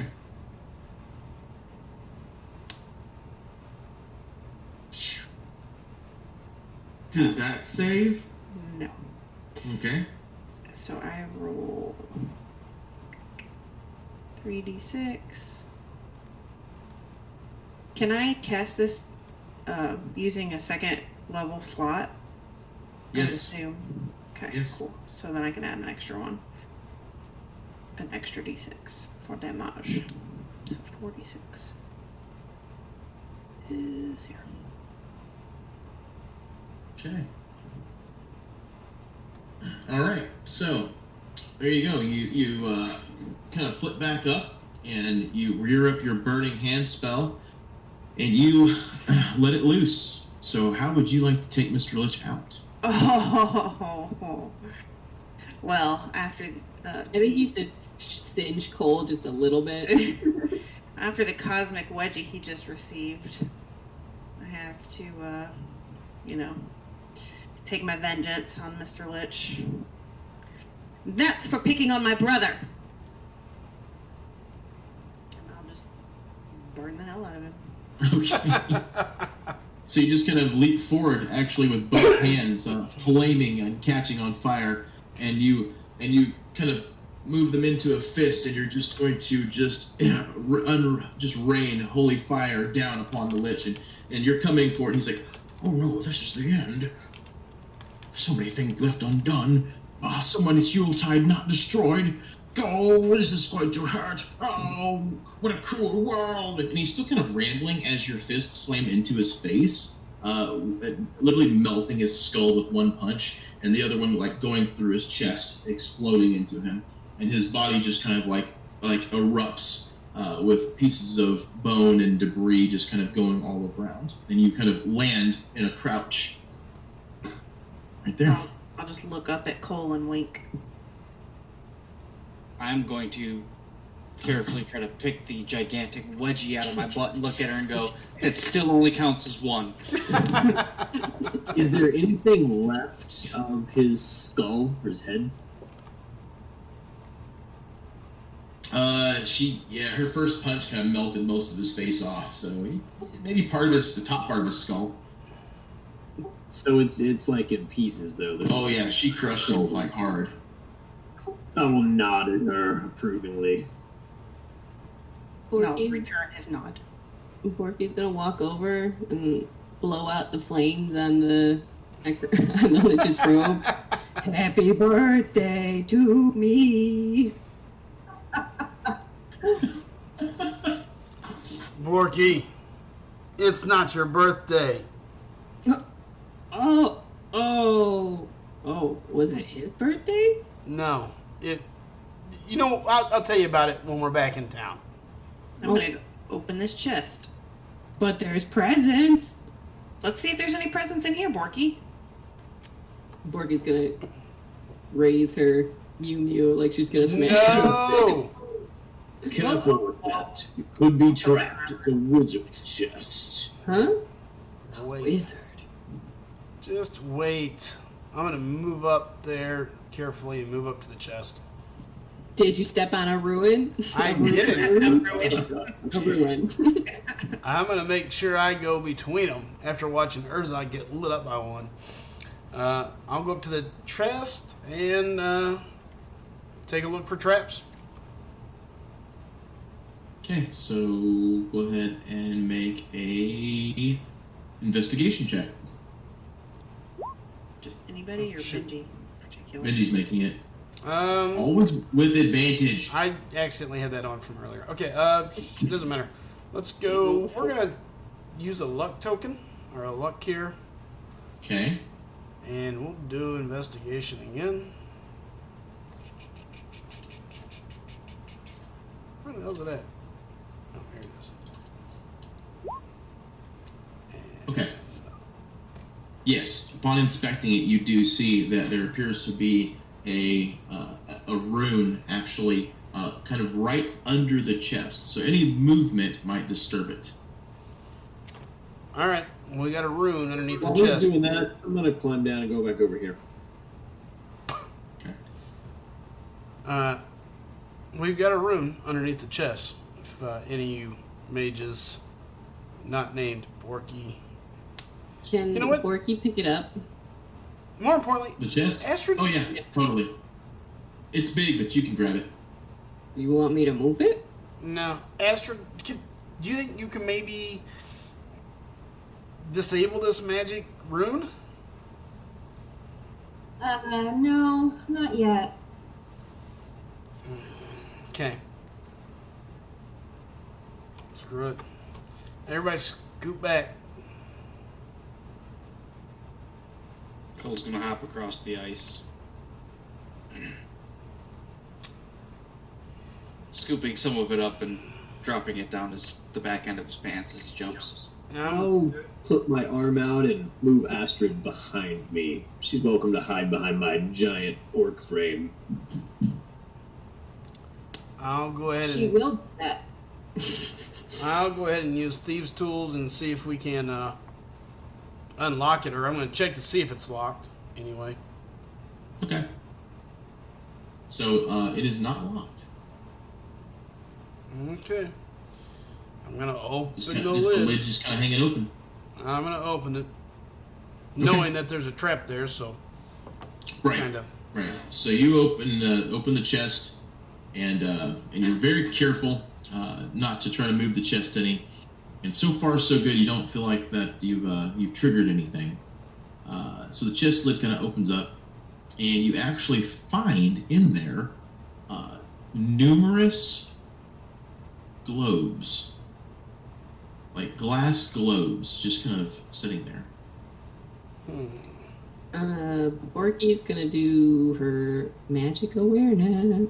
Like snow globes, or Yeah, kind of like snow globes, not just kind of like almost like crystal ball like. Except these, I'm sure, are containing the souls of individuals. They got turned into snowmen. Yep. So I'll grab one of them. that And we melted. I'm going to grab Borky's gonna one. use her magic awareness. Is there any magic coming from the chest? So let's see here. So 60 feet. So all of the runes illuminate to you. So you know they're all magical traps. And you sense necrotic magic at work on that chest. There are those orbs. Hey Benji, Yeah. that's magic. Kind of. Yeah. Thank you, Borky. Yep. Why don't you? Careful. I'll take one of these orbs and I'm gonna chuck it back, kind of like towards that back ice wall on the other side. Like you're trying to shatter it. Yep. Okay. So you throw it, and as it hits it, it crashes, and you see a image of what appears to be a type of human, kind of like briefly there, and it just dissipates. You know, if you put him in the chest, I can just light the whole chest on fire. Yeah. Better question is there any way to release these people? Smashing seems good. Something tells me that wasn't good. I think you just killed someone. Yeah, I do too.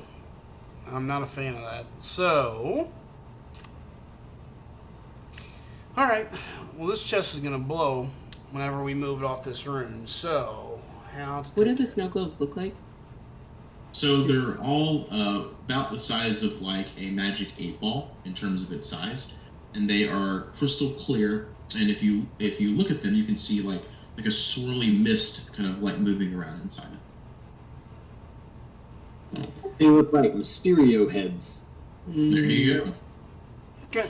Well, I'm gonna pull them out and give them to Borky and say, give these to everybody else. We'll just need to all carry one, and that's all we can do. Borky's gonna, Don't you think when you shatter these orbs, you free these people? It's the best you can do for them. Well, unless we can maybe restore them back in town, or somebody can help us. So before we Borky's just gonna take a snow globe and just smash it into the snowman skeleton in front of her. oh my god. All right, so as you do that, that snow globe erupts as well, and this time you see the image of something like one of the Yuletide elves that you had seen before, just kind of like appear and then just disappear into the mists. I'm out of ideas. Yeah. How about we do what I say? Let's put all these little cool snow globes together. You know what? Just give me all of them. I'm gonna start pumping them in my backpack. Screw this. I'm not giving them to Borky. I don't trust her He's anymore. doing that. Is this back here? Is this like area that can be explored or anything? As Like, far like Can I where? check and see if he had, like in the top left area? I'm sorry, I'm pinging it. It's not. Oh, okay, I see it now. The Is dark it- hole. Can I, is that somewhere where he could be keeping Klaus or anything? You could actually try to go check it out and see if there's anything up there. Yes. Okay, I'll go. ask Cole to come with me. Let's go check up here. All right, I'll go with her. Wasn't there a dog? Yeah, where did the dog go? He took off somewhere. Did he go back this way? Take a look inside. What do you want me to roll? Perception or? Yeah. Are you trying to kind of like peer into the cave? Or are you just gonna walk Yeah. in? Yeah, Okay. I'm gonna. Yeah. So just make a perception check. Okay. Okay. All right. So between the two of you looking in there, you can see that it's actually not a very big area. And now that you kind of look further in, you can see it appears to be like a study. And it's probably about 20 feet in diameter. And inside of there, you can see what appears to be like a table. You can see a book laying out. You can see some candles similar to the ones that you saw before with the purple flame, kind of illuminating the area, and you can see various beakers and bottles and such. The ground is kind of like got a nice rug on the middle of it in there, and you see in the back corner you see a bar that's been attached across the wall itself, and you can see some different robes and stuff hanging from it. And you actually see some movement in the back there, kind of behind those robes that as they're draping the ground, and you see the robes are kind of like vibrating and moving. Dog. Can I check and see if it's the dog? You can do whatever you want. So I want to lift up the rug and see if there's a trapdoor or anything under it. Sure. What are you doing first? I guess I'll check the rug first because that would be kind of on my way. Okay. So as you lift up the rug, you find that there is a rune underneath it. Oh. I think I didn't step on that. Yep, it's right in the center of it. So. Okay. I'll walk around that. And over in the corner, you're going to check the Where the clothing. clothes are moving. Yeah. Okay. And so you kind of move them back there, and sure enough, you see that little dog, Max, that had been kind of yelled at before. And he's kind of sitting there, kind of like shaking and chattering, and he looks up at you, meet your eyes, unsure of what's about to happen. He gives a weak little wag of his tail as if to say, "Don't shoot." Can we keep him? Puppy. I'm not taking care of him.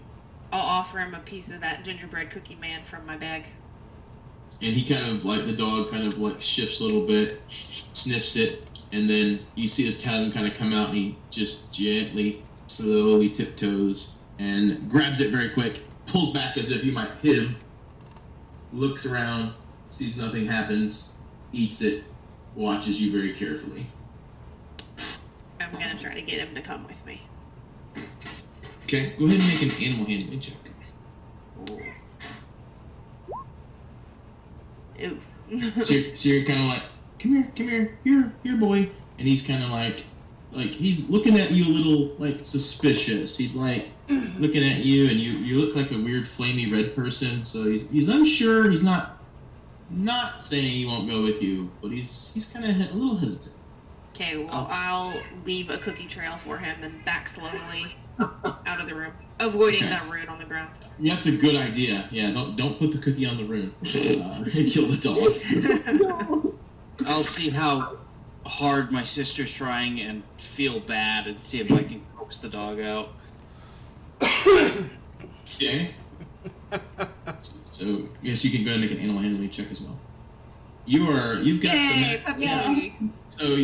So you're like, just all right, and you just put on the most nicest, most winning smile you can, like, come on, and the dog kind of like looks at the two of you, and he's like, okay, maybe these people are nice, and so he kind of walks around, and then he kind of walks forward, sees the rune, sniffs a little bit towards it, and then kind of walks around it carefully, as if he knew right where that was, and then kind of walks over to the two of you, and he kind of like gives a tentative lick upon each of you before kind of walking past you. And then he comes up to Borky, sees Borky, turns around, and runs towards the two of you to hide behind your legs. Dog! Is that your birthday Borky? present? He's a little timid. Dog. Don't think Mr. Lich treated him very well. He looks like a good boy. So the dog just kind of wags his tail a little bit. Are these allies or these friends? I must watch them carefully. Borky crouches down. And just stays there, I don't know. He just stares at the dog. On our The house. dog stares at Borky. They lock eyes. They stare at each other for a little bit. While you were pulling orbs out, by the way, Benji, you actually found one that was a little different than the others. Okay. This one is actually a little bigger in size, and instead of just the basic whiter mist that goes through it, this one actually is glowing with a slight twinge of gold, like a golden aura to it, just a little bit. And you can see what appear to be like snowflakes and things kind of flowing around inside. This might be what we're looking for. All right, I'm going to put it in my pack. And actually, this one I'm going to put where I know exactly where it's at to make sure that it stays safe.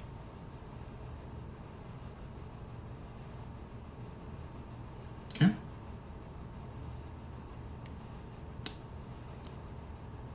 Let's get out of here. Did anyone search Mr. Lich for any notes or something that might help us figure this out? Oh, we probably could have checked his desk. Cole, go check his desk. Busy with the dog. I just assume now. We found the dogs through the quest. I just wanted the puppy. I'm pretty sure we just won D&D with dogs, so... Well done, everyone. Okay, so who's doing what now? I I'll told follow. to check his desk. I don't know if anybody's gonna go. I'll search the body. Okay. Cole's gonna go over and search the desk and Okay. kind of absently scratch the dog as he's searching. All right, so let's take care of Astrid first. So Astrid, you go over and you just begin to kind of start rifling through his robes, inspecting him.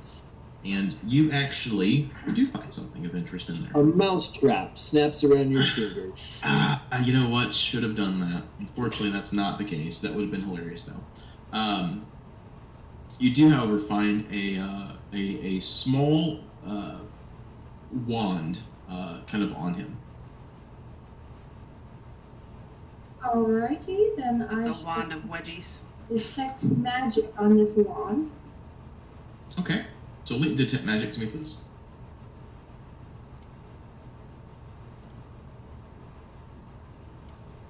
That's not a magic wand. This is gonna be real awkward. Okay. So this wand has a wand that is in the school of necrotic magic.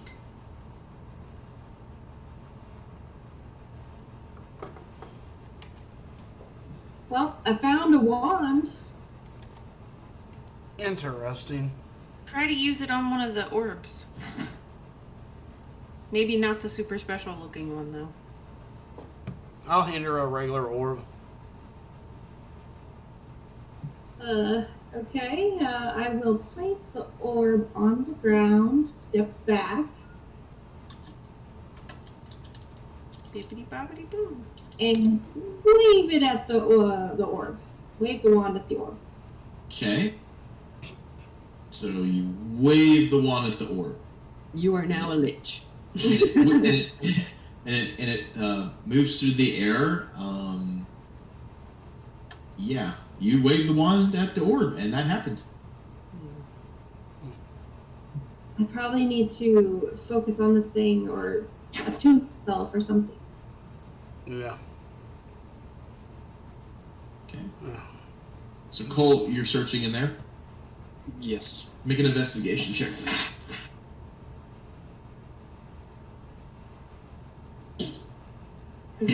God. I see books I can't read, apparently. So you just kind of look around. You're like, I don't know what I'm looking at. You just kind of call out. I'm useless in here. Can I light it on fire, please? Probably not yet. Terrible. Terrible roll. I'll go in and rifle through the desk, see if I see Okay. anything. Make an investigation check, please. Much better. A little better. Okay. You find, after a little bit of rifling through the desk, you find a drawer. And it's not locked. You pop it open. And as you see on top, it says, very plainly written, Mr. Lich's diary. Ooh. I'm gonna open it. Anything juicy in here? So you open up, you begin to kind of move through it, and you find that a few pages have been torn out. But after a little bit of reading, you can see, Dear Diary, today was a good day. I gave a ghostly wedgie to an elf. Also, my plans are coming to fruition. I have successfully infiltrated Klaus's mansion and have taken his soul. And with him being basically like a demigod or some such thing, I'm pretty sure he has now degenerated into a terrible evil monstrosity. And as long as I have his soul, which no one else has but me and no one else knows about but me, I will soon be able to destroy Yuletide at last, and then plunge the world into everlasting darkness. And then you kind of also find a grocery list. Okay, I'll burst out of his little office space there and You probably could, months behind. yell at Benji. What? He's got Klaus trapped. His soul. Kind of what I figured. That's what I'm going to assume these orbs are. How do we save him? That is a great question. Maybe we have to find Klaus's body and somehow put an orb on it, or I don't know. The diary says he's an evil monster now. You don't think... And she just pushed her hand over her mouth. You killed Klaus. You killed him. You did it. I saw it. You guys were throwing fireballs all over the place. I was just here trying to sell some ornaments. This is bad news. Not ideal. Why don't we ask Hermie? Maybe he knows Then let's something about these orbs. get back to town and do so quickly. Okay. Agreed.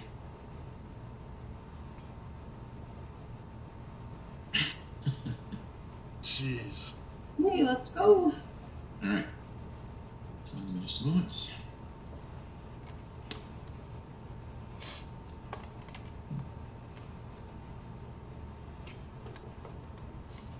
I'm carrying the Taking the dog. dog. Yes, of course. Yeah. What kind of dog is it? Is it like Max? I just assume it looks just like Max. Yeah, it's literally the dog from How the Grinch Stole Christmas. Do you have a reindeer antler? Take his head already too. I will allow you to decide however you want him to look. It's a magic dog. Half reindeer.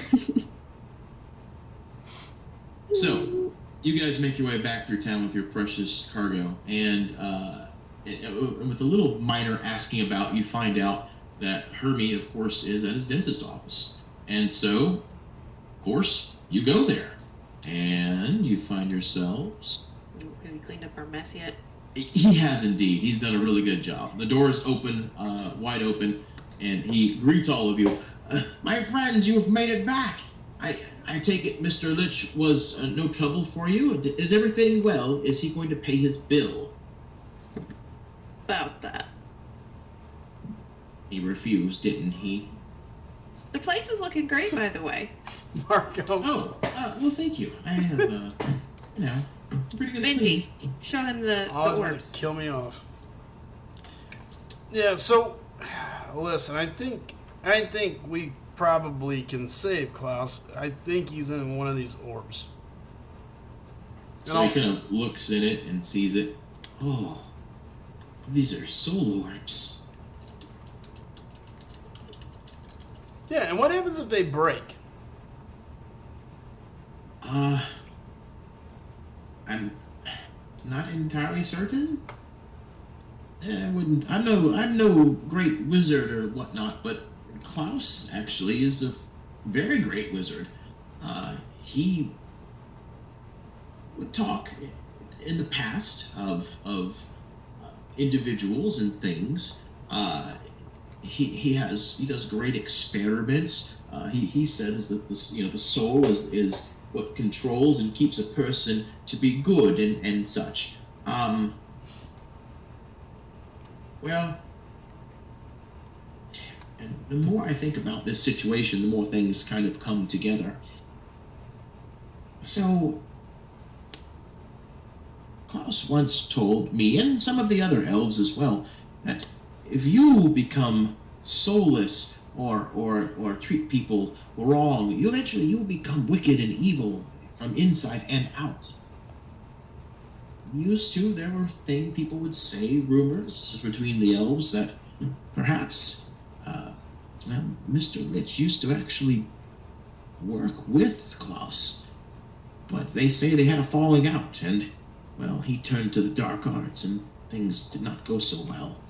It was always a bit of a Scrooge, and was never really excited about any of the things.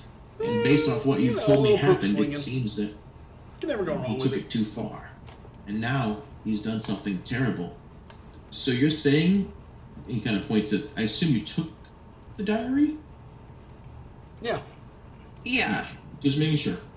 So from taking his soul, he's that monster is our Klaus the Kind. But the question is how do we fix him?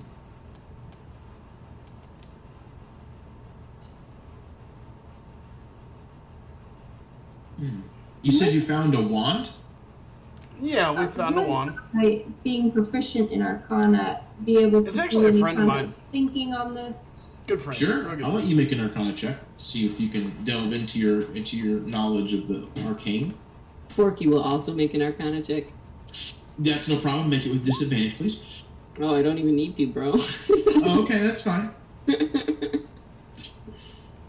Okay, so you pull up, you go, you look at the wand, you stare at it, and Borky goes over and sits next to you and stares at it, and the two of you kind of look at He's each really other. Borky kind of shrugs. You're kind of like, necromancy's not my strong suit. You just, you know very rudimentary things about it. The swan is above you. Okay.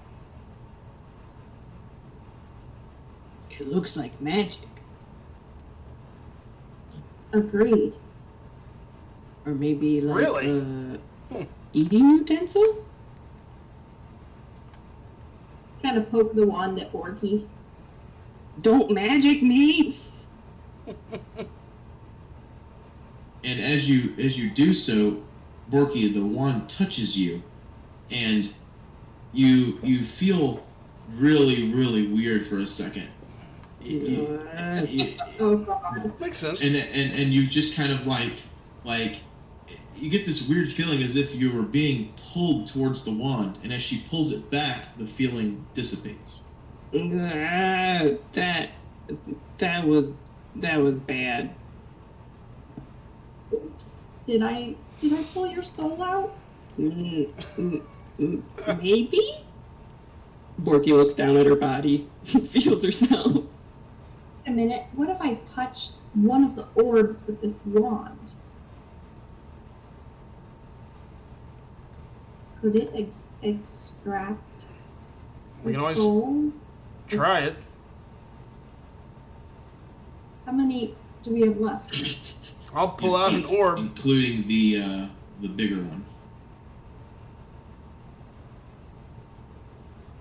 I'll pull an orb out and give her one of the Give her side one of ones. the red shirts. Yeah, give her one of the easy ones. Okay. Okay. Go ahead and touch the wand to the orb. So you do now notice the wand illuminates as the tip touches the orb. That's it. As you're holding it to it, it illuminates. That's what's currently happening. It's fine. There's plenty left. Yeah, I don't know. We gotta try it. It's our only hope.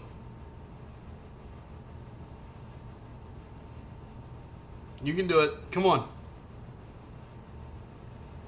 Damn, I'm gonna focus, I guess.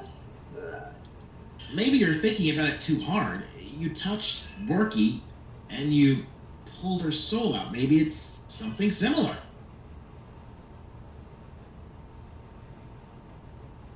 Just try pulling it away. Okay, I'll pull the wand away. And as you do, you see that misty illumination inside begin to be pulled from the orb. And now, as you pull the wand completely free, you can see that there is a swirling mist of a soul kind of twirling around the wand.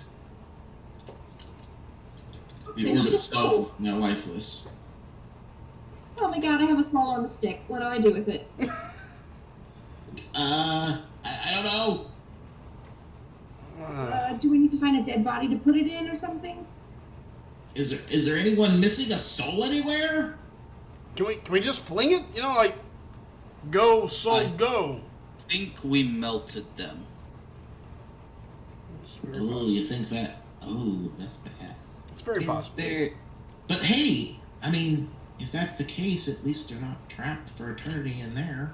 is there any object in the room, like a doll or something we could put it into? Oh my god. About Max. No! The dog hears its name, perks up. Oh, let's not feed a soul to the dog.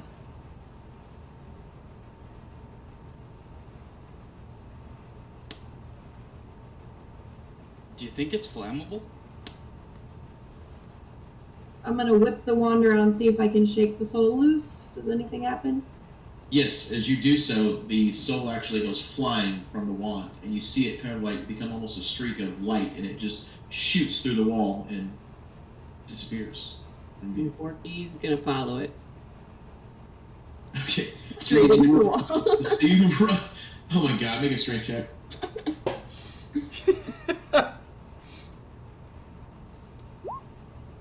Oh my god. All right. I hope you. So you run Yes! straight at the wall, and with all the Bork power you muster, you just literally punch a hole right through it and kick right Yes. through the rest of it, and emerge in a hole out of the dentist office into the snow. Do I You see s- the What's up, Jit? You see the soul streaking off in a stream of light headed somewhere towards the village.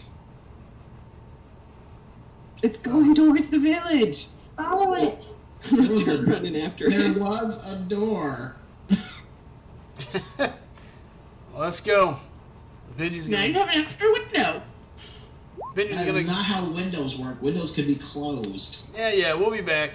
Come on, let's go. Before we go, Run's gonna look over at Hermie. Do you still Totally. have any of Mr. Lich's teeth? Huh? No, we don't keep teeth. That's creepy. You didn't keep any of his teeth? Okay. Why would I? Why? What? Do a perception check. Is he lying? Does he have a chest of teeth somewhere? That would be an insight check. You were waiting for payment. Were you holding on to him just in case? I was waiting for services rendered. He told me he'd catch me next Thursday. It was a while ago. I don't work pro bono anymore. Yeah, you're pretty sure that he's telling the truth. I can't roll my way to a paper bag again. Cole's gonna turn around and follow everybody else. Through the door or the hole in the wall? He's gonna go through the hole in the wall because it's bigger than the door. That it is. All right, so you guys are now running along through the town, and the streak of Gracias, the Marco, of the gracias. soul I appreciate actually I do passes appreciate through the town, and you see it almost begin to pick up speed. And now, though, you see it heading directly for the large fortress-like mansion, not too far outside of town. And all of you know from previous visits, except for Urzak, well, that's Klaus's mansion.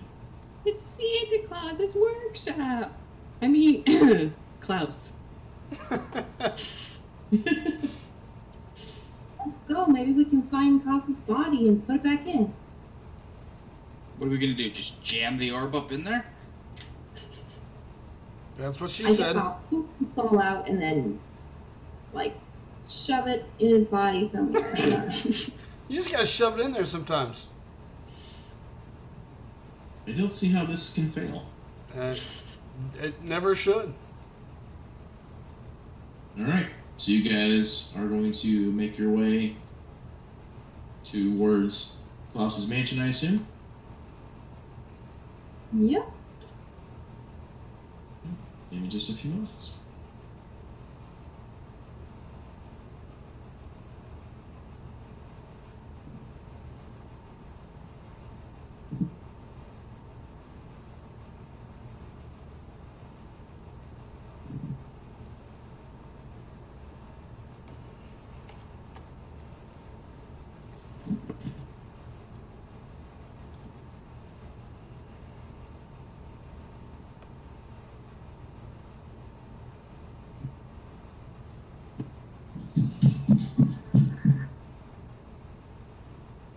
So, as you guys approach this large mansion that looms ahead of you, you can see that all of the normal Yuletide trappings that have been normally placed with great care along the outskirts of town have been trampled, knocked down, destroyed. The streak of light moves further up, and you guys catch a glimpse of it before finally it goes through the large mansion, disappearing out of sight. And as you guys approach it, you can see that there appear to be men in the distance walking around the outside of the perimeter, but you're not quite close enough to make out much about them. So you guys are there, you're downhill, watching carefully, trying to figure out the best way to approach. What would you guys like to do? Did the map change? Not yet. Okay. So we got what appears to be guards outside? Yeah, it looks like there's some guards out walking around. What do they look like? You have to get a little bit closer to tell for sure. We should walk up and start caroling. Yes.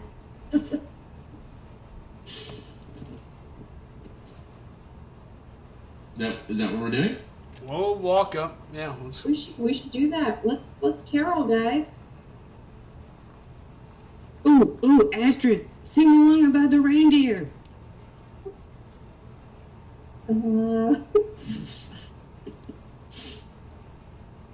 Rudolpho the red-nosed. Had a very shiny nose. Oh God. So is this what we're doing? We're caroling songs, heading up towards the mansion. Is that correct? Mm-hmm. Okay, just making sure. I mean, is anybody else or is it just me and Astrid? I don't know. You tell me. I'm For the rest standing of back. us, we're probably Benji is just walking again. along. Okay, so you two are singing and just kind of brazenly walking forward towards the mansion. And as Astrid, do you think Santa will give us our presents early? I hope so. Oh, I mean, as soon as we get him back in his body, that is. I'm sure he'll have lots of presents for us for saving his soul. Yeah, that sounds pretty good. I only killed like 80 people this year. That's not that much. I mean, you killed more last year, didn't you? Yeah, last year was a fun year. So as you're rambling, caroling, and talking, now that you've gotten closer, you can see now what appear to be life-size toy soldiers walking around the perimeter of the building. What do they look like? What kind of uniforms? What kind of colors? What kind of armaments? Hang on a sec. Do they appear to be made of wood? Yeah, are they just little British nutcrackers? They are. There we go. You guys are approaching from this side, and now that you are here, you can see they indeed do look like little British nutcrackers with the black hat. They're carrying around their weapons with their red coats. Oh boy. Do we see where the soul went? Somewhere inside of the building. Oh, just went inside. We don't know. Mhm. All right. So you guys kind of found a break in the watch patterns as they've been traversing around the building. So now you guys are kind of right here. What we would like to do first, as you look around, you can see that there is a wooden plank that kind of leads up, and of course there's other areas that you could go around. What would you guys like to do? We'd like to move up those stairs and kill that soldier there. All right. Hey, Astrid, fling some more souls at them. Well, these guys look wooden. Like, we can tell they're just, like, wooden. They appear to be wooden, yes. Urzak mutters something to no one in particular as he walks up the stairs. You know, we killed a big gingerbread cookie tonight. Might as well kill a walking tree. Yeah, he pulls out his axe and he's gonna do what he does to trees. All right, go for it. So this soldier is kind of walking and pacing, and he kind of comes as he's coming around with his pace, making around. I guess he walks right into your axe, and that's a hit. So are you still raging? You're not raging currently. No, I'm not raging. Okay, I just He's see. very casually strolling up the stairs. All right, I just see that it shows 2 rage damage, so just making sure. So Okay, I can fix that. Go ahead. okay, so yes, so you just like slash right into this thing, dealing 5 damage to it, and wood and splinters go flying as you strike the creature or strike the toy soldier. Halt! In the name of Krampus. He kind of trains his gun towards you guys, I'd rather not. and he fires. Does Urzak know what a gun is? You tell me. That's what he's got, though. It's a bolt gun. So he ratchets and fires, but I know a 13 misses you. So yeah, he shoots you. It does basically nothing. It just kind of pops and kind of smack. It hits the wall beside you. Cole would like to follow up behind Urzak and throw a fireball at him. As the toy soldier.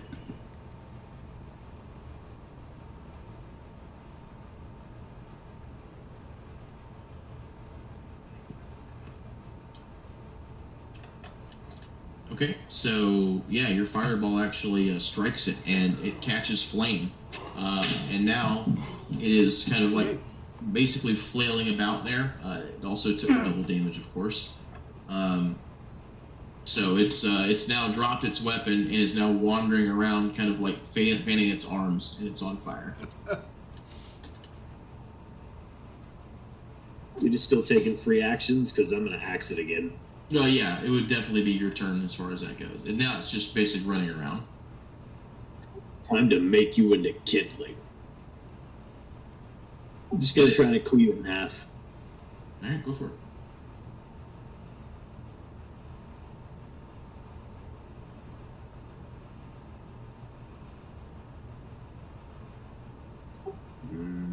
We're waiting on it to show up. What's so slow on your end tonight? Yeah, I don't know what's going on. Sometimes it's not slow, obviously. Oh! Huh. Urzak wasn't very committed to that swing. So it's flailing about. whatever. And it just kind of swing forward, and it just kind of walks right past your weapon attack there. And Cole just kind of looks at you like, what are you even doing? Herzog shrugs.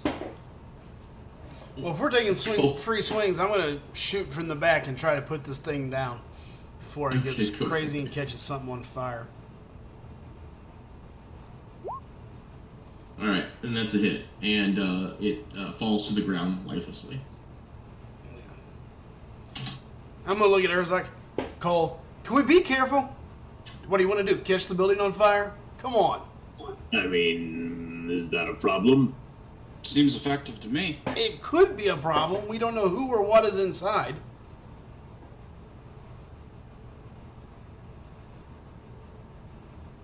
I'll look over at my sister. But it should burn.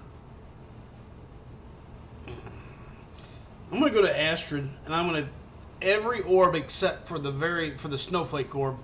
And I'm going to just tell her, release all the souls. Let's see what happens. Okay, and I do so. Okay. So, let's see here. Actually, My fear is that these souls belong to these creatures, maybe. And we're one second killing here. people. Just realized that when I moved characters over, it didn't transfer everybody. How weird. There we go. Okay, so you take one by one. You touch the orb or the wand to each of the orbs, and you extract them, allowing them to go out. And as you would imagine, the orbs begin to let loose the souls, and they go flying through the mansion. One of the souls that you let loose just kind of dissipates into the mist. When you get to the large orb, though, the golden one, as you kind of grab it and you try to pull out, you actually find that you can't release the orb, the soul from the orb. You pull, you tug, it illuminates, but it's almost as if something is blocking it. You talking about the one with the snowflake or whatever? Mm-hmm. Yeah, All the other ones, no problem. we didn't try to release that one. I said we wanted to try all the others. See what Oh, I'm happens. sorry. Yeah, I I mean, apologize. I it's thought okay. you said you wanted to try every one of them. no. That one we're going to save because if we want to see what happens to him first. You know what I mean? Sure. I understand. So, yeah, all the other orbs are now empty. Okay. Also, while we're standing here, I want to go ahead and throw a healing word at Cole because he took quite a bit of damage from the last fight. Yes, the wedgie of doom.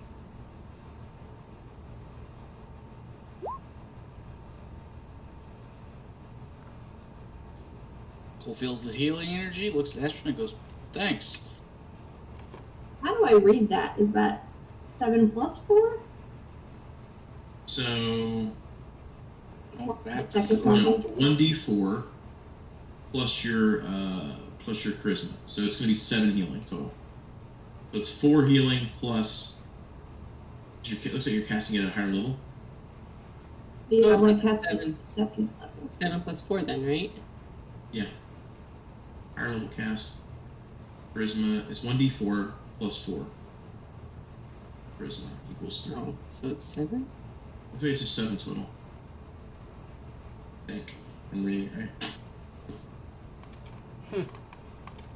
Okay. I think it's two separate. Like the 1d4 is almost like an extra for being cast at a higher level. Like it rolls an extra d4. Oh, you know what? I think you're right. So it's Yeah. 11 hit points. So I think he total. gets 11 total. Yeah, because 7 would be the healing word, and then you get the extra 4 because you got. From the Yeah, higher you're right. level. Yep, you're right.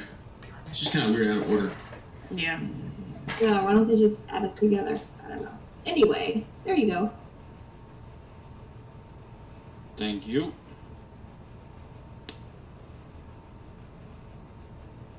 Okay. All right. What would you guys like to do? Is this intentionally a maze? Just looking at the map. Yeah. Well, it's possibly maze-like. Let's see. Cole's gonna look through the room to see if there's a door to another room. You actually do see a door right here. You find yourself in a kind of like a garden area right now. Gonna go through the door. Inside of this room, you find another door here. This looks like landscaping tools and whatnot. He's Maybe gonna one of these continue moving buildings- forward, waiting for everybody else to follow behind him. Yeah, as you walk into this room right here, you can see it's more things. Like you see pots, you see it looks like garden tools and implements as well. I'll go ahead And and you wave see at another set of stairs over here. I'll go ahead and wave at the group. Let's go. Let's go. Let's get inside. Everybody going in? I'm just Yeah. walking behind, singing. As Borky walks by, Borky, no more singing. No more. But it's Yuletide. We're caroling. Yeah, it's now like secret Yuletide time. We're It's- going to see Santa. Yeah. So Cole, as you walk up the stairs into this room here, you see another one of the toy soldiers. And as you approach, he kind of turns around and looks at you. Don't touch. Don't come any closer. Don't do anything.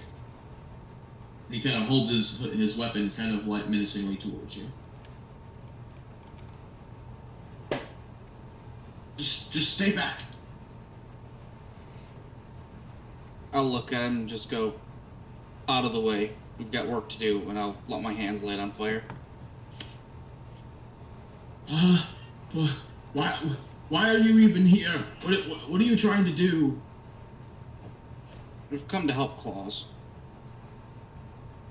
And you see this wooden face kind of like become quizzical for a moment. Are you here to save us? I'm not sure what to. I just woke up just a few moments ago, but something's wrong with me. And he kind of sticks his hands out. Something's happened to me terrible. Can you help me? I look over at Astrid, who should be right behind me, go, do you know what he's talking about? He pushes her right up to the top, to the front. Oh, sweetie, don't you worry. We're just gonna go take care of Klaus, and we will explain everything. So why don't you just find somewhere to sit nearby, and we'll come back for you. While you're at it, rub this cream on you. Come back and see us in a couple days. You should be okay. Not saying it'll work for sure, but hey, here you go. So, you're here to help. So you're here to kill Krampus? Well, we're hoping we can restore his soul and make him good again, actually. Well, do you know the way to him? Oh, no, you want to help? If you can free me from this, whatever this hell has happened to me, well, of course.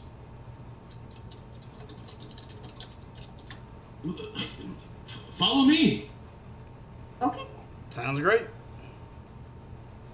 All right. So he actually leads you here, this way, and I'm actually going to take control of you guys for a moment, just to kind of move us around a little quicker.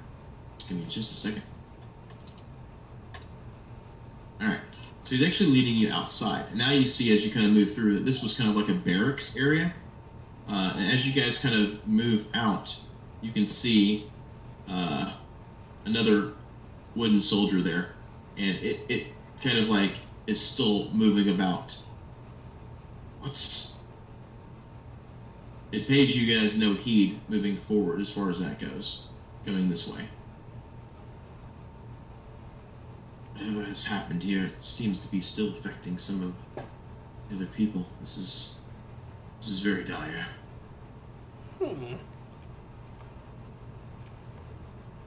Alright, this way. And he leads you guys over here. He thinks about it for a moment. Oh.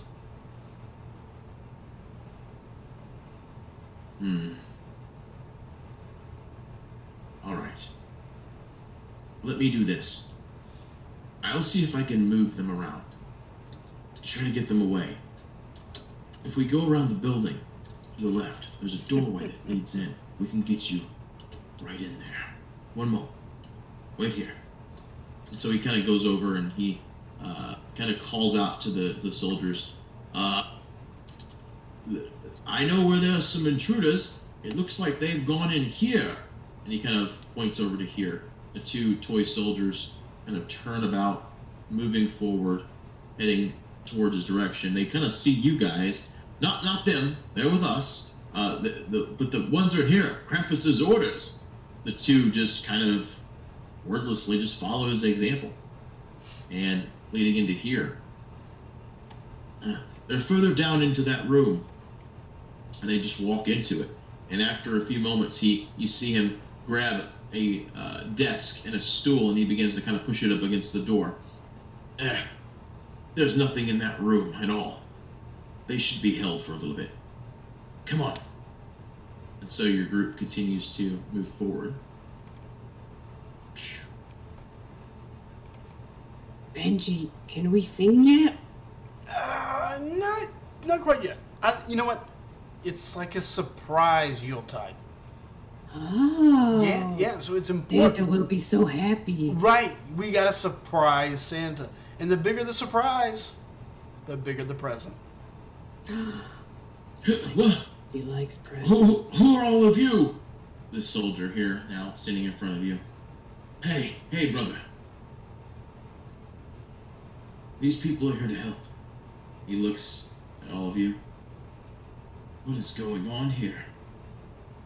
I don't know. Something dark and foul. Keep watch. If you see any ones that don't respond, try to push them away. So your group continues forward.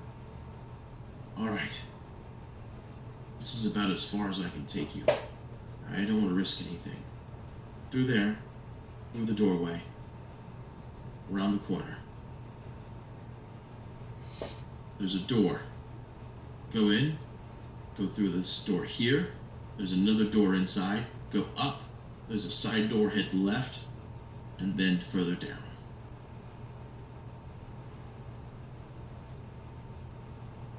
All right, let's go. All right.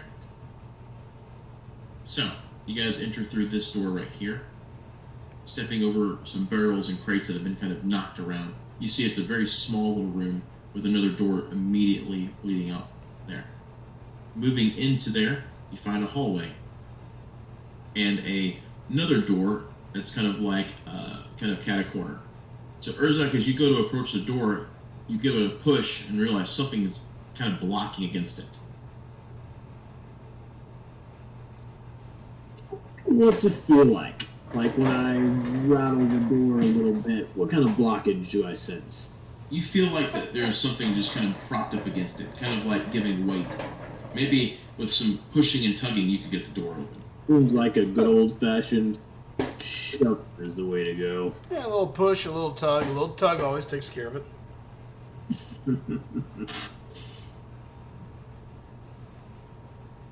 Okay. So you need a Alright. strength check. I'm gonna shove and tug this door till I get some satisfaction. All right. Should we leave you alone, Urzak?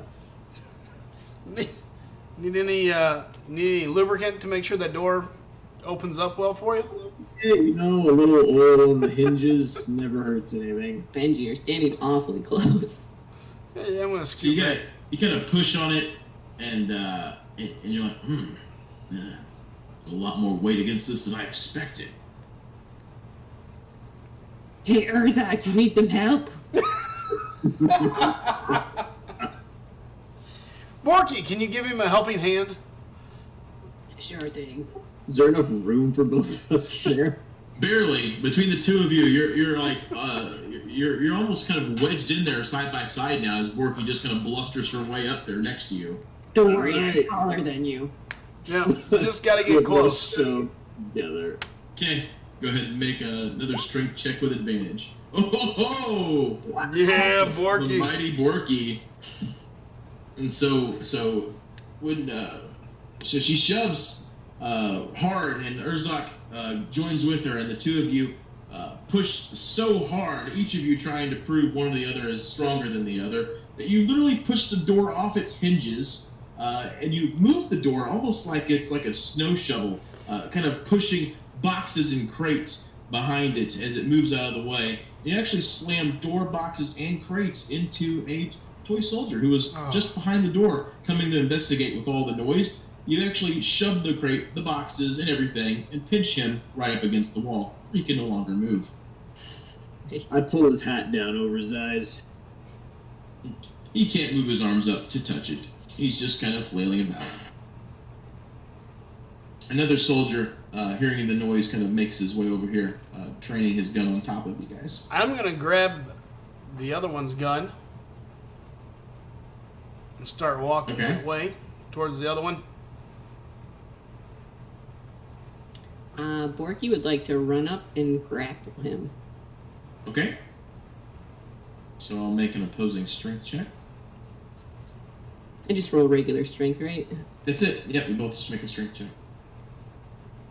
Borky on fire. Borky is beefy. She's beefy. It's what's for dinner. Oops. Borky. Borky is a whole woman. Great question. Oh man, that's funny. Alright, so 16. So yeah, no, you got him. So you easily grab this wooden soldier, and you've got him in a full Nelson. He's held. Yeah, I want to pin him. Okay. Anybody got any rope? I'm going to take his hat. I'll hand you some rope. Okay. Time up. All right. So with a little work there, you're able to tie a nice sturdy knot around the toy soldier, and he's kind of still kicking his legs up and down, almost kind of trying to walk towards you, even though it's completely ineffective at this point. You kind of maybe just kind of push him over. I'm gonna push him over in the corner next to his buddy. Yeah. So he's just kind of laying down, like kind of half gently, and he's just laying there, kind of flailing about. And there you all are, on the side. So we'll come get you later. I'm going to go ahead and take one of the hats and one of the jackets from these guys. Okay. And so you're going to toy soldier your way in, huh? I'm going to dress up as a toy soldier. Okay. So you guys notice that in here now you can see tools. You can see parts of a sleigh that's been pulled apart. You can see a lot of things have been kind of smashed and damaged in here. You see further down this way, you can see a door here and a hallway over here.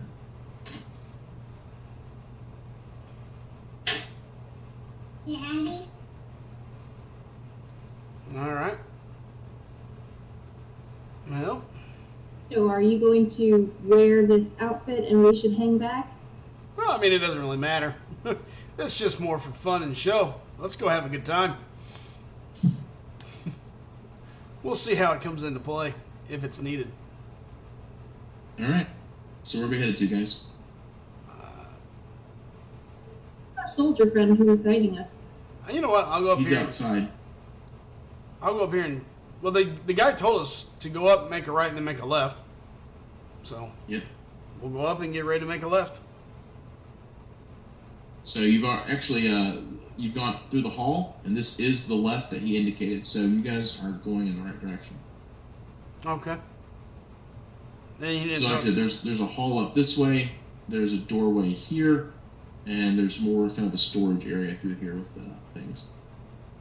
I mean, 50-50. We'll say we go right first, see what we hear. I mean, we're going to hear. Okay, make a perception check.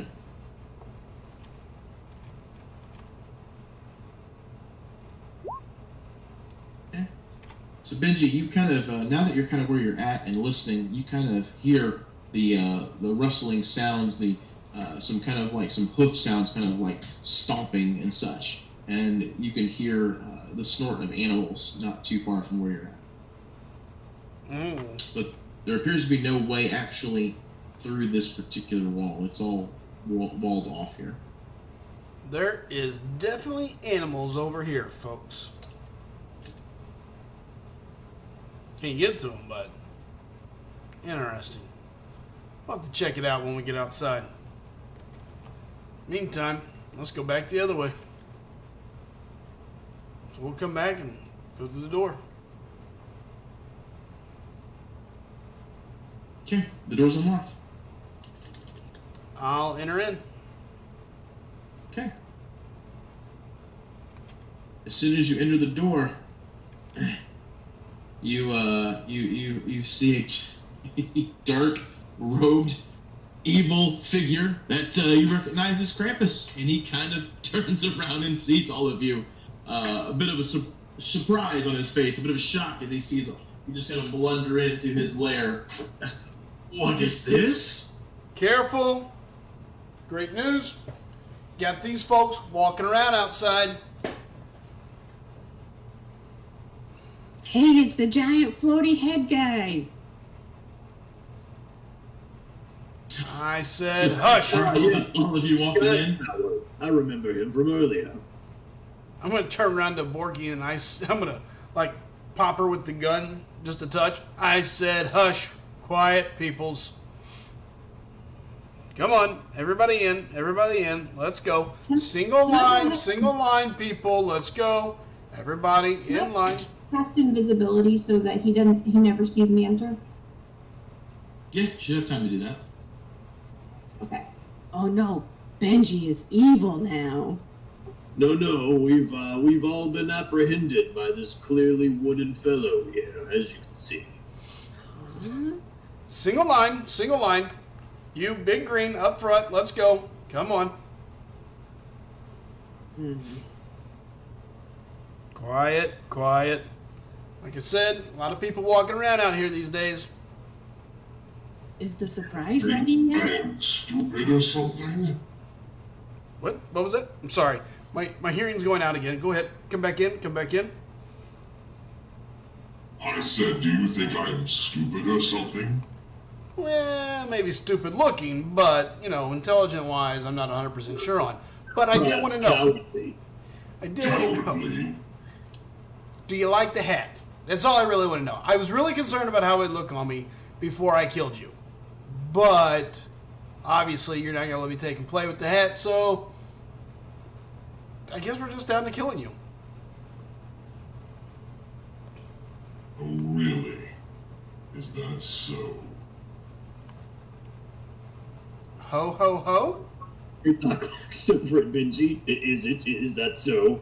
I mean, I think it is. I mean, right? He thrusts his arms up in the air. Everybody make a wisdom saving throw. Oh no. Oh. Oh no. Oh no. That should not have advantage. Oh no. I'm going to go ahead and Doesn't burn. matter. I always take the left. I'm going to go ahead and burn a luck. Oops. Cheater. Hey, luck, baby. And we're going to go again. Oof. There was another. Whew. If this is a type of frighten, I have advantage. If it's type of what, I'm sorry? If it's a frightened kind of spell. Like Okay. Frightened. Yep. Oh, okay. Then in that case, Sue, go ahead and reroll.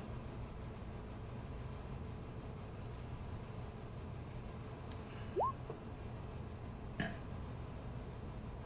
All right. So, the following people are not frightened, and that would be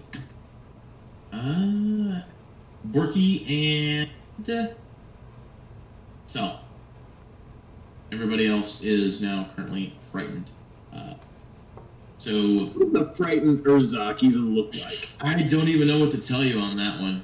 You just have to So hold still and pretend like you're not frightened, but you Just- literally cannot move. That's just Sound grumpy. bite, maybe. okay. So basically, you are going to try to. So what he's done here is he's reached up his hands in the air, and then these chains just kind of pop through the ground, like destroying the ground around, and they try to grab all of you. And as they kind of grapple for you, Borky just kind of like just crazy old Borky just starts smashing the chains. Like they don't even have a chance to grab hold of her. She's just kind of bumping into them. And then Cell is just kind of like dodging and weaving through them. They don't even get a chance to grab her. But they just latch around the rest of you guys, and you're all just overcome with this paralyzing evil that just kind of grabs towards you here. Are you implying that breaking the chains would break the frightened? You know what? In this particular instance, it may be a situation of mind over matter in your particular instance. Okay. Just because of the fact that there's probably no real reason why this didn't work on you. Okay. Outside of, maybe you've got special Borky power that nobody just knows about. Borky has Christmas magic, and she's too excited. You've been in the Christmas cheer, so you're just like all in. So basically, you guys will have to make a wisdom saving throw at the end of each of your turns after you try to move away. So hopefully, you guys will be able to break out of it. Yeah, in the meantime, speak as a free action. Yeah, totally. I mean, like you're basically like you're just overcome with this urge to get away from Krampus. But you're not like stupid or anything. You can still like talk to each other. Okay. Well, Urzak not appreciating the emotion of fear, I guess, and obviously it's magically brought on. He's just gonna like roar. The fear is just gonna make him angry, so he's just gonna be like roar the whole time. I like it. All right, roll initiative.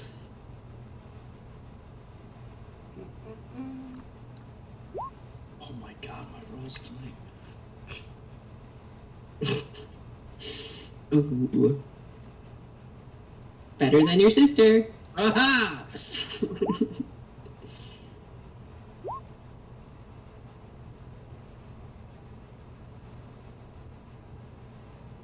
Okay. All right. So, Benji, you are up first, so you just need to attempt to move away from him, and then you'll try to do wisdom saving throw to break. Okay. I'll move over in that corner, I guess.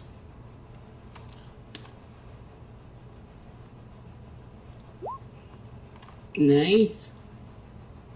All right, nice, perfection. So yes, as you move out of the corner there, you just kind of slap your face a little bit. Come on, come on, come on, and you just feel the effects of that maddening fear just kind of ebb from your body, and you feel like yourself again. All right, so to move. That's it, though. You just move. You just wisdom save. You don't get to take your normal actions, unfortunately. Ooh, even though I could use my disengage or my dash, my bonus action as my move there. I mean, your saving throw is going to go before your move. I believe you saving throw at the end of your turn. Actually, you move to get away. Like it forces you to move. So I guess you take a bonus action to move. Let me double check. I'm pretty sure you save first, but check and see. Well, let me double check. Okay, frightened creature has disadvantage on ability checks and attack rolls while the source of its fear is within line of sight. The creature cannot willingly move closer to its source of fear. And then the ability itself says, one second. Is it just a fear? It's a special ability for him. Nope.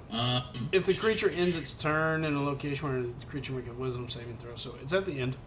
Choice says within 60 feet of him so it would be the end of your turn. So you do all the movement you can, and then you would try to save. I guess my question is would Benji's bonus action of move, since that was a 5-step foot of movement, count for his bonus action and then his save? Or is it? I would say that you're not really picking and choosing on bonus and not bonus, since you're it kind of hurts all your actions. So I'm just gonna say in this instance, you move, you save, and then back to normal next time. All right. Just to keep things moving here. All right. So Astrid, it is your turn to move. and try to save. Would I walk out the door to try to get away from him, or just... Probably. That would seem like the easiest solution, because you can block line of sight with him. Okay. 5, 10, 15, 20, 25. Would this save be at advantage, or... Because of your Fey ancestry? No. It's from...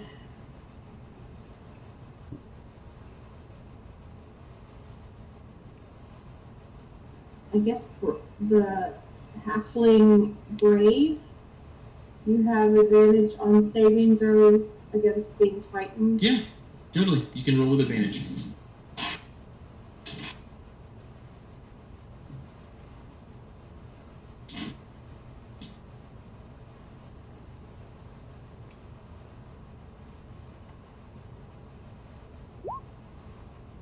You saved.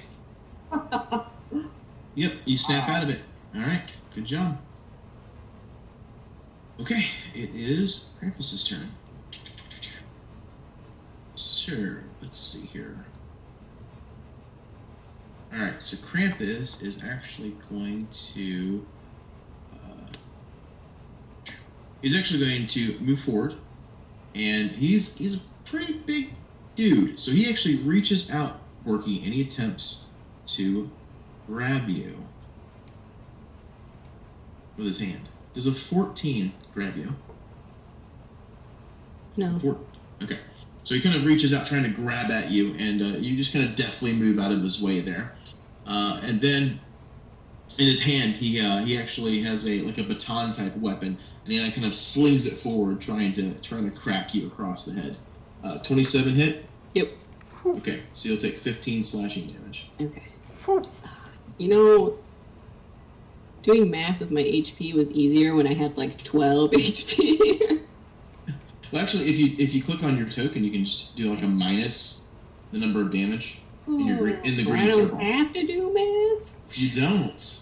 Actually, you don't have to put it in the red. If you if you click on the green, you can type net minus 15, and it'll modify it to the correct hit points. Did I do it right? No, I'm just royally. Okay, I'll figure this out. Here.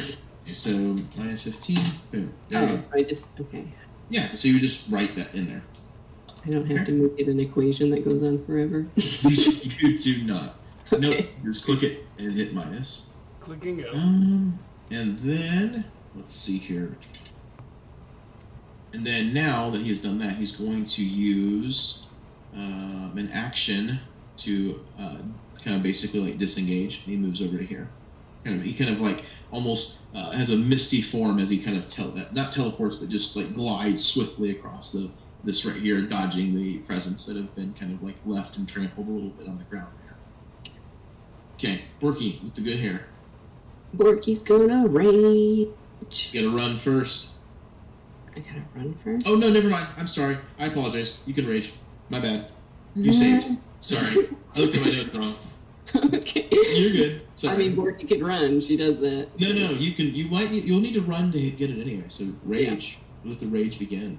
Rage 6. What's 6 gonna be today? Ooh, until your rage ends, you are surrounded by multicolored protective lights. You gain +1 bonus to AC, and while within 10 feet of you, your allies gain the same bonus. That is awesome. Okay, help me remember that. Is decorated in Christmas lights. Perfect. Okay. And she is going to run towards Krampus and take a swing at him. Okay. With her wizard staff. Oh, I'm sorry, I'm not at advantage. Hold on. I'll just roll again quick. I don't see advantage. I should have advantage, that's what I mean. Oh, you do have it. Oh, okay. All right. Come on. But now it's just confusing. Do you want... We're just gonna go with your top roll. Okay. Come on, Marco. It's tough. It's tough. So, Is whammo. that, no, never mind. Continue. Okay. All right. So you cast your wizard magic staff spell and bolt. Just crack him across the head. Okay, Urzak, your move. So wisdom saving throw. You have to move first. You have to be at least 60 feet away from him. So just use your just count 1, 5, 10, 15, 20, 25. So you're 25 feet away from him right now. So basically, you would just try to move up north.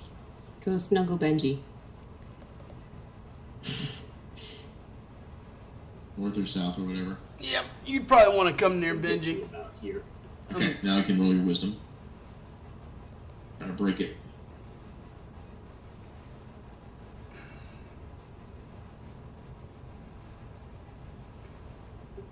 Does a 2 break it?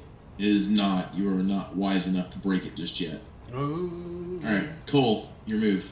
So you're actually already 60 feet away from him. So if you want, you can just try to wisdom save. Oh, I'm gonna try to wisdom save. Okay, that's it. Ah. All right, you are your own person again. All right, it is Cell's turn. Come on. Come on. I'm hungry. I'll just move close enough to throw fire at him. Okay. All right. Well, that's a hit. Not a lot of damage, but that's definitely a hit. Is that supposed to tickle?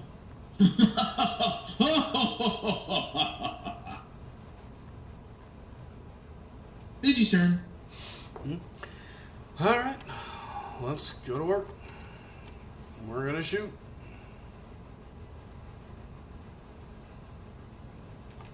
Yeah.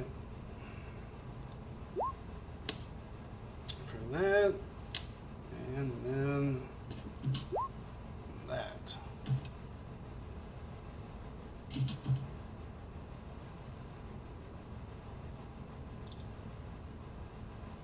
So 20 damage. Okay, so that would be 20 damage, absolutely. So a well-struck blow. Alright. Anything else?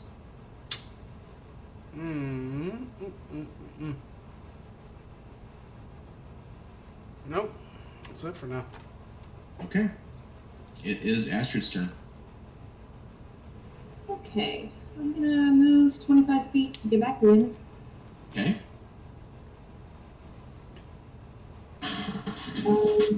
Actually, I'm gonna double move. Is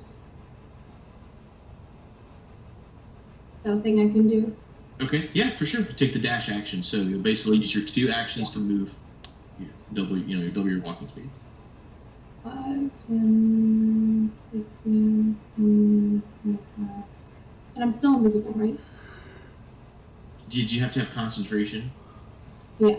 Yeah, it broke with the fear then. Oh, okay. Then I am visible. Can I make an action? No, you had to use your both your. Oh, you used, you're right. Yeah, yep. To dash, you had to move both actions. Yeah. Okay.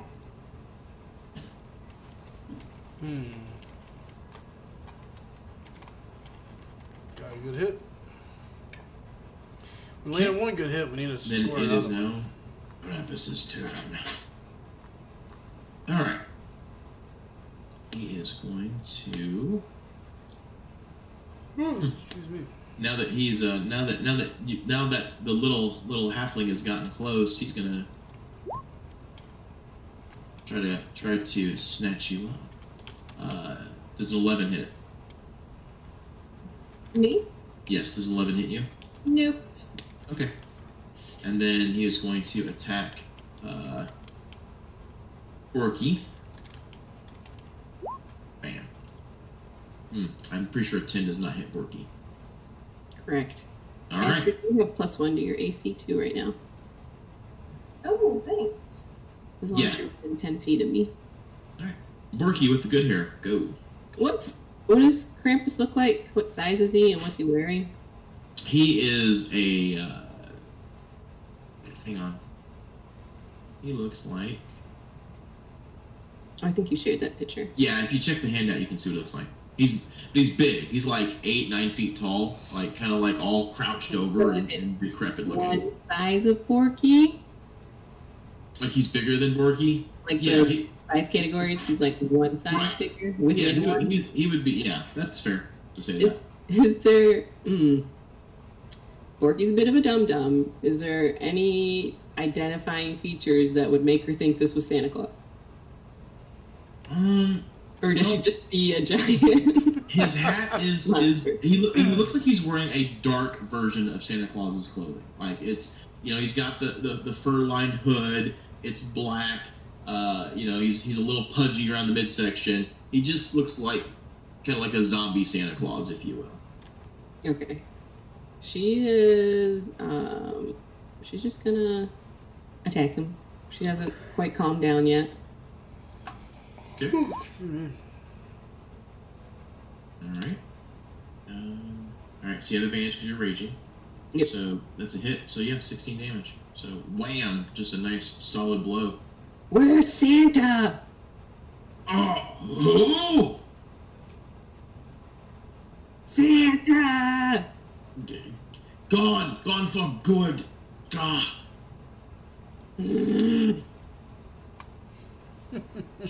Anything else? Nope. Urzak, you can just go ahead and try to save.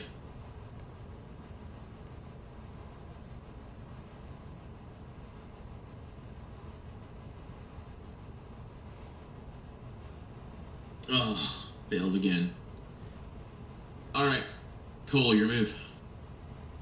Alright, I'm gonna make my way up next to him. And I'm gonna punch him with a flaming fist. Alright.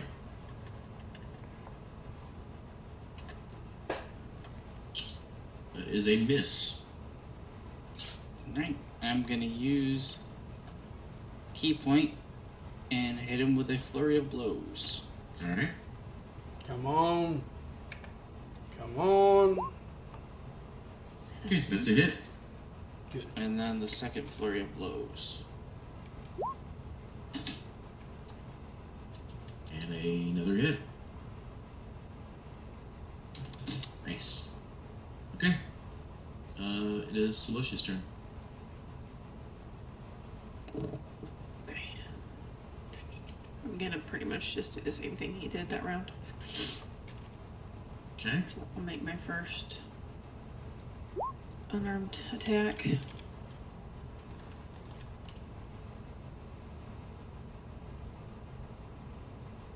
Okay. Okay, that is a hit. So that's 7. And then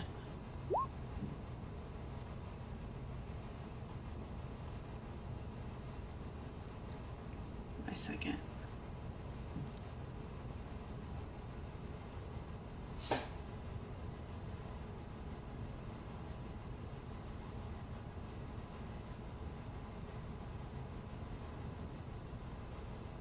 Okay. And I guess I get that is a I hit. guess I get a third one for what is it? I spend a key and get to use. Yeah, flurry if of you blows. spend a key, you use flurry of blows, which is just 2 unarmed attacks. Okay, there you go. So I'll mark down one key to take the third action. Okay, so that'll be 4 more damage. Are we seeing anything extra happen with the fire on him or no? No. No. It does not appear that your flaming attacks are having any more efficiency than you'd expect on a normal person getting hit with flame. Alright. Benji, it is your move. Okay. Let's fire again. Can I yell at some point during Benji's turn? You can talk at any time you want. Yep. Can I just say, Benji, the ball? Alright. I'm going to go ahead and fire first.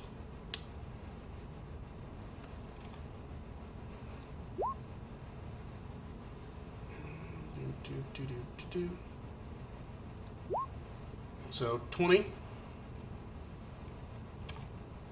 Yeah, for sure. That's a hit.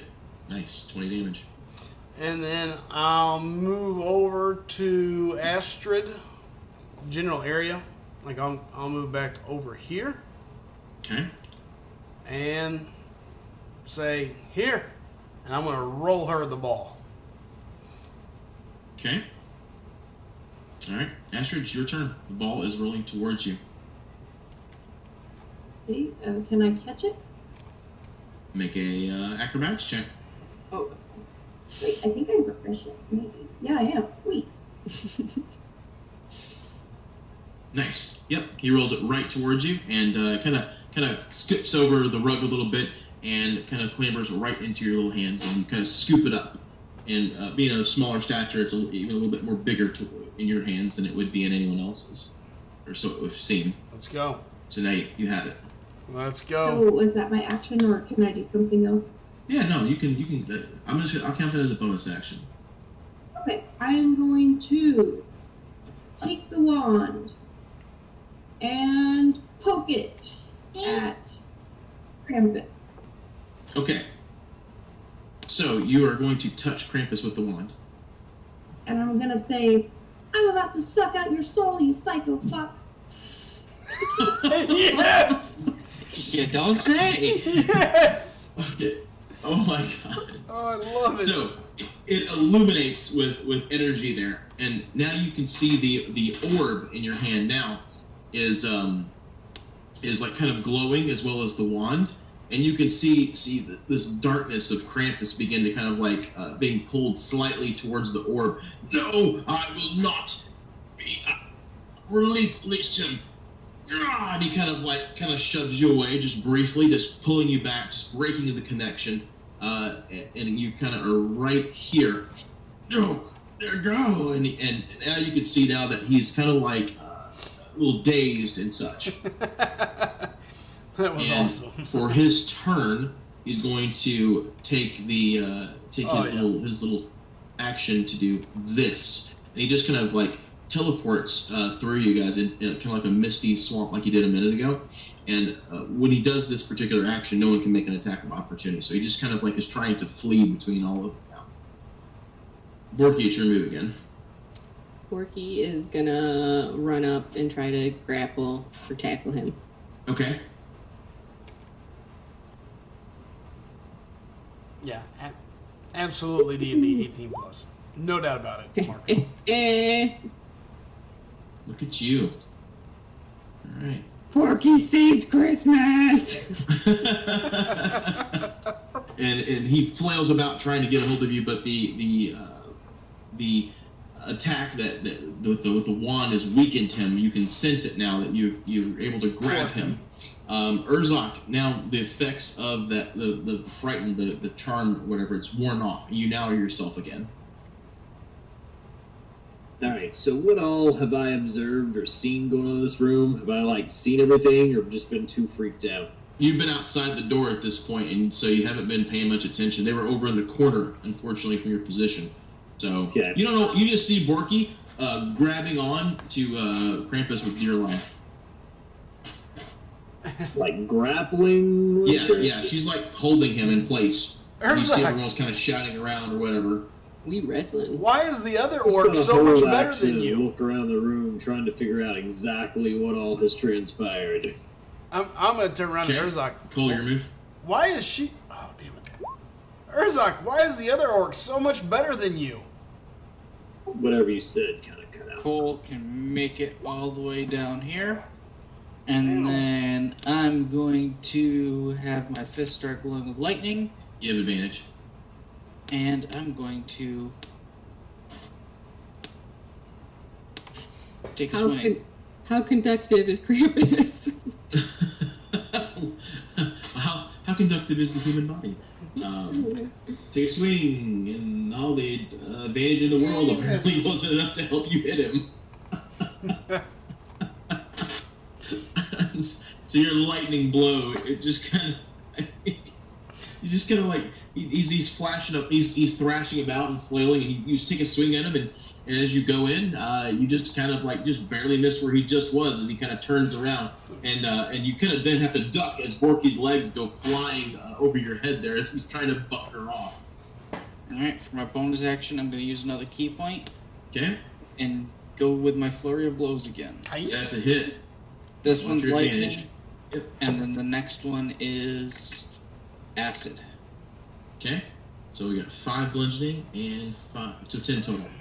Okay. Yep. So 5 lightning and 5 acid. See Got if it. anything happens with those. Yeah, he gets hurt. His face looks a little melted from your acid blows. Ah, acid. So, your move? Okay. I'll go up to the other side of him. And just punch him in whatever face he has left. Yeah, that's a good move. And that is a hit. That is 7 plus 4. monstrous. Alright. I'll do the same and spend a key for 2 more attacks. Good grief. So Yeah. 11. 22 in total. Okay. How do you want to finish him off? Oh jeez, did I just kill Santa? You Can I not kill him? Can I just like... To be So you fair, went off. you're a monk. Monks can do non-lethal damage, which is basically it would knock the opponent out, not kill the opponent. So Yeah, you're, that's so you're, what I want to do. all right. So you want to incapacitate him. Incapacitate him, yes. Okay. All right. So you flurry of blows into him, and you start to pull your punches, and you know he's on the ropes. He's one to the face, and Borky's noticing that his strength is getting weaker, and with a final decisive blow with your elbow right to the temple, he's out cold. His Good, body now! drops down. What'd you say? Astrid, now. Calling over to Astrid. Run my little Tookus over there and poke him with the stick. All right. And you just hear the voice of the darkness, this Krampus creature, and no, and then you see the darkness begin to go into the orb, and the snowiness, the golden aura begins to flow back in, and you watch as Krampus's body begins to slowly shrink down into more of a normal human size. The darkness fading from his cloak, revealing a beautiful red, the gray of the fur giving way to white, his face becoming plump, and his cheeks becoming red, his nose glistening, and slowly but surely he transforms from Krampus the uncaring back into Klaus the kind and saintly. And as he's laying there now, with Borky kind of letting him, kind of holding on to him, you do feel that as you're holding him, Borky, your hands kind of extend out further as his bowl full of jelly tummy pushes them out a little bit, and he just kind of as he regains consciousness, and he just kind of like stretches his arms out, and this burst of Christmas and Yuletide energy just flows and swirls all around him, and all of you just are immediately your spirits are lifted hearing this heavenly voice ring out in your ears, and he turns around and he looks and he sees all of you. Surprise! Oh, well. Borky, now is surprise Yuletide, or now surprise caroling. Hurry! We wish you a merry Yuletide. We wish you a merry Yuletide. We wish you a merry Yuletide. And some more killing this year. Ta-da! Look what I did for you, Santa. Merry Yuletide, Santa. Well, China. he looks at all of you and he smiles, this big, beaming, happy look on his face, and he kind of chuckles a little bit in spite of himself. Well, the good news is none of you made the naughty list this year, even you, Benji. Ah, well, thank you, Santa. Thank you. And slowly, one by one, you see a few of the soldiers from before. They begin to walk in, now all human flesh, and there's a huzzah given up as they all kind of surround each other. And well, it's like I've had a nightmare and just woken up from it. Oh, look at you! Look at all of you! Oh goodness! You know what? Let's go to Kringle Inn. We have some pieces of a gingerbread monster if you want some. Oh, that's terrible. I actually was making one of those to put the star on top of the tree. I can see that he decided to go a different direction. Oh. Yeah. Tell you what. And he just kind of snaps his fingers, and with that, a burst of his Yuletide magic kind of erupts around you, and you all can now sense what a true wizard's power really is like. And all What of are a you sudden- saying? I'm not saying anything personally, Uh-huh. but all of a sudden, you guys find yourselves just shivering and disappearing, and next thing you know, you all reappear in the inn, near the table from where you guys had just started your adventure, and Hermie himself there all of a sudden, with old Claus himself nearby. There! I thought it might be a bit faster if I took you on the wings of Yuletide. He looks at all of you. I can't thank you enough for what you've done. You've saved Yuletide. You've saved me and ended this horrible nightmare. Is there anything I can do for you all to repay you for this? Can we open our Christmas presents now? Well, and he reaches into his bag of holding. I believe that could be arranged, and I think I might have something for each of you that you'll all very much enjoy.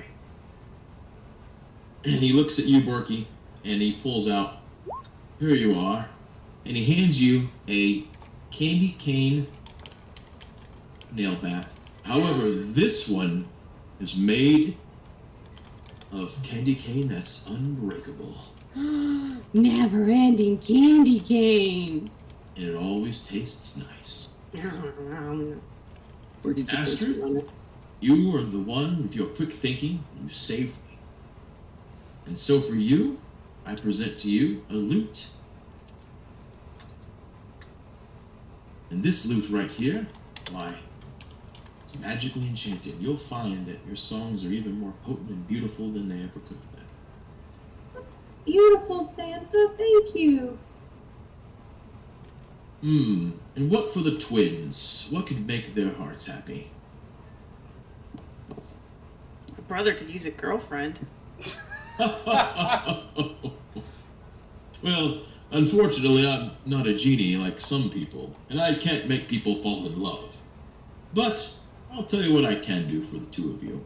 Blow up doll, maybe? Well, I'm sorry. Nothing. I'll tell you what, I could use a new sister. Let's close to the naughty list now. Oh. I throw a fireball at my sister. Here, try these on for size. And he hands to each of you a set of his charisma sticks. And one for you, and one for you. Now, I know all of you are warriors and fighters, and I'm sure this probably won't be the last time you all are getting into misadventure and help. So, the next time you get into battle, just use those. You'll find a pack of electric punch. Cool, thanks. Of course. Urzak. This is the first time we've ever met. Urzak just looks at him. You didn't like the fact that you didn't get to punch my evil self, didn't you? I didn't punch much of anything in your entire house. Well, let me give you this. And he's reaching into his pouch, his bag, and he pulls out a tribal-looking amulet. This might help. Tosses it to you. When you wear that around your neck, you'll never have Christmas evil frighten you again.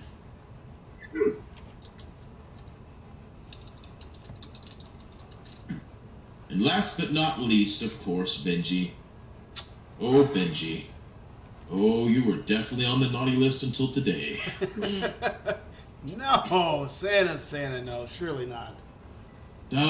Well, sometimes it takes a naughty person to get the job done, doesn't It does, you know? We all Benji, have I'm our going to part. give you an opportunity here. You're the kind of the guy that has almost anything he wants. What can I get you for this Christmas? Ooh, Yuletide. He likes magic items. Ooh, Santa, that I do. You know, I don't know, Santa. How about... I tell you what.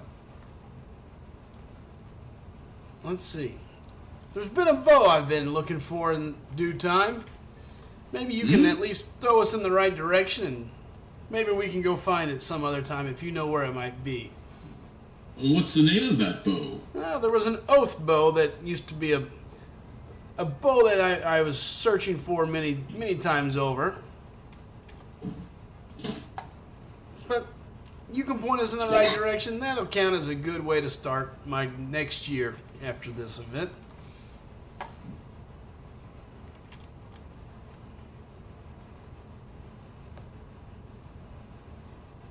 I see. Well, I may have just the thing. And he reaches back into the old pouch and he fishes around for a few moments. Nope, not that. Nope. Yes. Ah! And he pulls out a little compass. And he throws it to you. Is it Jack Sparrow's compass? That's what I was thinking. How Girl. cool is This this going to be? compass right here will no doubt lead you to your heart's desire. Jelly. I want one of those. Now, Thanks. Sel. I'll nudge my sister. Think we can get that off of him? As always, thank A you. couple fireballs with his name on them. And I think we will have a great time with many adventures ahead.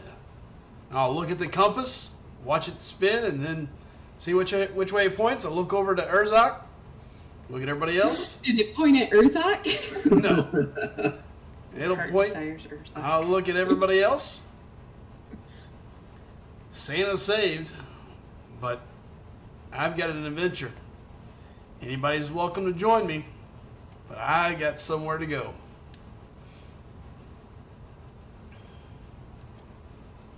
And then And Santa looks over. Orky. Hmm? He opens his bag. Max jumps out into your arms. Dog! And Borky just like plays and wrestles Max on the floor. I wish you all good tidings, happy Yuletide, and may your next adventure be just as fruitful as this one. And with a snap of his fingers, he disappears in a swirl of Christmas, Yuletide cheer and music. Snowflakes lightly touching the ground where he once was. Magical. Oh, that was, wow. Best birthday ever. Happy birthday, Borky. And the dog licks you. night, Marco. Take it easy, buddy. Over. As long as you'll let him, actually. Let's drink. Whatever. And so all the patrons around are shocked and they see all that's transpired here. Well, they're not entirely certain the exact nature of everything. They know something pretty miraculous on this night. And so rounds are freely given amongst the house. Carols are sung. And Benji looks towards the skyline, the road, knowing that he'll be hitting that again soon. But for tonight, he's going to enjoy a few with his friends. The end. Is it? Or is I think it? we should all clap or something, right? Yeah. Borky's trying to get it with Slosia, so.